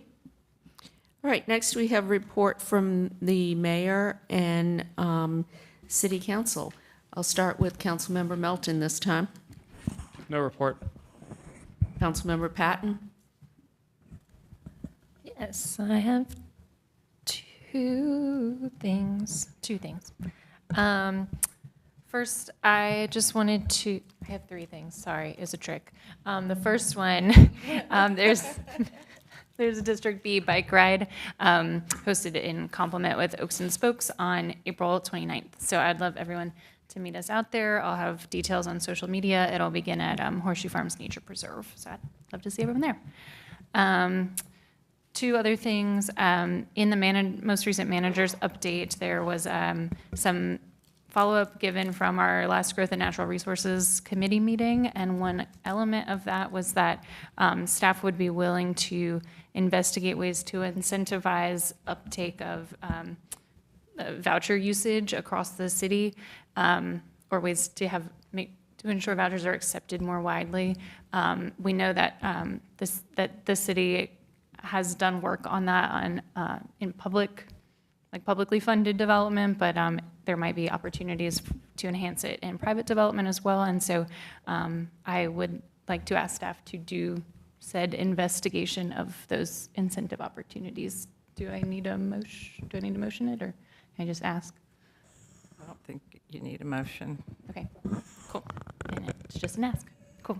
And then my other comment is around getting some kind of northeast study area off the ground. We kind of alluded to it earlier, but a lot of why we were here today and why these cases were deferred is because we're developing into what Councilmember Harrison calls the hinterlands, and if we don't do so with intentionality, I think we're setting ourselves up for failure as a city. So I know that staff is already cooking this up, but if I could just elevate and ask us to really take on some kind of a study of this area that is really comprehensive in terms of infrastructure needs, like critical service needs, and then also road improvements. A lot of the roads out here were built for a rural pattern of development, and as it becomes more suburban, the roads are just not supporting the type of travel that and a lot of the developments in this area are small enough that they individually don't trigger a TIA, but taken collectively are creating a fairly large impact on the traffic patterns out there. And if I could just add a friendly ask too, since this is butting up against some of our neighboring municipalities, I know that there's a lot of school overlap, and so while I know we don't have authority in Knightdale and Rollsville and some of those municipalities out there, if we could make sure we're looking at especially like school-related traffic patterns as we go into a study like that. So yeah, that's my ask of staff. And that's all I've got. Thanks. Thank you, Councilmember Black. Two things today. The first thing, I had a community meeting scheduled for this Saturday. The space fell through. I will probably get that back going up for next weekend and be able to share that on social media. So everybody, next weekend. The second thing I wanted to talk about was my experience last week in Austin. So last week I was able to go to the South by Southwest conference in Austin. I spoke on the Gen Z women disrupting politics. I was on a panel with Deja Fox, who is the founder of Gen Z Girl Gang, and Christina Hagwood, who is on the state legislature in Kansas. And it was hosted by Ignite National. Ignite National is an amazing organization that's all about getting young women into political power. I had a fellowship with them 2019, 2020, and it's a big part of why I'm at this table today. So any young women out there that are looking for ways to get involved in politics and just activate their own political power, definitely check out Ignite. I know we have some local chapters here at college campuses, and there's also the fellowship opportunity that is opening back up. Another thing, while I was down in Austin, I was heeding a lot of the concerns I heard around people because I said, oh, I'm going to Austin. Councilor Melton was like, wait for the traffic. Like, it's coming. And he wasn't wrong. So Austin has been one of the fastest growing cities in the nation now for like the better half of a decade, maybe two. And we're right behind them with growth and development. So one of the questions that I was asking a lot of the locals when I was out there, like, what are some of the political challenges that are out here? And how is the city like really adapting or changing to that? And one of the things that I heard was affordable housing, of course. It seems to be kind of this universal issue as we're looking at cities that are growing and developing. Transportation was another thing. Issues with how the city is growing and developing around rezonings and if it's centering on single family homes or denser developments and how we're prioritizing the affordable issues, and also deep issues around homelessness and mental health. So I want us to look at Austin. Austin's a beautiful, wonderful city. I really enjoyed my time out there. It reminded me of a bigger Raleigh. But one of the things that I really want us to do, a charged council and ourselves with, is being really thoughtful about how we are growing and developing and using Austin as a model for what can be done and what can be done better. Transportation, I spent about 40% of my time out there in traffic, and I was only about 4 miles from the convention center. So yeah, it's pretty bad. I think there's so many things that we can be doing more of and just thinking about on a really sustainable and smart way. So I really enjoyed my time out there, and that's all for me. Mayor Pro Tem? Just a few couple things. First of all, I want to thank the residents that had the meeting on Sunday night. They invited me. That we came in and we talked about the TOD and the impact of the bus rapid transit. One thing I do want to say is that the TOD still is in the process. It has not gone before the Planning Commission yet, and the Planning Commission still has to review it, and then it will come before council, and we will still do our own review. So I just want to put that out there so that people are aware.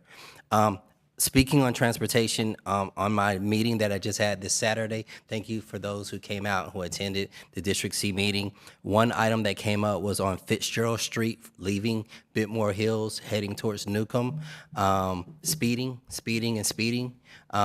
They mentioned maybe we could do something within our own property there as far as maybe speed bumps and things of that nature. They noticed people are racing out of the park, heading towards Newcomb. So if we can look at that road, it's kind of a narrow and tight road. But also I have received feedback, and this is the second time I've received feedback on this concerning our new 4-way stops. Some people are now having problems sleeping because people are stopping, which is weird, but I have received 2 complaints on that, one at Newcomb and Fitzgerald, and another one in the downtown area that staff is already looking into. So if we can just look at that, I know we're creating these new roundabouts. I know we had to dig one up to put back later, but if we can just look at maybe that's a solution in some areas, as long as it fits. We need to make sure it fits the area.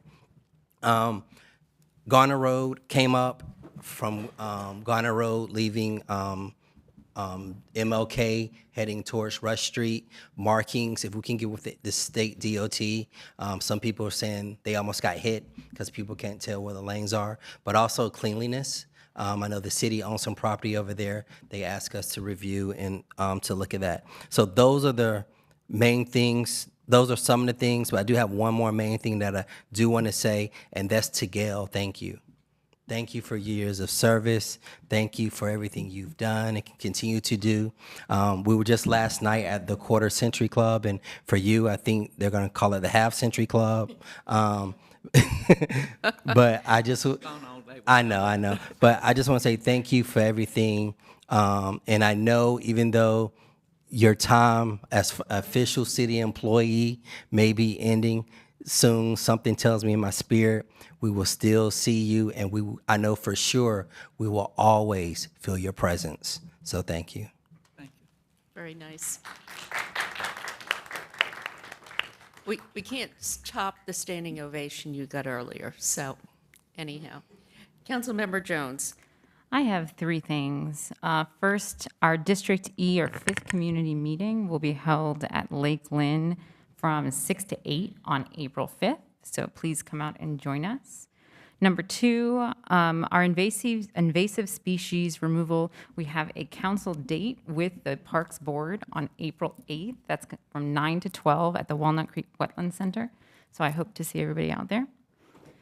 And number three, as you all know, I spoke at City Council 44 times before being elected to serve. Public comment has a special place in my heart, so much as we heard today during public comments. And when a constituent reached out to me back in December to alert me to the fact that there were people pulled from public comment who were scheduled to speak on reparations, I had to investigate. After bringing it up in January at the council table, staff went back and did some research. On March 1st, we received a report that gave a detailed timeline of events and showed residents had in fact been removed from their right to speak with a promise that there would be a public hearing on the matter, which never happened. At our March 7th meeting, I asked how council members could hold each other accountable and was advised that while we do have a code of conduct, it has no teeth. In the name of accountability, I have two questions. One, Mayor Baldwin, did you authorize the removal of residents from public comment with the promise of a public hearing that has yet to occur? And two, are we ready to schedule the promised public meeting? No.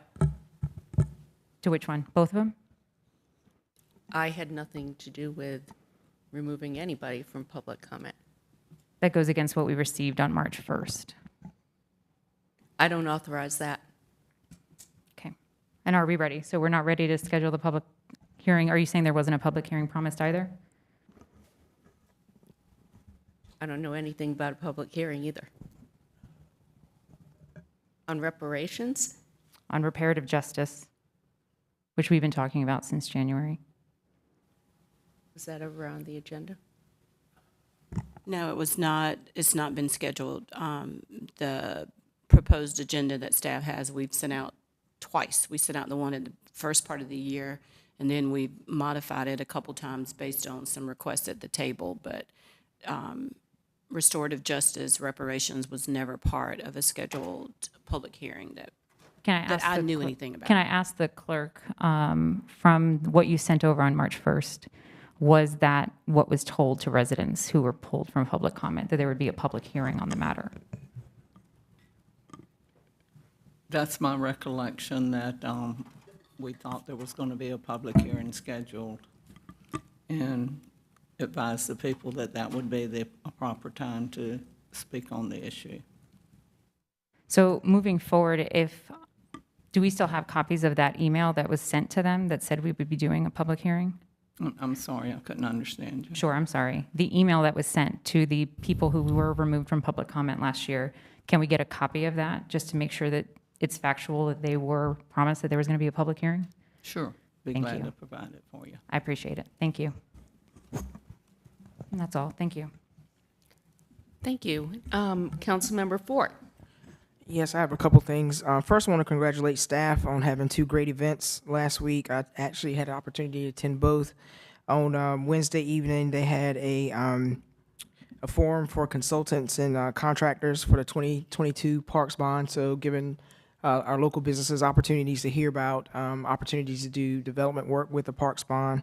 And then on Thursday over at Southeast Raleigh High School, there was a 24th annual Raleigh Small Business Expo that we did in conjunction with the Wake County, our partners with Wake County, and that was very, very well attended with a lot of small minority-owned businesses that got an opportunity to, I think it was an actual workshop that was presented, as well as them getting opportunity to interact with a number of our departments throughout the city of Raleigh, and as well as Wake County Public Schools and Wake County government. So that was, those were two really, really great events. So congratulations to all the staff involved in putting those two events on. And then I have an ask of the city manager. I had an opportunity to attend a meeting with some of our unsheltered folks over at Hill and Transitions. I spent 2 hours with them about last week. And one of the things that came up is something that we get emails about. We had somebody come and speak in public comment last time as well, but also hearing from the community that's experiencing homelessness. They would like for us on properties where we own, where the city owns them, as well as properties that are owned maybe by the state and the county. We could also look at some of the private properties where the tents are located. We hear a lot about the trash and those issues.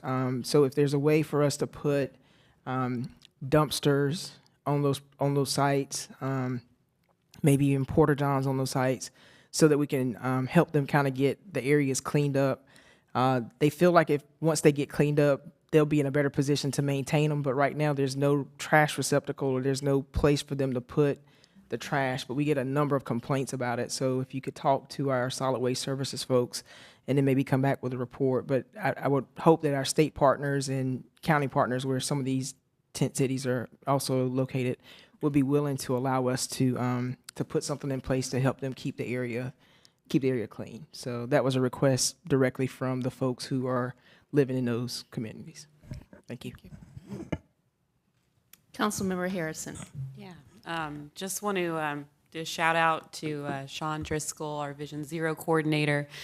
He provided a fabulous presentation to the District D Neighborhood Alliance meeting on Saturday. And then, yeah, we had a great bike ride after that that Oaks and Spokes organized. So those District D meetings, too, I just want to do a shout out to Anthony McLeod and Bob Edgerton, who make those happen. Anthony has this fabulous technology for doing hybrid meetings, so actually folks can attend virtually and in person and provide comments live, and we can interact. And he does have some special technology and stuff that I don't know exactly how we get that, but I just want to thank them for making those happen. So I have a couple of things, too. I just wanted to mention attending the Inter-Community Seder on Sunday, sponsored by the Jewish Federation. It was an absolutely wonderful way to bring the community together, especially when I woke up to the big headline in the NNO that talked about hatred and extremism. This was the exact opposite of that, and it was so refreshing for everybody to come together. And I just want to thank Councilmember Jones and Patton for being there as well. It was very worthwhile time. And they also use the World Cafe form of community engagement at this, where they ask questions, and there was a lot of discussion as you got to know each other. And so it was really great. I also want to appoint Councilmember Melton to serve as the liaison to DHIC. They had asked if we could do that. We no longer appoint members of the board, but they did want a liaison, so he has agreed to do that. And then the final thing, when I was away, this kind of fell through the cracks. We have been a sponsor for the United Arts Council Gala for the past, I think, 7 years, maybe. We have done a $10,000 sponsorship to help them put on their programs in the schools and in the community. I would like to bring that back to our next meeting to ask if we would approve from council contingency a $10,000 sponsorship that would go to them. And so that would be voted on at the next meeting. I'm sorry, what group did you say? United Arts Council. Okay. And now you're up, clerk, for your last meeting. Here we go. And you made lots of progress, so that's good. The Arts Commission, you have one vacancy. Lamia King received 6 votes. Tessa Mundy received 2, so Lamia King will be appointed. Arts and then environmental. Oh, I'm sorry. Tell me it's my last meeting, I get all excited. Gail. It's Mary. Before you move on to Environmental Advisory Board, I would like to nominate. Wait. Let me start all over. Oh, you're starting over. I'm sorry. Excuse me. Let me start off. Arts Commission, we have 1 vacancy and no nominees. The Environment. I would like to nominate someone. Okay. Dominique Crosby to the Arts Commission. Okay. I actually had a nomination for the Arts Commission on my application. Okay, No, I nominated someone when I submitted it. That's why y'all wouldn't see it. maybe could you do it again? Jessica Todd Morone. Yeah, I nominated her when I submitted the. Okay, we will. Jessica Todd Morone. Can you spell that? Marone. Okay, thank you. Okay. Maybe the rest of it will be a little smoother. The Environment Advisory Board, you have 1 vacancy, and there we had Lamia King receive 6 votes. Tessa Mundy received 2. So if there are no other nominations, Lamia King would be appointed. The next is the Fair Housing Hearing Board. You have 2 regular vacancies. Eric Colburn received 4 votes. Del Monte Crawford received 3, and Cassandra Hextall received 5. So Ms. Hextall would be appointed, and the other 2 would be carried over to the next meeting. Planning Commission, you have 1 regular vacancy. Clarence Mann received 6 votes. Heather Peeler received 2, so Clarence Mann would be reappointed. Raleigh Convention and Performing Arts Center, you have 2 regular vacancies. Amanda Wise was nominated by Councilmember Jones, as well as Jasmine Kilpatrick by Councilmember Jones. So that will be on your next ballot. Raleigh Transit Authority, 1 alternate vacancy. Martha Brock received 4 votes. Lynn Chung Young received 2 votes. So that will be on the next agenda, those 2 names, plus any other nominations. The Transit Authority, regular vacancy. Excuse me. Sarah Pradros received 7 votes. However, Councilmember Jones nominated Joshua Bradley, so it's up to you as to whether you wanted to reappoint Ms. Prado or carry it over. She received 7 votes. She received 7 votes. Yeah. But you had another nomination. Historically, we would go ahead and move that one that received the votes forward. Yes. She has enough votes, but when you have another candidate written in, it's up to you as to whether you want to carry it over or. I move that we reappoint her. I'll second. Sarah. All in favor? Aye. Aye. Anyone opposed? Okay. Mary, Madam- Councilmember Black was opposed. Madam Clerk, real Rest in quick, favor. for the Raleigh Convention Performing Arts, I did reach out to them to find out what skills they were looking for. So I just want rest of council members know that I did do that to see what Yeah. skills they're looking for. They have lost like 3 people with very specific skill sets.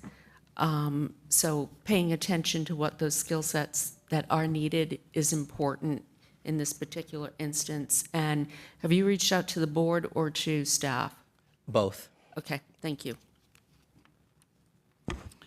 Okay, then the next thing we have under nominations, the Bicycle and Pedestrian Advisory Commission, you have 2 regular members whose terms are expiring, Pierre Tong, and who attended 19 out of 22 meetings. And, and excuse me, Shakima McLean, who attended 11 out of 22. Both would like to be considered for reappointment, and you did receive their interest forms in your agenda packet. I'd like to separate the vote on these. Yeah, I'll move to reappoint Pierre Tong. Second. All in favor? Aye. Anyone opposed? Okay, that was unanimous. Clerk? Okay, so you still will have the 1 vacancy, and it'll be carried over to the next meeting. And I'd like to make a nomination for that. It would be James Rottenberry, Rotenberry. And I've got one too, but I can also just put it on the agenda. I can I can write it in on the ballot. Okay. Although if I do it now, it'll appear on the ballot, won't it? Yes, why don't you make your nomination now? The problem is I don't know how to pronounce her last name, and You I can spell cannot- it. I'm trying to find that. Yes. She did submit her interest form. Get as close as you can, we'll find it. It's called Not Being Prepared. Let's move on, and then Yeah, you can add that's at fine. Do the that, end. please. Thank you. Sorry. We're on Board of Adjustment. 1 alternate vacancy. This is still the county appointee, and they thought they had someone, but found out they were city employees, so would not a city employee, a city resident, so would not be eligible. So look out in the ETJ and see if you can come up with some recommendations for the county. They would appreciate it. The next is the Board of Adjustment. We have the city appointee.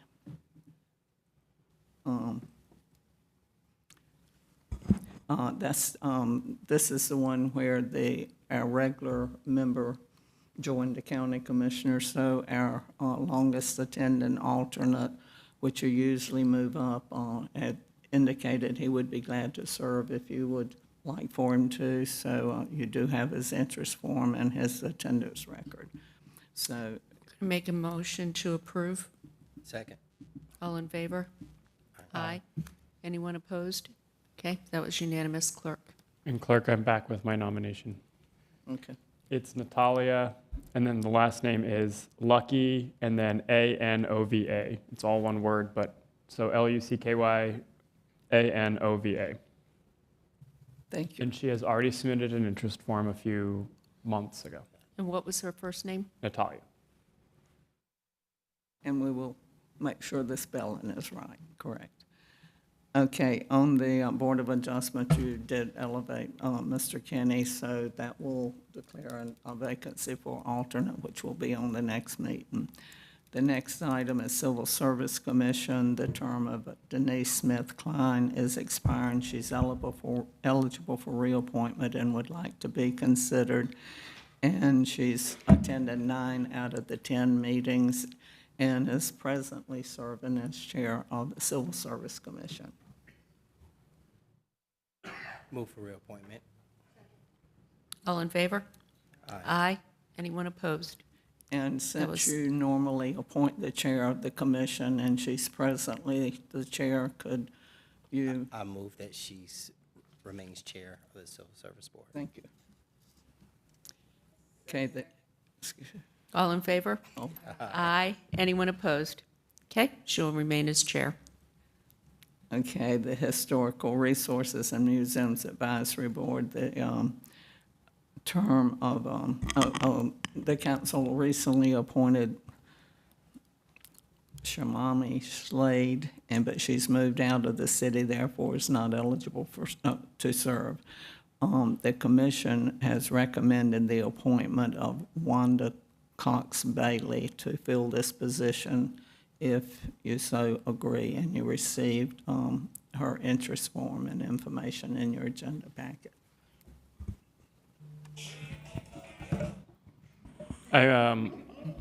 I move to appoint the committee's recommended nominee. Do we have a second? Second. All in favor? Aye. Anyone opposed? Councilmember Black? You didn't vote? Oh, then I'll withdraw that. Just nominate someone and we can roll it to the next one. So I wanted to nominate Ajamu Dillahunt, AJAMU, Dillahunt, DILLAHUNT. And then, Mr. Melton, do you want the board's nominee to be considered? Yes, I would nominate the board's nominee and we can just roll it to the next ballot and figure out what we want to do. Sounds like a winner. The last is the Stormwater Management Advisory Committee. No, I'm sorry, the Raleigh Convention and Performing Arts Center. The term of Ken Crockett is expiring, and he is not eligible for reappointment due to length of service, so you have one vacancy. Okay, the next item would be Stormwater Management Advisory Commission. The term of Reverend Taylor is expiring, and he is eligible for reappointment as far as length of service. And we did give you his attendance record, and we got the roster, but Reverend Taylor, I understand, has been out of town on a sabbatical, and so we couldn't get an updated form, but we'll provide it to you when he returns, or if you I'm wanted going to to make act a on it motion today, you to could. approve. Second. Second. Okay, all in favor? Aye. Aye. Anyone opposed? Okay, Thank you. that was unanimous, clerk. Thank you. Can I make All right, and I think that's the last one. Can I make a quick comment about this topic before we move on to the next item? I think across the weeks we've seen, we appreciate the attendance information. I think what I'm getting the sense of is that there are different expectations across the different boards, and that there's some different understandings of what is expected as far as attendance and which types of absences are reasonable or how many of them. And I want us to find policies that are consistent across all our boards, that are responsive to the idea that these folks are volunteers who have lives and deserve parental leave and things like sabbatical, but also that our boards are able to get their work done and able to make quorum because people know the expectations of their attendance during their service on their board. And so I wondered if we could ask the Community Engagement Board, I know we're giving them a lot of work, but I wonder if we could ask them to do a sort of audit of the expectations, how the expectations are communicated across the boards, and if there's any sort of tightening up of policies and procedures that could be done there. So is that, everybody good with that? Yes. That's fine. Cool. Okay, Councilmember Jones. Along this topic, I did receive some communication from board members in that their address is still on the documents with the appointments, and they'd like that to not be available for public viewing.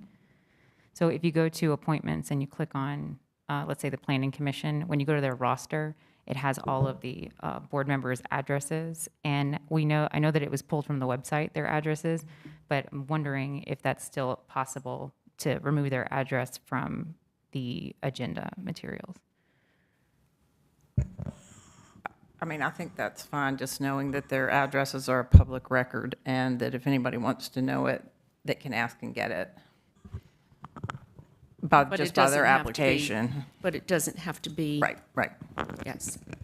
Mm-hmm. Okay. Okay, with that information, do you have direction as to what we should do?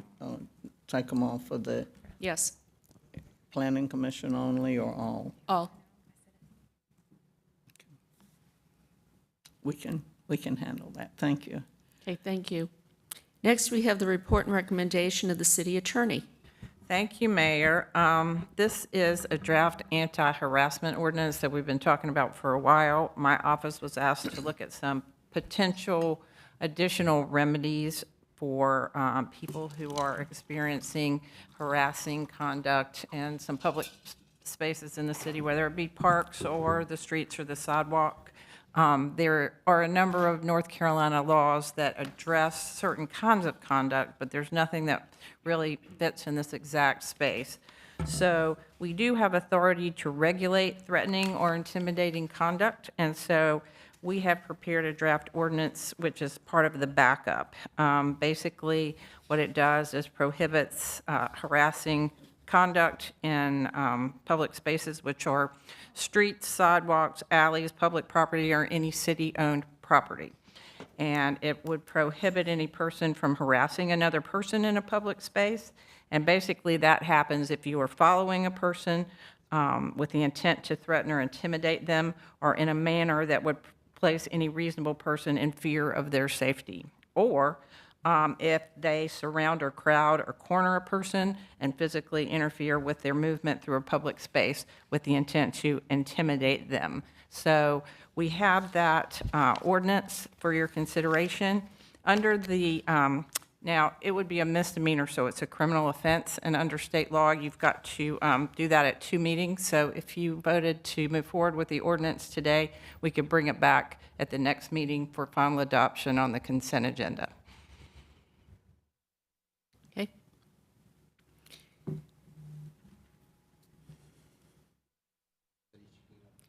Yes, please. I move for approval to move forward with the ordinance. Second. Point of clarification. So we would not be approving the ordinance today. It would be coming back to us on an additional agenda. Yes, you need 2 meetings under SB 300, which is a bill that they passed a year or so ago. If it's a criminal offense, you have to do it for 2 meetings. Yeah, I'll vote in favor of that, continuing the process. I will say that I have some more questions about this ordinance. I just want to make sure that we are addressing the very real concern that it's intended to address and that there's no unintended consequences. Anytime we're regulating First Amendment rights, I think we have to be very careful. But I certainly want folks, the issue, I know what issue we're trying to get at, and it's a serious issue, and we need to address it. Just want to make sure that we're drilled down on it. So I will vote yes on this, and looking forward to more conversation. Okay, I will say that we have done research and based this on other ordinances that have been upheld, so we feel pretty confident that it's legal as it is.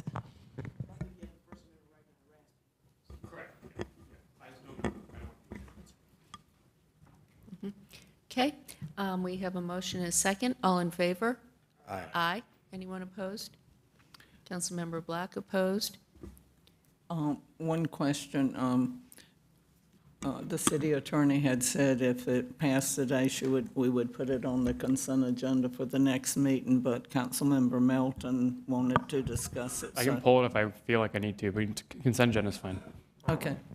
You might also talk to the city attorney to get some of your questions answered. Yes. See if your comfort level improves. I was just going to say, just based on the vote, it may be best just to bring it back under the attorney. I'm fine to do it either way. I think that's probably the best approach. I'm fine with that. If there are any specific questions, just let me know in advance of the meeting so we can address it, and I can, talk more specifically about, what the thoughts are and kind of what the background on this is. Okay. All right, we'll have that back to us under the city attorney's report. Okay. All right, next we have a report and recommendation of the city clerk. The first item, you have several sets of minutes for consideration of approval. Move for approval of minutes. Do we have a second? All in favor? Aye. Aye. Okay, that was unanimous, clerk. Thank you. Okay, the second item is the state records retention manual that the council adopted some time back, but in looking over all of the documentation, we were not totally sure that the schedule for police and fire was actually included in the agenda material. the first part was the first schedule, but we couldn't ascertain that the second one was. So just to be on the safe side, I'm asking that you consider readoption of the whole report. Move for adoption. Do we have a second? Second. All in favor? Aye. Aye. Anyone opposed? Okay, that was unanimous, clerk. Okay, I have one add-on, if that's okay. On June 21, the council declared the city-owned property located at 411 Morrison Street surplus and authorized acceptance of bids subject to the upset bid process. On January 3 of 23, the council authorized advertisement of the opening bid of $405,000 subject to negotiated offer and upset bid process with the condition the winner pay all advertising costs. After multiple rounds of upset bids were advertised, at the close of the bid of $585,000 from Rosenberger Properties remained the high bid. Staff recommends the acceptance of this bid and authorizing all appropriate city officials to sign any documents necessary to complete the conveyance subject to approval of the city attorney and the city manager's office. So moved. Second. All in favor? Aye. Anyone opposed? Unanimous, clerk. And Mayor and City Council, that's my last report. And thank you all, present and past council members and staff and public, for being kind to me all these years. It's been a great experience. I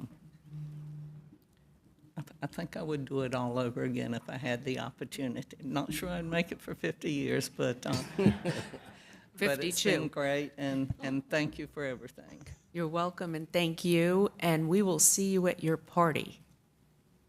Yes. We are ready. I promise to be nice, and I also promise not to sign up for public comment for at least 90 days. At least a short while, unless I see something that you need my opinion on. Make sure you got that in the minutes. Do what? Make sure that's in the minutes. Too funny. All right. I'll do a public comment voicemail. We now have a closed session motion. A motion is in order to enter closed session pursuant to GS 143-318-1A2 to prevent the premature disclosure of an honorary degree, scholarship prize, or similar awards, and GS 143-318-11A6 to consider the qualifications, competence, performance, character, fitness, conditions of appointment, or conditions of initial employment of an individual public officer, employee, or prospective public officer, employee. So moved. Do I have a second? Councilmember Harrison, all in favor? Aye. That was unanimous, clerk. Thank you.